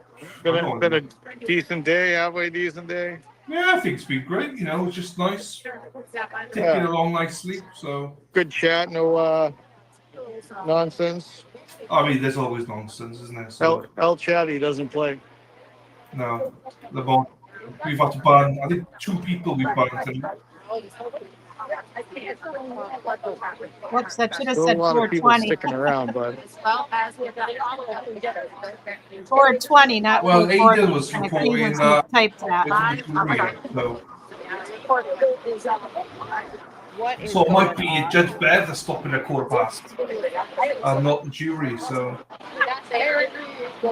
But no, will the fan go off when they're going to give their final instructions and shit? Is that how that usually goes?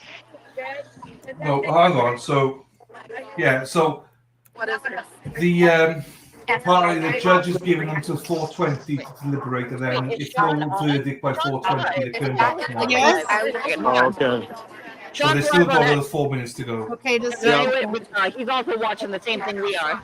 See? Right. John says the verdict. Hey, if you in, see so I don't know Timmer, what place is going on. I mean, ask Timmer if he's going to I think John just wanted to go live Loon and Debs he tonight. forgot to change his thing. Too many people talking. My brain can't compute. Please repeat. So I'm not going to repeat that, but you can Got it. go ahead and read that. Got it. So I can't read it, but Sean is obviously on Twitter. You said. Yes, I didn't see him on what's it called? And he's showing what we're showing. You said. Yeah. So he's showing alternate corner too, but he's talking with his buddy Kenny. What's it called again? Back channel? Is that what did he rename his Twitter account? Nope. His Twitter account's the same. Leopardo8. Oh, hang on a second. Let me go back. What is it, dear? Leopardo, LEOPARO RDO8. There he is. Yeah, I don't know why he's not on YouTube. Oh no, weird. Get verified. Oh, it says get verified like Leopardo8 to stand out and get boosted. Yeah, no thanks, Musk. I'm not paying you any more money than I already do. The verdict is in. Why is he saying that? I have no idea. I think he just Come on, wanted Sean. I think he just wanted to go live, and he forgot to change and I think he forgot to change the thing. But I mean, you want to bring him up to listen to him for a little bit? Yep. Hang on, I'm doing it right now. Just taking me a minute. Fantastic. Wendy, if you're listening, there's no verdict. I just had this thing set up for a verdict. So see, I told you. If you can hear me, excited. Wendy's my primary admin and mod. There's no verdict, please. There's no verdict. Can you blow this Disclaimer. Disclaimer. Whatever. No, the's no verdict. No, just we went live. Okay, I have to change the channel. YouTube. So you want? Ah, crap. I can't blow it up. Want me to shut it down and change the channel? Will that make everyone happy? No, don't do that right now. I think we've explained it enough here. Change the title then. Irish Rose, if we change the title right now, then we just lose everything. The way it works as Sean explained a minute ago, when you've got a StreamYard set up, you have a title. And if you're going to change the title, it's going to disconnect the feed, and then we start from scratch. And that's not fair to everyone else. So we're going to keep it in mind the next time we list. Yeah, they got excited. The verdict is in. We'll probably, Sean, kind of revamp how we word that. Yeah. That's all so right. We understand. Now I understand. Oh, that's awful. Now I get Sean, what that kid said. You have use the clickbait to get people to follow you. Now I get it. I didn't understand it. Yeah, you're right. I'll follow my sword. This was supposed to have been a verdict in stream. Okay. And yes, shame on me. Unfortunately, I was racing back from the surgery for my dog. I didn't have a chance to do it. So, yeah, kill me for a bad title. I'm sorry. Okay, you got your tail between your legs. I got it. Let's just move forward. And mea culpa, we've apologized enough. Let's focus on the trial versus innocent error or innocent situation on our part. This is not a multi-million-dollar operation where clickbaits make money for anyone, so it's we were hoping to be right on the front lines. However, the verdict clock continues. We're at 9 hours and 4 minutes. Yeah. And still going. And thank you, Cicely Lover. Appreciate it. No explanation needed. I know. Are you in Sicily or are you here? It was a boomer move on my part. I'll take it. It was a boomer move. We're good, Dina. I hope so. Look at Dina Bellina. Yeah. All right. So anyways, Kenny. So what do you think, Kenny? What do you think's the holdup? Great question. What do you think the holdup? If you try and put yourself in the minds of the jurors, it's almost impossible because we've watched everything. The only way you could put yourself in the mind of a juror is if you only listened to the trial and not any of the explanations or the motions and things like that were not in the presence of the jurors. And, subsequently, since Friday, I've been reading a lot and listening to other people's theories and what they may think. And everybody's got a different opinion. But for the most part, it's between 80 to 90% of the people in some of these polls of various individuals, 80 to 90% say she's going to be found not guilty. So when it's 80%, 10% say mistrial, 10% say guilty on a certain count. Sure. I lean towards the 85%. I think it's 95% that it's either a mistrial or an acquittal.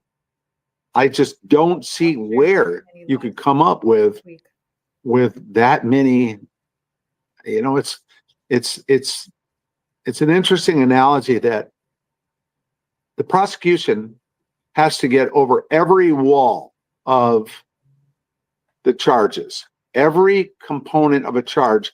They have to be able to climb that wall and get over it successfully. If you have 5 different components to a charge, if they don't get over all 5 of them, then you have reasonable doubt. You have reasonable doubt, pretty much we're looking at acquittal. So it's a high bar. And I don't think the prosecution met it. I don't think they came in anywhere close. All right, we got movement. Here we go.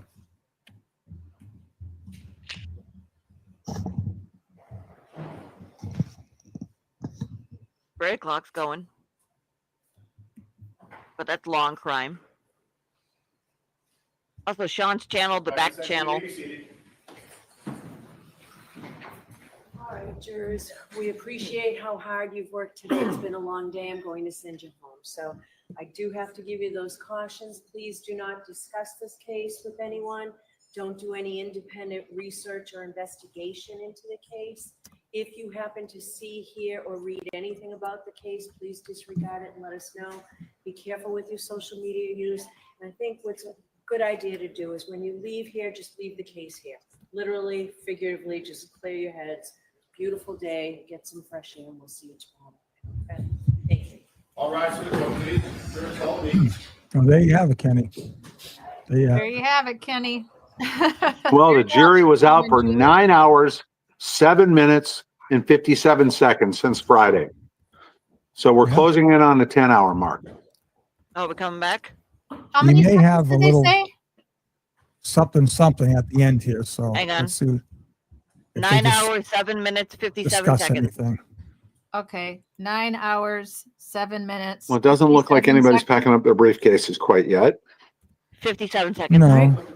So we'll see everybody I tomorrow guess. morning, okay? Thank you. Okay, thank you. That's it? What are they bitching about? Well, that's What's she that, bitching Kenny. about? What the? All right. Well,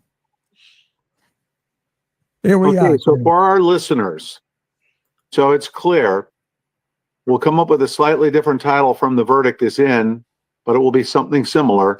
And Sean and I will be signing on immediately when we learn the verdict's in time to be able to see the street, see our soldiers on the street, as well as see the verdict live. Oh, yeah, they We'll have be to go to commentating on it as it's coming to you live. And if it's around 4 o'clock tomorrow, Sean, do you want to tune back in just like today? 3:30? Yeah, we'll see. We'll play it by ear. I mean, like I said, I just this was scheduled, as a hit to come on for, a verdict. Sean, And put Dylan back on. They're coming back out. if we get some people to come on from the street, and maybe True Crime Kangaroo, she could actually do her own video live for us because she did an awesome job. And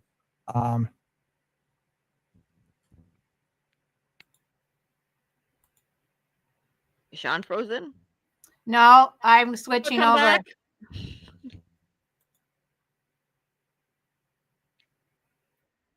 Where? Oh, Built to Dylan's meet in a any good spot. brief. When your project calls for You bold have, creativity, design freely on. Okay, that's the end jerk. So nobody's back right now. Nope, the alternate corner. No, the alternate corner has them coming out. No, they're coming out of court, but they're right up front. All right, I see what you mean. Hang on, let me switch back. Yep. That's right. We gotta rewind a little I'm pretty sure it is. Hold on. Daddy's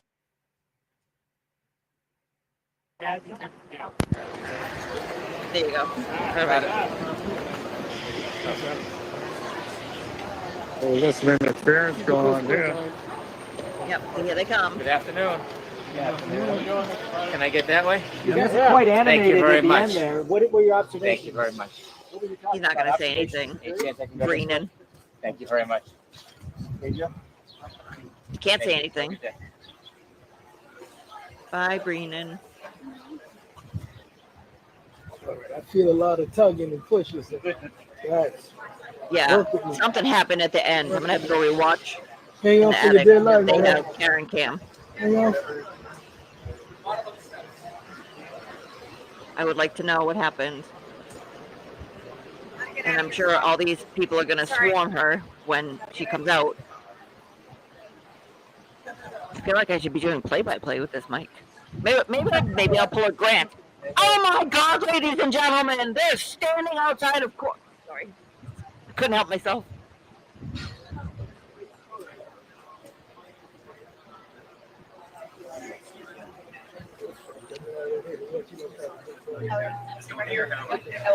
I'll see. Now what's happening? I love how saccharine Bev is. Good morning, jurors. Hi, Jurors. It's been a long day, so I'm gonna send you home, okay? No, Okay. no. Make sure you spend time in the sunshine and get your vitamin D, okay? Right. She We tries don't to we, be such we a don't want mother. we don't want brittle bones now, okay? This case is stressful, and I forget about it too sometimes, okay? All right. I'm good. That's Bev. That's my Bev. See, and the dog's used to it because I do it to him all the time. Morning, Jurors. I love you. You might be legit. You might be legit. Yeah, You want to do Man on the Street again? Do Caucus Band in the living room? Caucus Band in the living room. Okay. Well, what time do you want to do tomorrow? Do you want to go earlier in case they do come in with a verdict at like 10 or 11? Oh, I don't. Well, I'll tell you what. If they come in between like 11 and 1, we'll just go live. Something, we'll go. Yeah. But I would say because they're on lunch until 2. Right. Should we start at 2 tomorrow? Yeah, just start at 2. Okay, I'll change the time. I already have it up in the StreamYard. I'll just change the time to like 2 o'clock. Yeah, and I don't know if there's a way to put a message on. Like I know Sean does his updates. Like, oh hey, just well, like, I can just say type like, hey. I can just type in the chat box of the live, and just say that if the jury comes in, we'll go live early. Yeah. Okay. Okay, I'll do that. I'm going to get off this thing now, and my vertigo under control, thankfully, with the vertigo medicine. Do you want to keep watching though? We can watch for a few more minutes. Yeah. Yes, please. I mean, it's going to be pretty quick. I mean, they're just going to. I'm in no rush. I'm not going to stare at the screen. I'm just going to. Okay. All right. Stuff. I got some paperwork. I got paperwork here. I got a file, so I'll just go back to it and refresh it. Hang on. You can go. Yeah. Just fast forward to live. I did. They're not out yet. Yeah, I just did. I am fast forwarded to live now. Perfect. And can you make it big? Yep. Is it big for you? There you go. Yeah, I'm here. I'm just going to file some things I have to file. No worries. Keep myself entertained. And these fine folks on the internet. Yes, and I just don't want to stare into the screen because I luckily got rid of the vertigo episode that I had earlier. So well, the fan's gone. I'm not going to bring it back on again. And just let's have one quick look at the donuts. There they are. Oh my God, I need a donut bad. I'm going for donuts in the morning, Julie, for sure.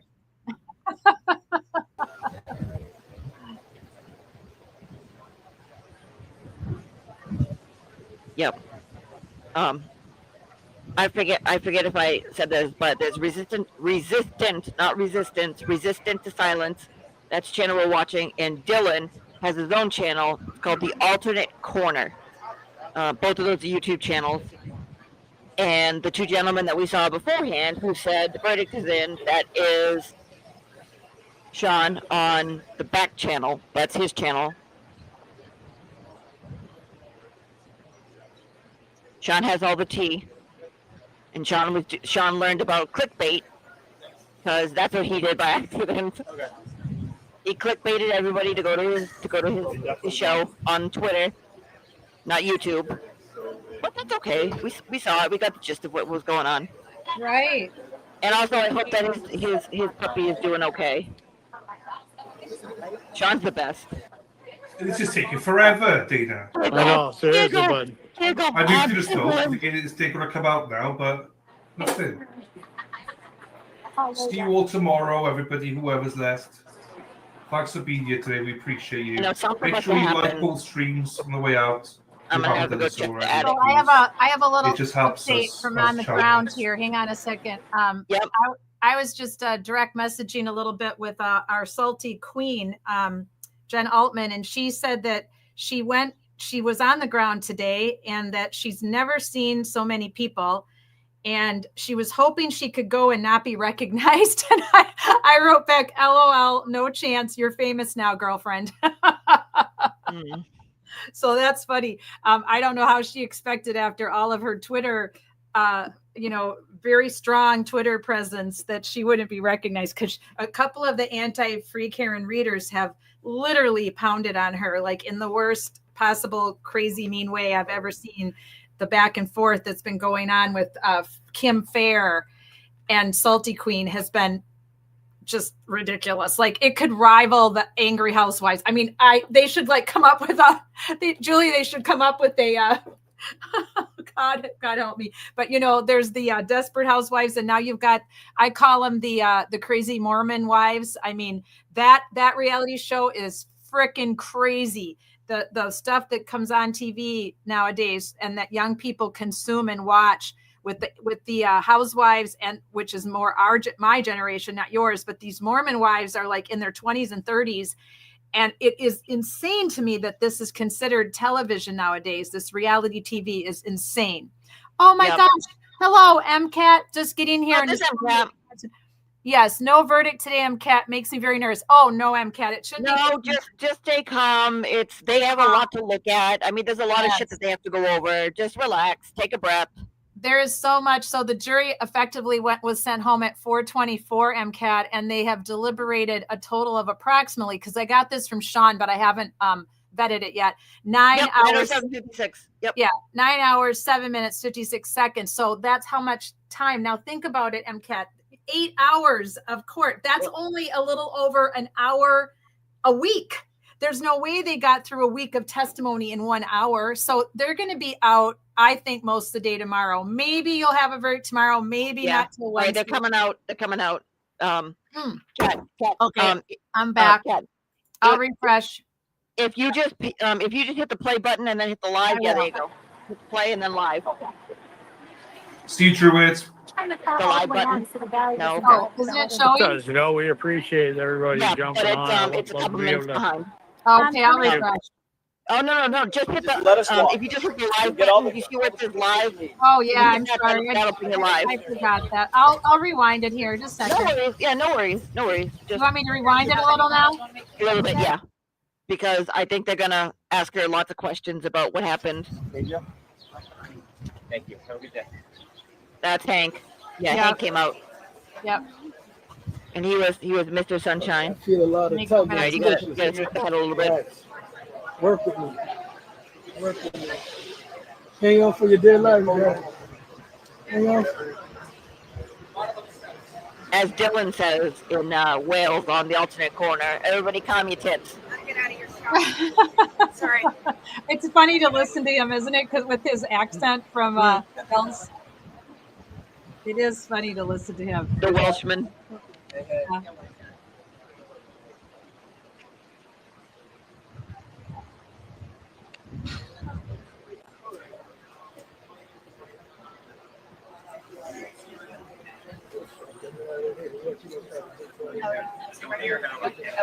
I'll say crouch.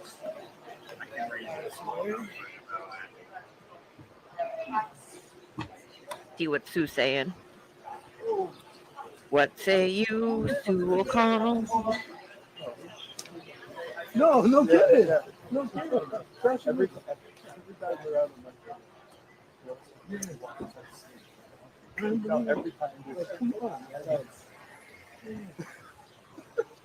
The courtroom is empty, but the defense is still conferring at the table. We have cleared the courtroom. Oh boy. Okay. Interesting. That's good. You might be legit. Well, that's why it took forever.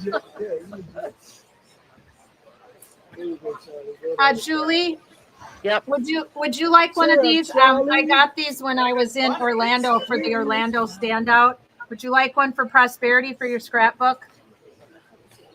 I have a scrapbook. I have enough crap.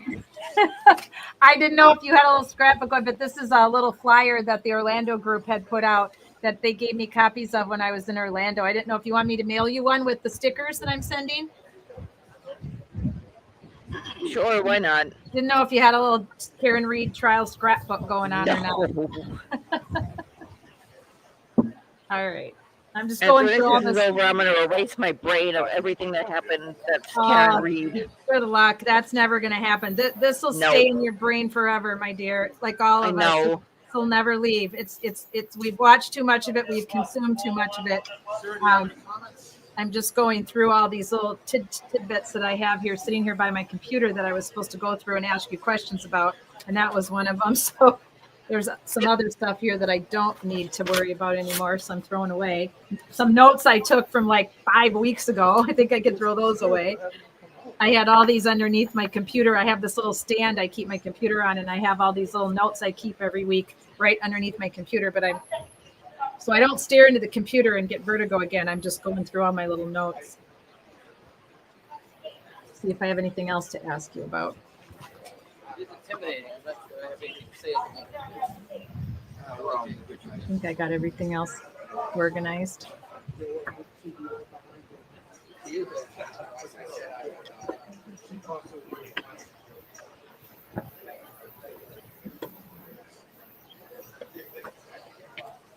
I was cleaning out my car when I got home from Wisconsin, and I found that I forgot I had a map of Cocoa Beach in my car, but I'm going to keep it in there because that's where Sean and I are planning to meet one of these days. It's Cocoa Beach is pretty much halfway between her place and my place.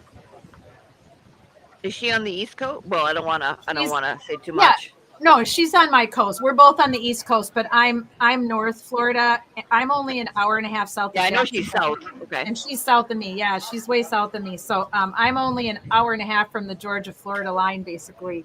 I'm about an hour and 15 from Jacksonville and about an hour and 15 from the Florida-Georgia line, approximately. She is way down South Florida, but we're on the same coast. So if we both get on the 95, I go south, she goes north. Cocoa Beach is like halfway. So that's going to be our plan one of these days when we both have the energy. We definitely want it.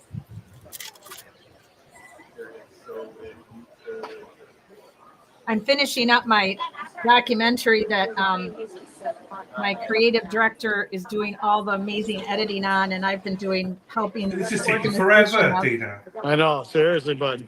I moved to the smoke. I think it's taking to come out Dana now, got but that close. Good for him. See you all tomorrow, everybody, whoever's left. Thanks for being here today. We appreciate you. Yeah, they said Make the sure you defense like team both hung streams around. I don't on the know way out. why. If you haven't done so already, please. Are they coming out? It just helps us Yeah, as channels. It's not. You'll see the state trooper come out before about See a couple Druids. minutes or a minute before they come out.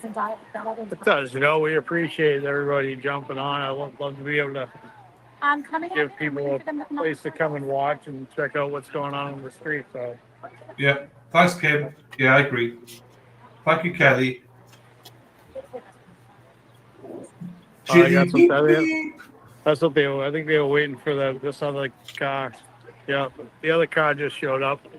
So we have those cars outside. That's probably what they were waiting on. They were waiting on that, yeah. Thank you, Anne Rose. Yeah, I saw him down the street at the corner trying to get around, and traffic's all backed up. Getting out of here is gonna suck. Thanks, Dan.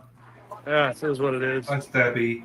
Yeah, I know. Shari's 4-day this week. 4-day. Only Thursday, apparently. According to O'Connell, only they will be back Friday if need be. Yeah, thank you, Caroline. I've heard the same thing down here too. People are saying it's still going to be court on Friday. So there you go. Thank you, Daffodil. I think Jessica Charlotte, somebody probably told her Thursday, Friday, but allegedly we'll go back Friday. I don't think we need to be back Friday. It's just in case. I would hope they wouldn't need past tomorrow for crying out loud. Tomorrow. I think before lunch tomorrow it should be. So yeah, I would hope so. I was really hopeful for today, as we all were, but I think everybody was. I knew like Friday. In my humble opinion, that was way too overly optimistic. Like, we'll have a verdict today. I'm like, no, I agree. Way. No, here they come. I see live. Okay, I'll unmute. Give us some room, guys. Give us some room. Who's that? Yeah, state trooper comes out first.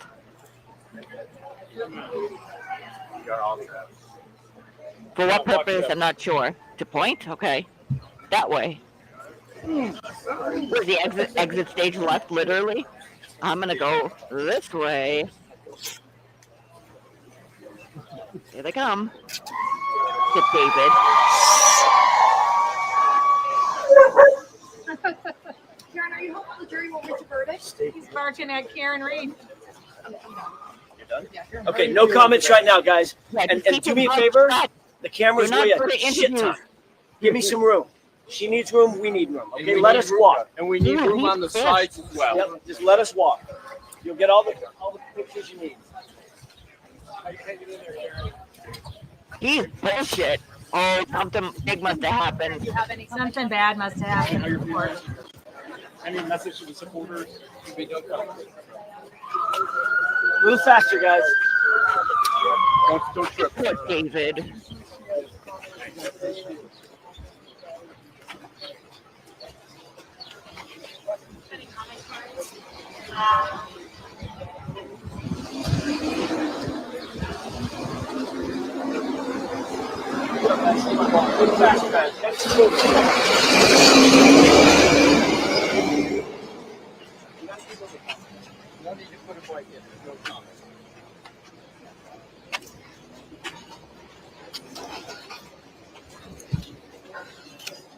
Sorry.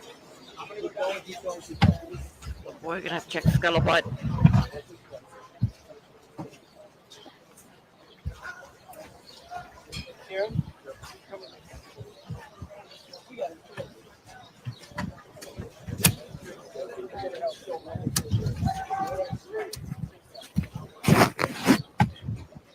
Make a hole.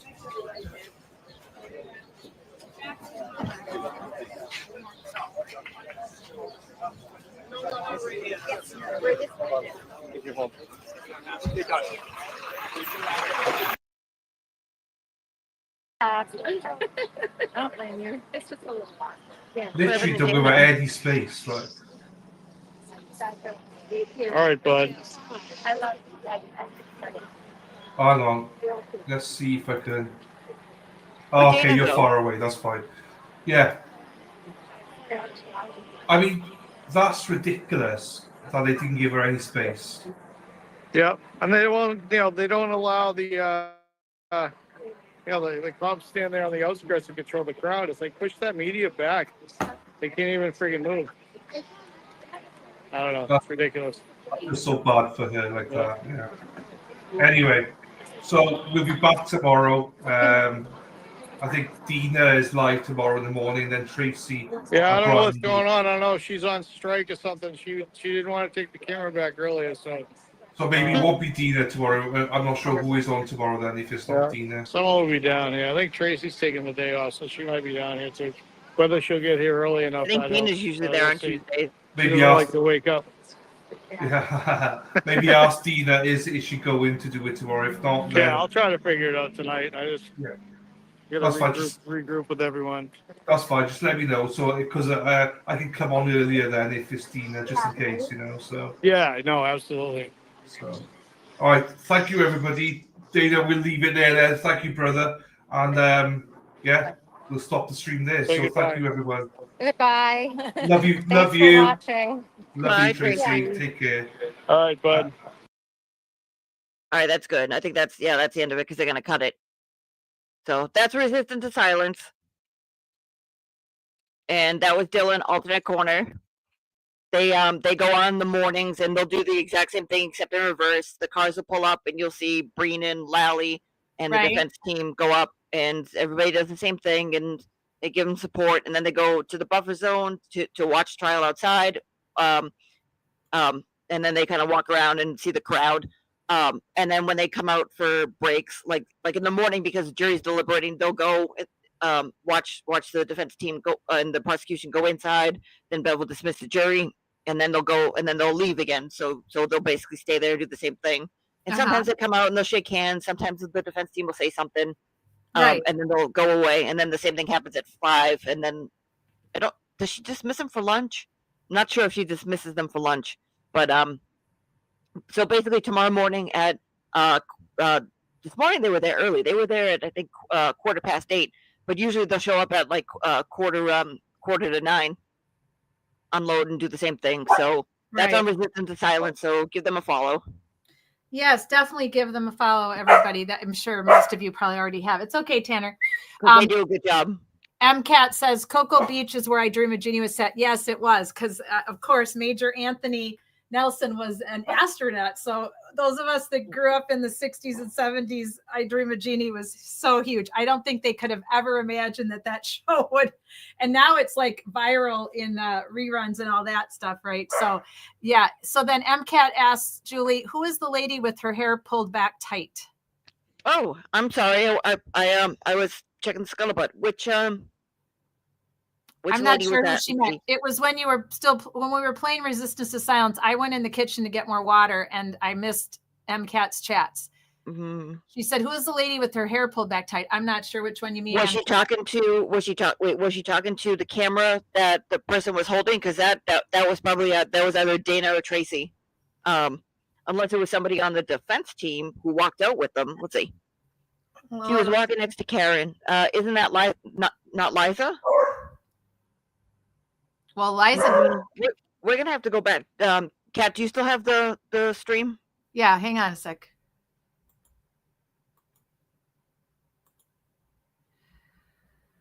All I know is that I've never seen them so angry, so quiet, and so pissed off. So something must have happened. Something pissed him off. Yeah. There it is. Okay, Yep. right? Yep. Right Oh, there. shoot. It's so tricky to get it right. Have they come out yet?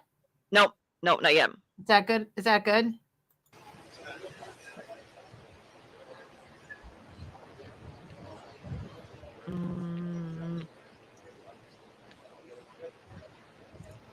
A little bit more. Can you get a little bit more? Yeah, I can try. This mouse is so tricky. You definitely want it. Just walking next to Karen. Okay. My mouse and my wrist is just not the best. There we That's go. good right there. Well, Miss Little doesn't have her hair pulled back tight, that's for sure. Okay, no comments right now, guys. And do me a favor. The cameras weigh a shit ton. Give me some room. She needs room. We need room. Okay, let us walk. I think that's an intern. Sides as well. Yep, just let us in the walk. white? You'll get all the very crabby. Not Liza, yeah. Something's Yeah, going on. the one in the white I think is an intern. Do you have any comments you want to make? Yeah, something absolutely took place. Look at poor David. Something definitely stressed them out because Alan Jackson is never that. Alan Jackson is never that like upset like that when they leave court typically. So something had to have upset him. Well, and also they didn't leave right away. Right. They hung around, and right as soon as right as soon as Bev dismissed court, like she left, she left the bench, and they stayed. And right before the camera cut out, I don't know if it's somewhere else, but Karen looked very animated, and that's why I had to stop myself because I'm on the internet and I can't say other things I would normally say. So I'm gonna have to go take a look. So I wonder what that is about. Why they were so upset. Yeah, like me that. too. That's wild. What could it possibly be? Because That's there's really, not I mean, what good. else could possibly be? I mean, unless the jury like had questions and the judge didn't want to entertain them. I mean, it has to have to do with something with the jury needing or wanting to see something that the judge denied. There's nothing else it could be at this point. So that would be on the record. I don't know where the motions are, but there would be on the record a motion of like asking whatever it was. But I know this morning after she dismissed whatever it was that she dismissed, they got pissed.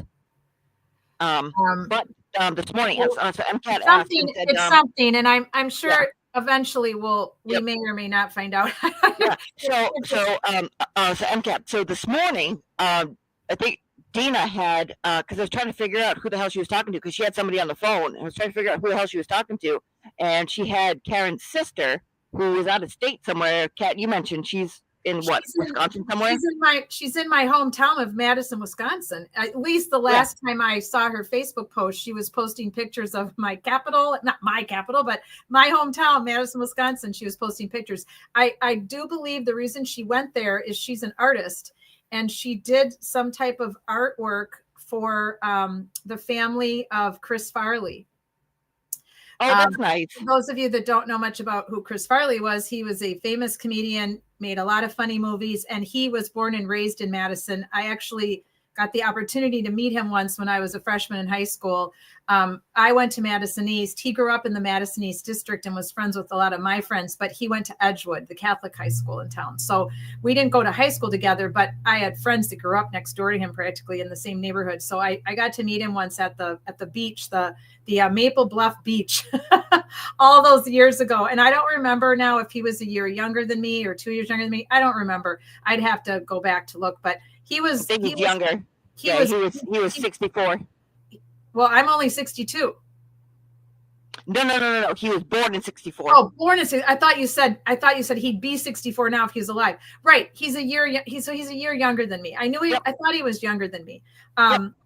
but I couldn't remember how many years in school. But yes, and interestingly enough, his pediatrician was my pediatrician for my two sons when they were babies and children under 18, was friends with the family. So he has a poster of Chris Farley up. At least he's probably retiring by now, but if he's still in practice, he had a poster up of Chris Farley in his exam room that talked about drugs, be careful. And it was a message, Chris Farley, that he had put out before he passed about the danger of drugs. Yeah. So yeah, a lot of people in Madison knew him. I mean, everybody says he was funny from like a baby. I mean, he was just unnatural. Like a lot of the comedians were naturally funny all their lives as children. Yeah. I mean, we all had the class clowns, and maybe even some of us were a little bit of a class clown at times. Yeah, he was something else though. He was something else. Every once in a while I go back to Saturday Night Live and I'll play some of his greatest clips. I mean, he and Patrick Swayze. Did you ever see when Patrick came on and Chippendales, like the Chippendale dance? Yeah, Chippendales. That is beyond insane. And then when he does the, I'm living in a van down by the river. That one is iconic. It will always be iconic. Yeah, it's just so sad. I mean, he had so much more to give, so many more movies and comedy that he could have shared with us and given us. It's just drugs suck. Kids out there, please stop. Don't use drugs. It's not even a tagline anymore. It's true. It's true, right? Yeah, I mean, he was hurting though. I mean, just to look at him, I mean, he was very out of shape. It was really, really too bad. I mean, it's still sad thinking about it. Like they made a couple documentaries a couple years ago, and it's it's just so sad just to like all that talent and the heart that he had, and just like he cared so much, but then he just couldn't. Like it's just sad, all around, just sad. Well, same with Jim Belushi. I mean, same with Rob. I mean, so many. Jim Belushi was another animal. I mean, Jim Belushi was horrible to women and everything else. Well, that's Chris true. Farley was. I mean, he was almost the exact opposite. Right. No, you're absolutely right. And but he still didn't deserve to die. And oh God, no. Just so many stars and so many movie stars and so many rock and roll stars and so many people in this world. They go to drugs to help them with their mental health. And it's just so sad. And some people just have addictive personalities. So even if they don't have any mental health concerns, if you have an addictive personality and you try something, you can become addicted very rapidly. Like it's scary. It's very scary though, how quickly people can be addicted. Hi, Pickle Sweets. How are you today? Good to see you. We're just sitting here chit-chatting, Julie and I. We live stream from about 1:00, just looking over old videos and talking. And tomorrow, guys, we're going to come on at approximately 2:00. I'm going to change the time on StreamYard from 1 to 2 because we'll come on after the lunch break. And then obviously, if the jury comes in, Julie and I will both be keeping in touch and paying attention. We'll go live immediately. So we'll go live so all of our subscribers and those of you in our friend zone from Friday Night Lies can come together and talk and chat. Any of you are welcome to come on the platform if you have thoughts when the jury comes in with their verdict. I'm happy to bring you on one at a time and let you grieve or be happy or be dumbfounded or be like, oh crap, it's another hung jury. So if you want the link to the platform, just let me know, but I can always put it down here in the friend zone and you can copy it out of there too if you can, or I'll email it to you. So feel free when the jury comes in. We will go live and you are all welcome to come up one at a time. Those of you that have been in the friend zone with us on Friday Night Lies. Anything else you want to add, Julie? Hang on. Let's see. Is there any scuttlebutt? So Pickled Sweets, if you weren't watching and that's what I'm checking. Something crazy went on at the end. Alan Jackson was very upset. He didn't want anybody coming near them or near Karen Reed. No statements from Karen Reed, but he sounded very agitated. Something weird went on with the judge today. We don't know what it is yet. Julie is I've had vertigo again today, so Julie is looking for me so I don't have to go on my phone. I've had vertigo again for 2 weeks. It keeps coming and going. It's horrible. So I'm trying not to look on my phone and do anything like that. But I'll change the time right now in StreamYard. So 2 p.m. tomorrow, we will be live, Julie and I, and all of you that want to join us in the friend zone, or we'll go live as soon as we know there's a verdict. But we're trying to figure out what happened because it was crazy how just Wow. Did you see it, Pickled Sweets? Let us know because I can put it up for you if you missed it. Alan Jackson basically barked at the reporters and at everybody saying, get away, let us have our space, let us walk through, we need more room. Kieran Reed doesn't have a statement today. I mean, you could hear it in his voice. He was like ready to lose it. Yes, it does. Vertigo is the worst. And a lot of people, when they get to be our age, have issues with vertigo. It's my age, I should say. People 16 over can have a lot of issues with vertigo. I've had it a few times in my life because of my cervical neck injury. It's mostly always cervical related, but this time I think it's positional benign. I had positional benign about 2 years ago too, on the right side where most of my neck damages. This time it's on my left. So I've been having to not sleep at all on my left side, and I'm a side sleeper. So it's really been horrible. I've set myself into a couple room spins the last 2 nights, but last night somehow miraculously I was able to fall asleep and stay on my back or my right side. I didn't get woken up with any vertigo last night, but today I've just been super dizzy and feeling yucky and nauseous and it's the worst. I wish we could just get rid of it ourselves faster. The Epley maneuver is not working for me at all. I've tried it a couple times. It's not working. I may have to go in and have a physical therapist assist me with the Epley maneuver, Pickled Sweets. Do you still have Grant's page up? I do. Or Grant's Live or whatever you want to call it? I do. Let's a second. Hang on. For those of you wondering, I went into Grant's live a couple days over the weekend just to see what they were all saying. And I wanted to put in some very respectful commentary, asking them questions like, why are you not focusing in on these certain things, and how come more of you aren't on the fence? And there were actually a couple people in his chat yesterday and today that were on the fence. I found that to be interesting. Most of everybody in Grant's chat, just like our friend zone on Friday Night Lies, believe Karen didn't hit him with her car. But there were a couple people in there today that said that they were more on the fence after watching all of Trial 2. So let me pull it up. Hang on a second here. That's Young Jerks. No, there it is. Okay, let me refresh it.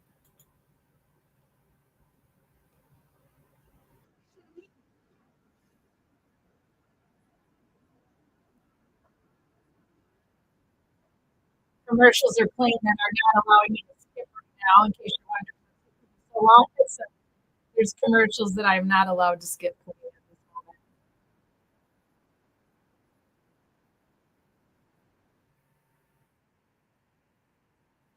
Oh, he's just ending now.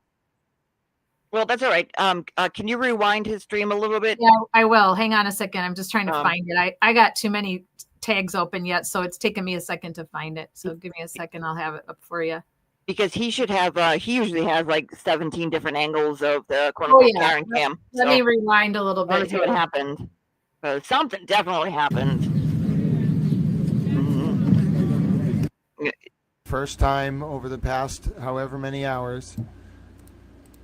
I have for you, ladies and gentlemen, toweltribune.com/store. Now, I haven't made the Call Me Hank towel yet. I'm going to do that tomorrow for you. Oh, wait, what's going on? Hold on. Got it. Might have footage from outside the court, or it might be starting over. Yeah, I got footage from outside the court. That's Hank. Okay, all right, this is past. All right. Can I get that back up a little bit more? Thank you very much. What were your observations? Thank you very much. Oh, no, you're not there. I'm talking to you, Chair. Any chance I can go this way? That's Chair. Can you back up a little bit more? Don't block Hank. This is perfect. Thank you. How dare you? It was Hank. We saw Hank, ladies and gentlemen. Hold on, we got to run that back. Now. Hold on, give us the Hank. Ladies and gentlemen, give us that one more time. You know we want to see the Hank one more time. Give us the Hank. Give us the Hank just one more time. Yep. Hold on, we're going to see it, ladies and gentlemen. We are going to get to see the Hank Brennan walking out of court. Oh, that's Christina Rex Towel. Hi, Christina Rex Towel. You are a towel. Christina Rex is like, there's no cameras here. Hi, Gretchen Voss. Not really sure if I can call you a towel. We have to have a discussion. Yep. Don't forget to bring a towel.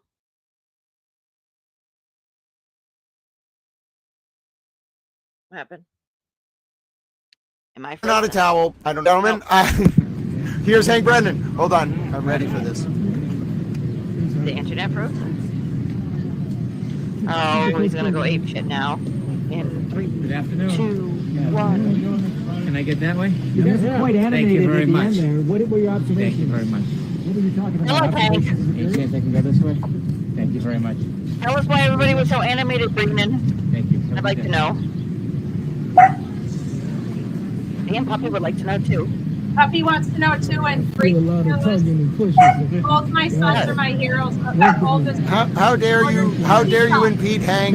For your dear life, man. That is illegal, ladies and gentlemen. You may not impede Hank. You're gonna have to rewind. We're monitoring live outside the court for the John O'Keefe and Karen Reed retrial. How dare you impede Hank? You don't understand. You can't just impede Hank like that, ladies and gentlemen. Now, while we wait for Karen Reed to be a Karen Reed, ladies and gentlemen, I will, on the side of the screen here, also show you Towel Store. So I will disappear for a second. You wait for Karen Reed to be a Karen Reed, and then we can look at Towel Store. Can you tell me what happened to the buffer zone? Oh, a federal judge drunk. What happened? What happened to the buffer zone? What happened in the buffer zone, or what happened to the buffer zone? I have a question because I've only followed Grant on Twitter X. I haven't been to very many of his live streams except for over the weekend when I checked in to kind of give my opinion, see what they would all say about my opinion. And I was super respectful, by the way. What is up? What is Towel? Where does this come from? Why is this? I have no idea. So that was one of the first things that I meant to ask them, but remember, I didn't want to ask a stupid question in their chat. But I just don't understand this. Like, where does this all come from? What is he? Why is he a towel? I don't get it. I have no idea why he's a towel. I know that he calls himself an anthropological. I don't know the word, but he calls himself a towel because no idea. Oh, I got pizza now. Yes, because it's Friday Night Live special Monday edition jury watch, and I didn't get pizza on Friday. I made myself spaghetti. Friday Night Live on Monday afternoon. My son is a hero. Both my sons are always my heroes, but my oldest son went and picked this pizza up and got it, so we didn't have to pay the stupid $6 delivery charge. So here you go again. I showed donuts earlier. Now I'm showing pizza. There you go. He got his own pizza and he got me my favorite mushroom and sausage. Okay, let's go here. He's going to lose his mind when Karen Reed, when Jackson is so mean. I don't know about that. But can you rewind just a little bit to get the inside of? We'll see you tomorrow. Yes, I can rewind. How far do you want me to? Just until you see the inside of court. Okay. I mean, it wasn't that long, but. Okay, hang on a second. Let me get. I just don't know where it is because he's live. Thanks for sharing that, Pickle Sweets. The first time I had vertigo, I was actually on the exam table at a doctor's office. That did. Oh my gosh, that's terrible. Okay, baby dog. Just a minute. All right, I'll go back.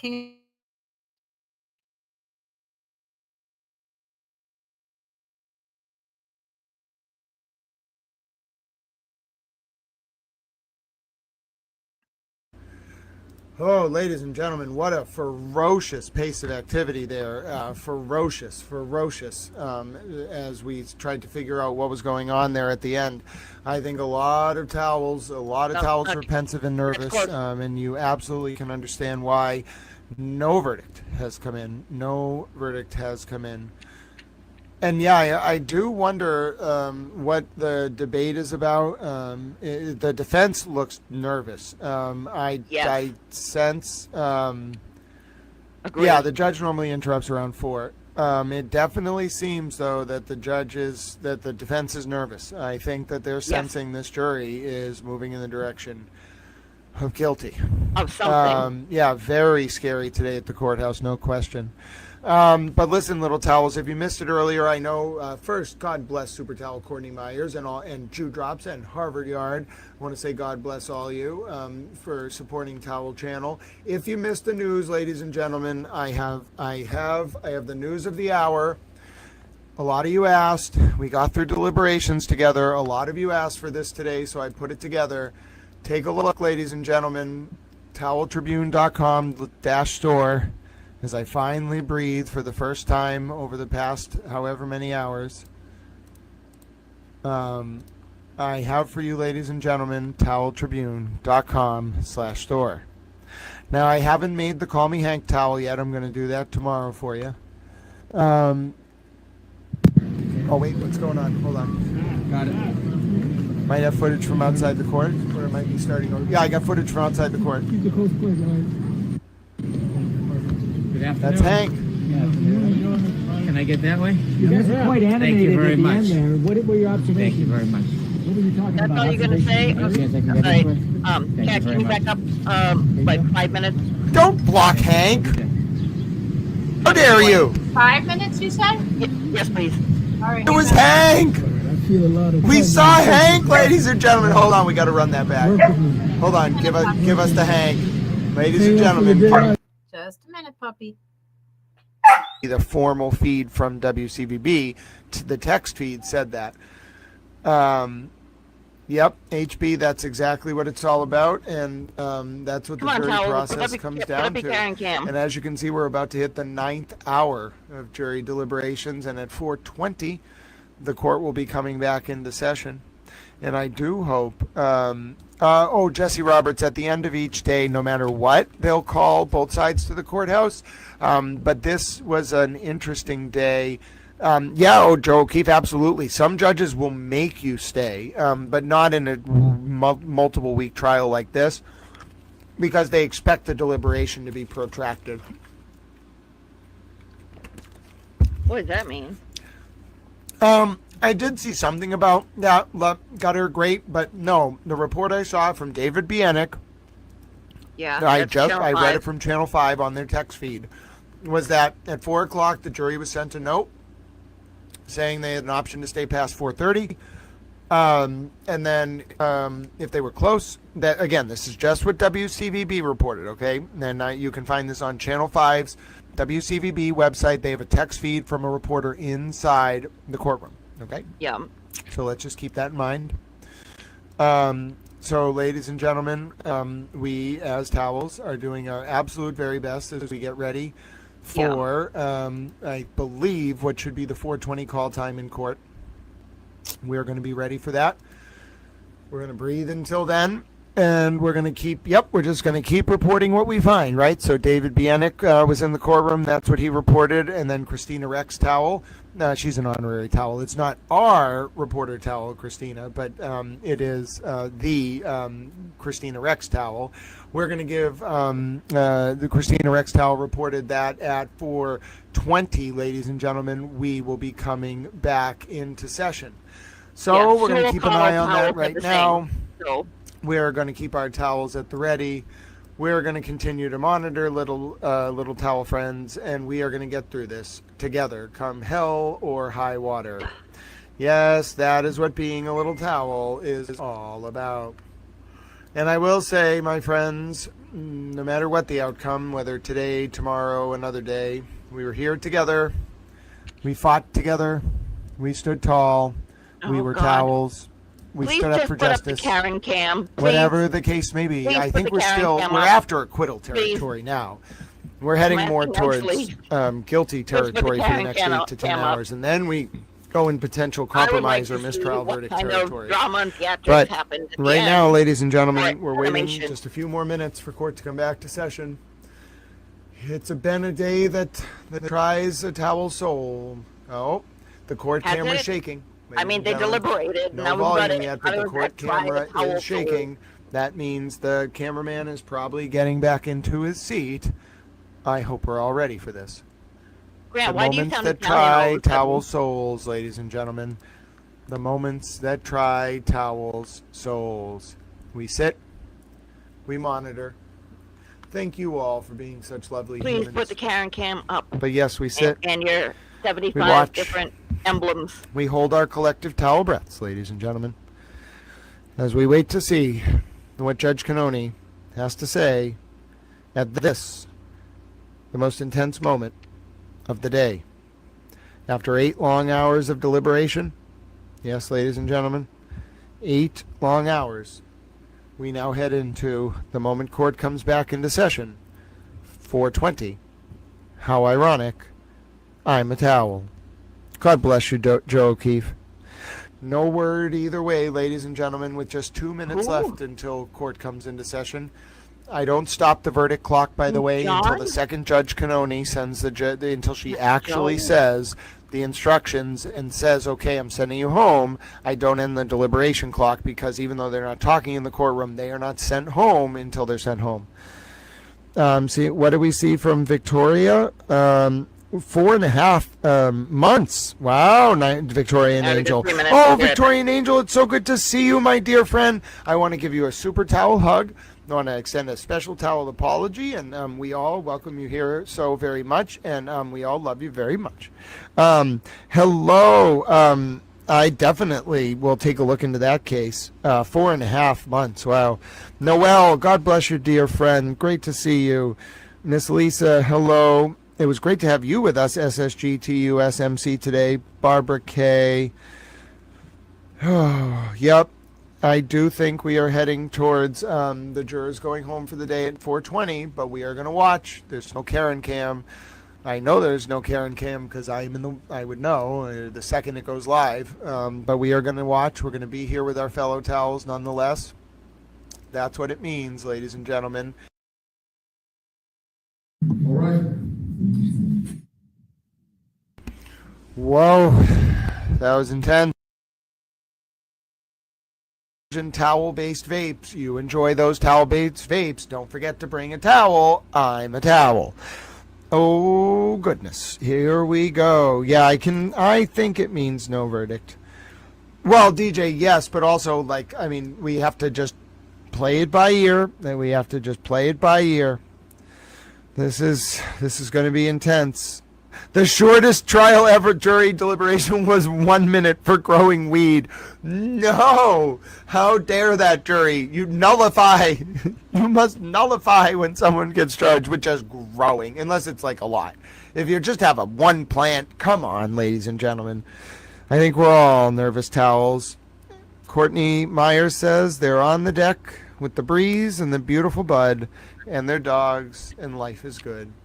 And sometimes, ladies and gentlemen, even among moments of stress, yes, it is those moments of relaxation and comfort with one's friends and one's fluffy towel universe that gets us through. You need to put the Karen Cam up. These belabored, he is so funny with all this fluffy towel and towel. And we do our breathing exercises. We count back from 5, 5, 4, 3. He's trying to get a theatrical 1. moment, like, oh, We look look at me, for our I'm towel really buddies to hold our and it comes in hands. now, but And we know that collectively, Right. no amount of stress will break our resolve. Resolve for justice for John O'Keefe. Resolve for the vulnerable, justice for the vulnerable. And resolve for our principles. Here we go. well, not exactly, but Grant, put Karen Cam up, please. There must be a reason he's not doing it.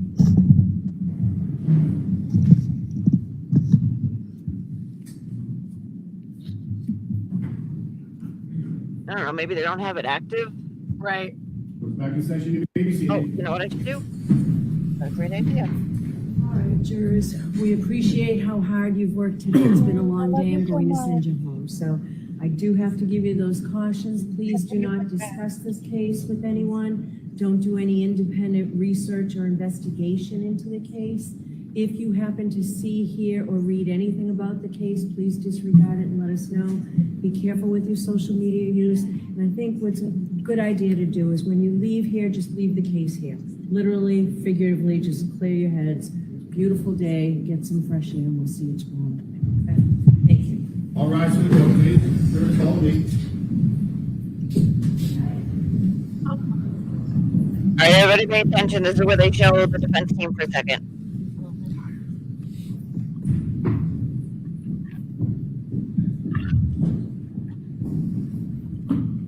Yeah, something must have happened because they turned the camera immediately. Yeah, Jackson looks extremely unhappy. Yeah, but look at Karen. Now Karen goes to David, and David says, "Be quiet. Cameras are on us." And she says something. Yeah. All right. So we'll see everybody tomorrow morning. Kind of smiled there. Thank you. Thank you. All right. Look at her body language. Whoa. And then something happened. That was intense. That was intense. That was intense. Little towels. Oh my goodness. Over 400 people watching as we got ready there.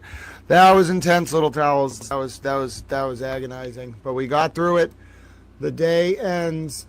Yeah, I don't know, Stephanie. Okay, I don't know. That's a you good got to take question. Grant with a grain of salt because he Right. just said It's that really was scary agonizing. some I thought days that somebody outside threw a that punch or courthouse. something or made a scene or Oh, screamed. ladies and gentlemen. No, he gets very up in his feelings. I'm not too concerned about any of it. I think so just for me personally, something weird must have happened though because AJ was definitely tense. I mean, that was weird for him, but maybe it is tense. I mean, it's tense waiting for a verdict too. It could just be that we might be reading way too much into it. I personally think if they were close to a verdict, they would have stayed. Yes, and I think that's what he was getting to, saying that they'll ask, and they said no. If they were close to a verdict, they would have totally stayed. They would have got them dinner. They would have said, hey, just give us a couple more hours. Can we get some dinner? There's no way. So they're not close to a verdict yet. Not in my mind. I could be wrong, but if they were close to a verdict, I think they would have stayed. Yeah. I mean, I thought that says he said a whole lot of words. Was that Grant? Yes. Yeah, Grant both. says a lot of words. There's I don't know anything about Grant, so I don't want to speak unkindly of him because I don't know anything about him. There's been things rumored about him in the area from Young Jerks. I mean, Young Jerks has had a stream about him. You can go watch it. Well, they have, yeah. So Mike has his own. Make your own opinion. Yeah. Because I don't talk bad about anybody unless they've done something to me, or I know it's for a fact that they've done something to others. So maybe there is facts out there on him. I just have never taken the time because I don't typically watch a lot of his live streams, but I will pay attention to what he has to say on Twitter X because I've liked to pay attention to what the anti-free Karen Reed, those that are just so against her.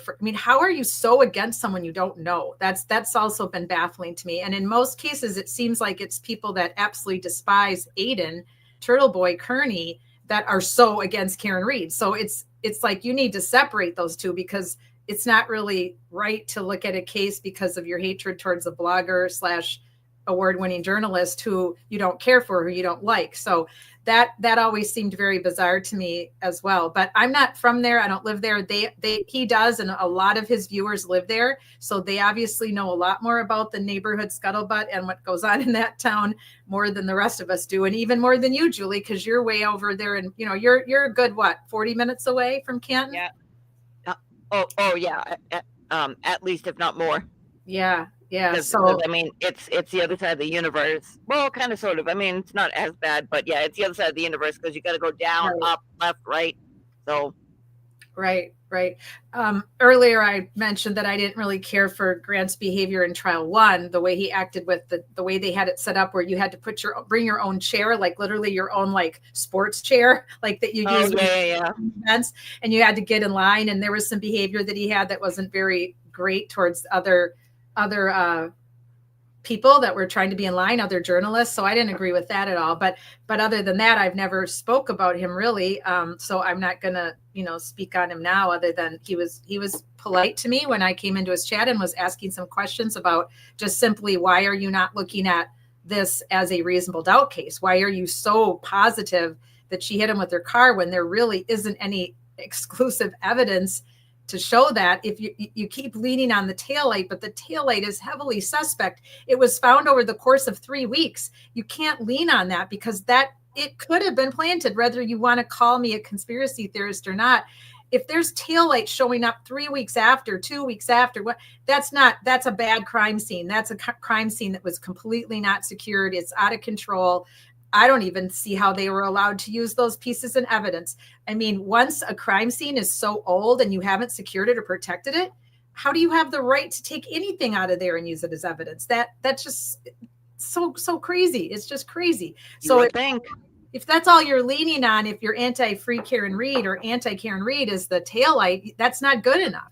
You gotta lean on something else, and you can't lean on surveillance cameras because they didn't go around the neighborhood and interview anybody and get anybody's doorbell camera, doorbell ringers, and especially the fellow Canton sergeant or whatever he was across the street.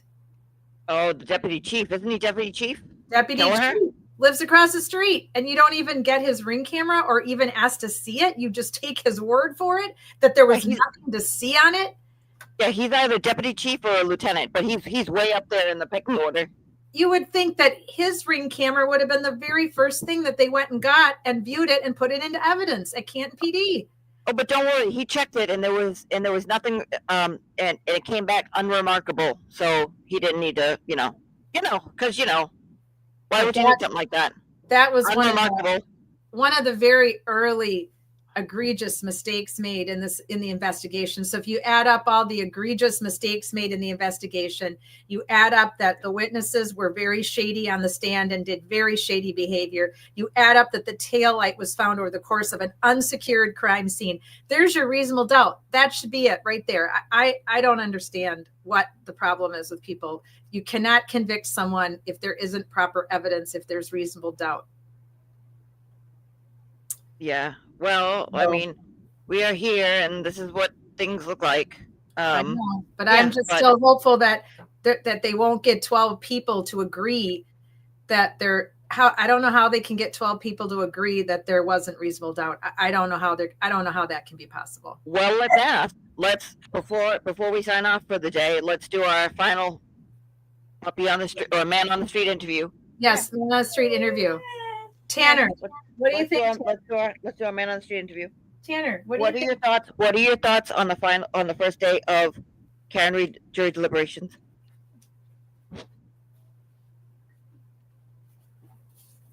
He burped. So I mean, I'm not a soothsayer, but Cocker Spaniel burps. I think there might be trouble ahead. Tanner's raising his paw. He has concerns. He has concerns that they bought into. Yes, he has grave concerns that they bought into all that hanky spanky stuff that he put on. Right, Tanner? Do you have grave concerns? Do you have grave concerns? Who says I have grave concerns? I'm very concerned. I'm concerned. He's concerned justice will not be done. Justice can only be done with this much reasonable doubt if there's a non-guilty verdict. Sorry, folks, but when there's this much reasonable doubt, you cannot convict a human and put them in jail. You can't do it. So there's our puppy watch for the day.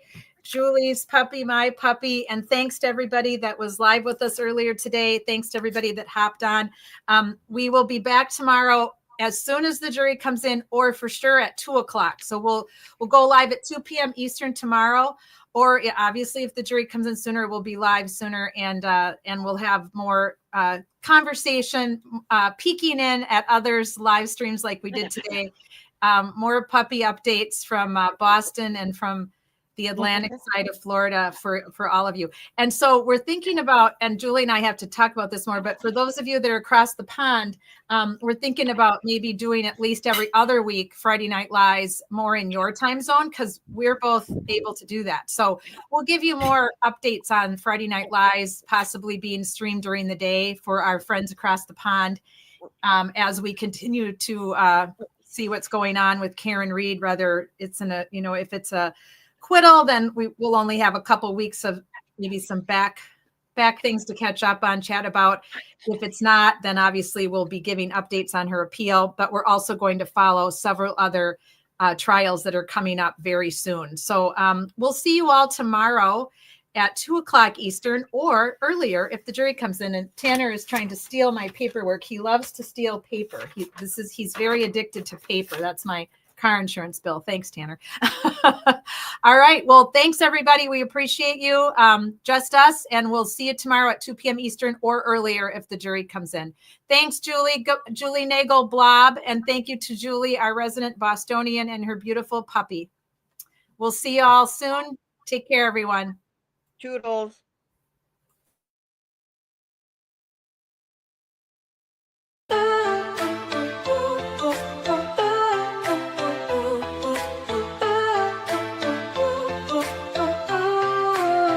They try to silence the truth we shout, but we're still here, we're still calling out. Corruption hides behind a badge and name. We light the fire, expose the shame. We're justice seekers, we'll fight the fight for every voice lost in the night. My life mattered is the cry we sing.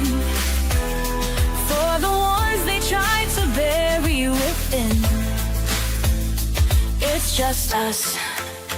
We're a movement wide. Together we rise, won't run nor hide.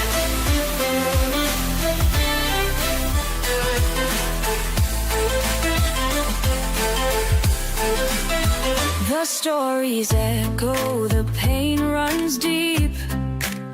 For stolen lives we can't just weep. Elected power, but their hearts are cold. We'll bring the truth, let it be told. We're justice seekers, we'll fight the fight. For every voice lost in the night. My life mattered is the cry we sing. For the ones they try to bury within. It's just us. We're a movement wide. Together we rise, won't run nor hide.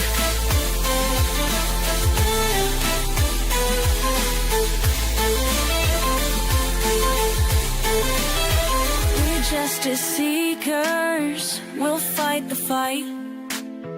The heroes undo the harm. Calling out corruption, we'll stand tall.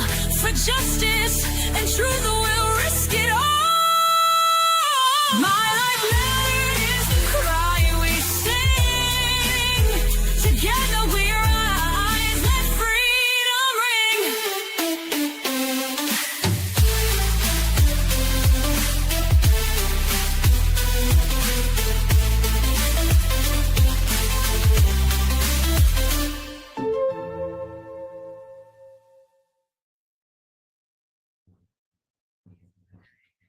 Bye, everybody. See y'all tomorrow when the jury comes in or at 2 p.m. Eastern. And there is the picture of the lovely donuts from my donut shop in Madison, Wisconsin. And breaking news from the college baseball world for my fellow sports fans. Arkansas, Gage Wood throws third no-hitter in College World Series history, striking out 19 to eliminate Murray State. So there's your breaking news of the day for college baseball. Have a great day, guys. Great rest of the day, and see you tomorrow. My life mattered. And injustice now, just us.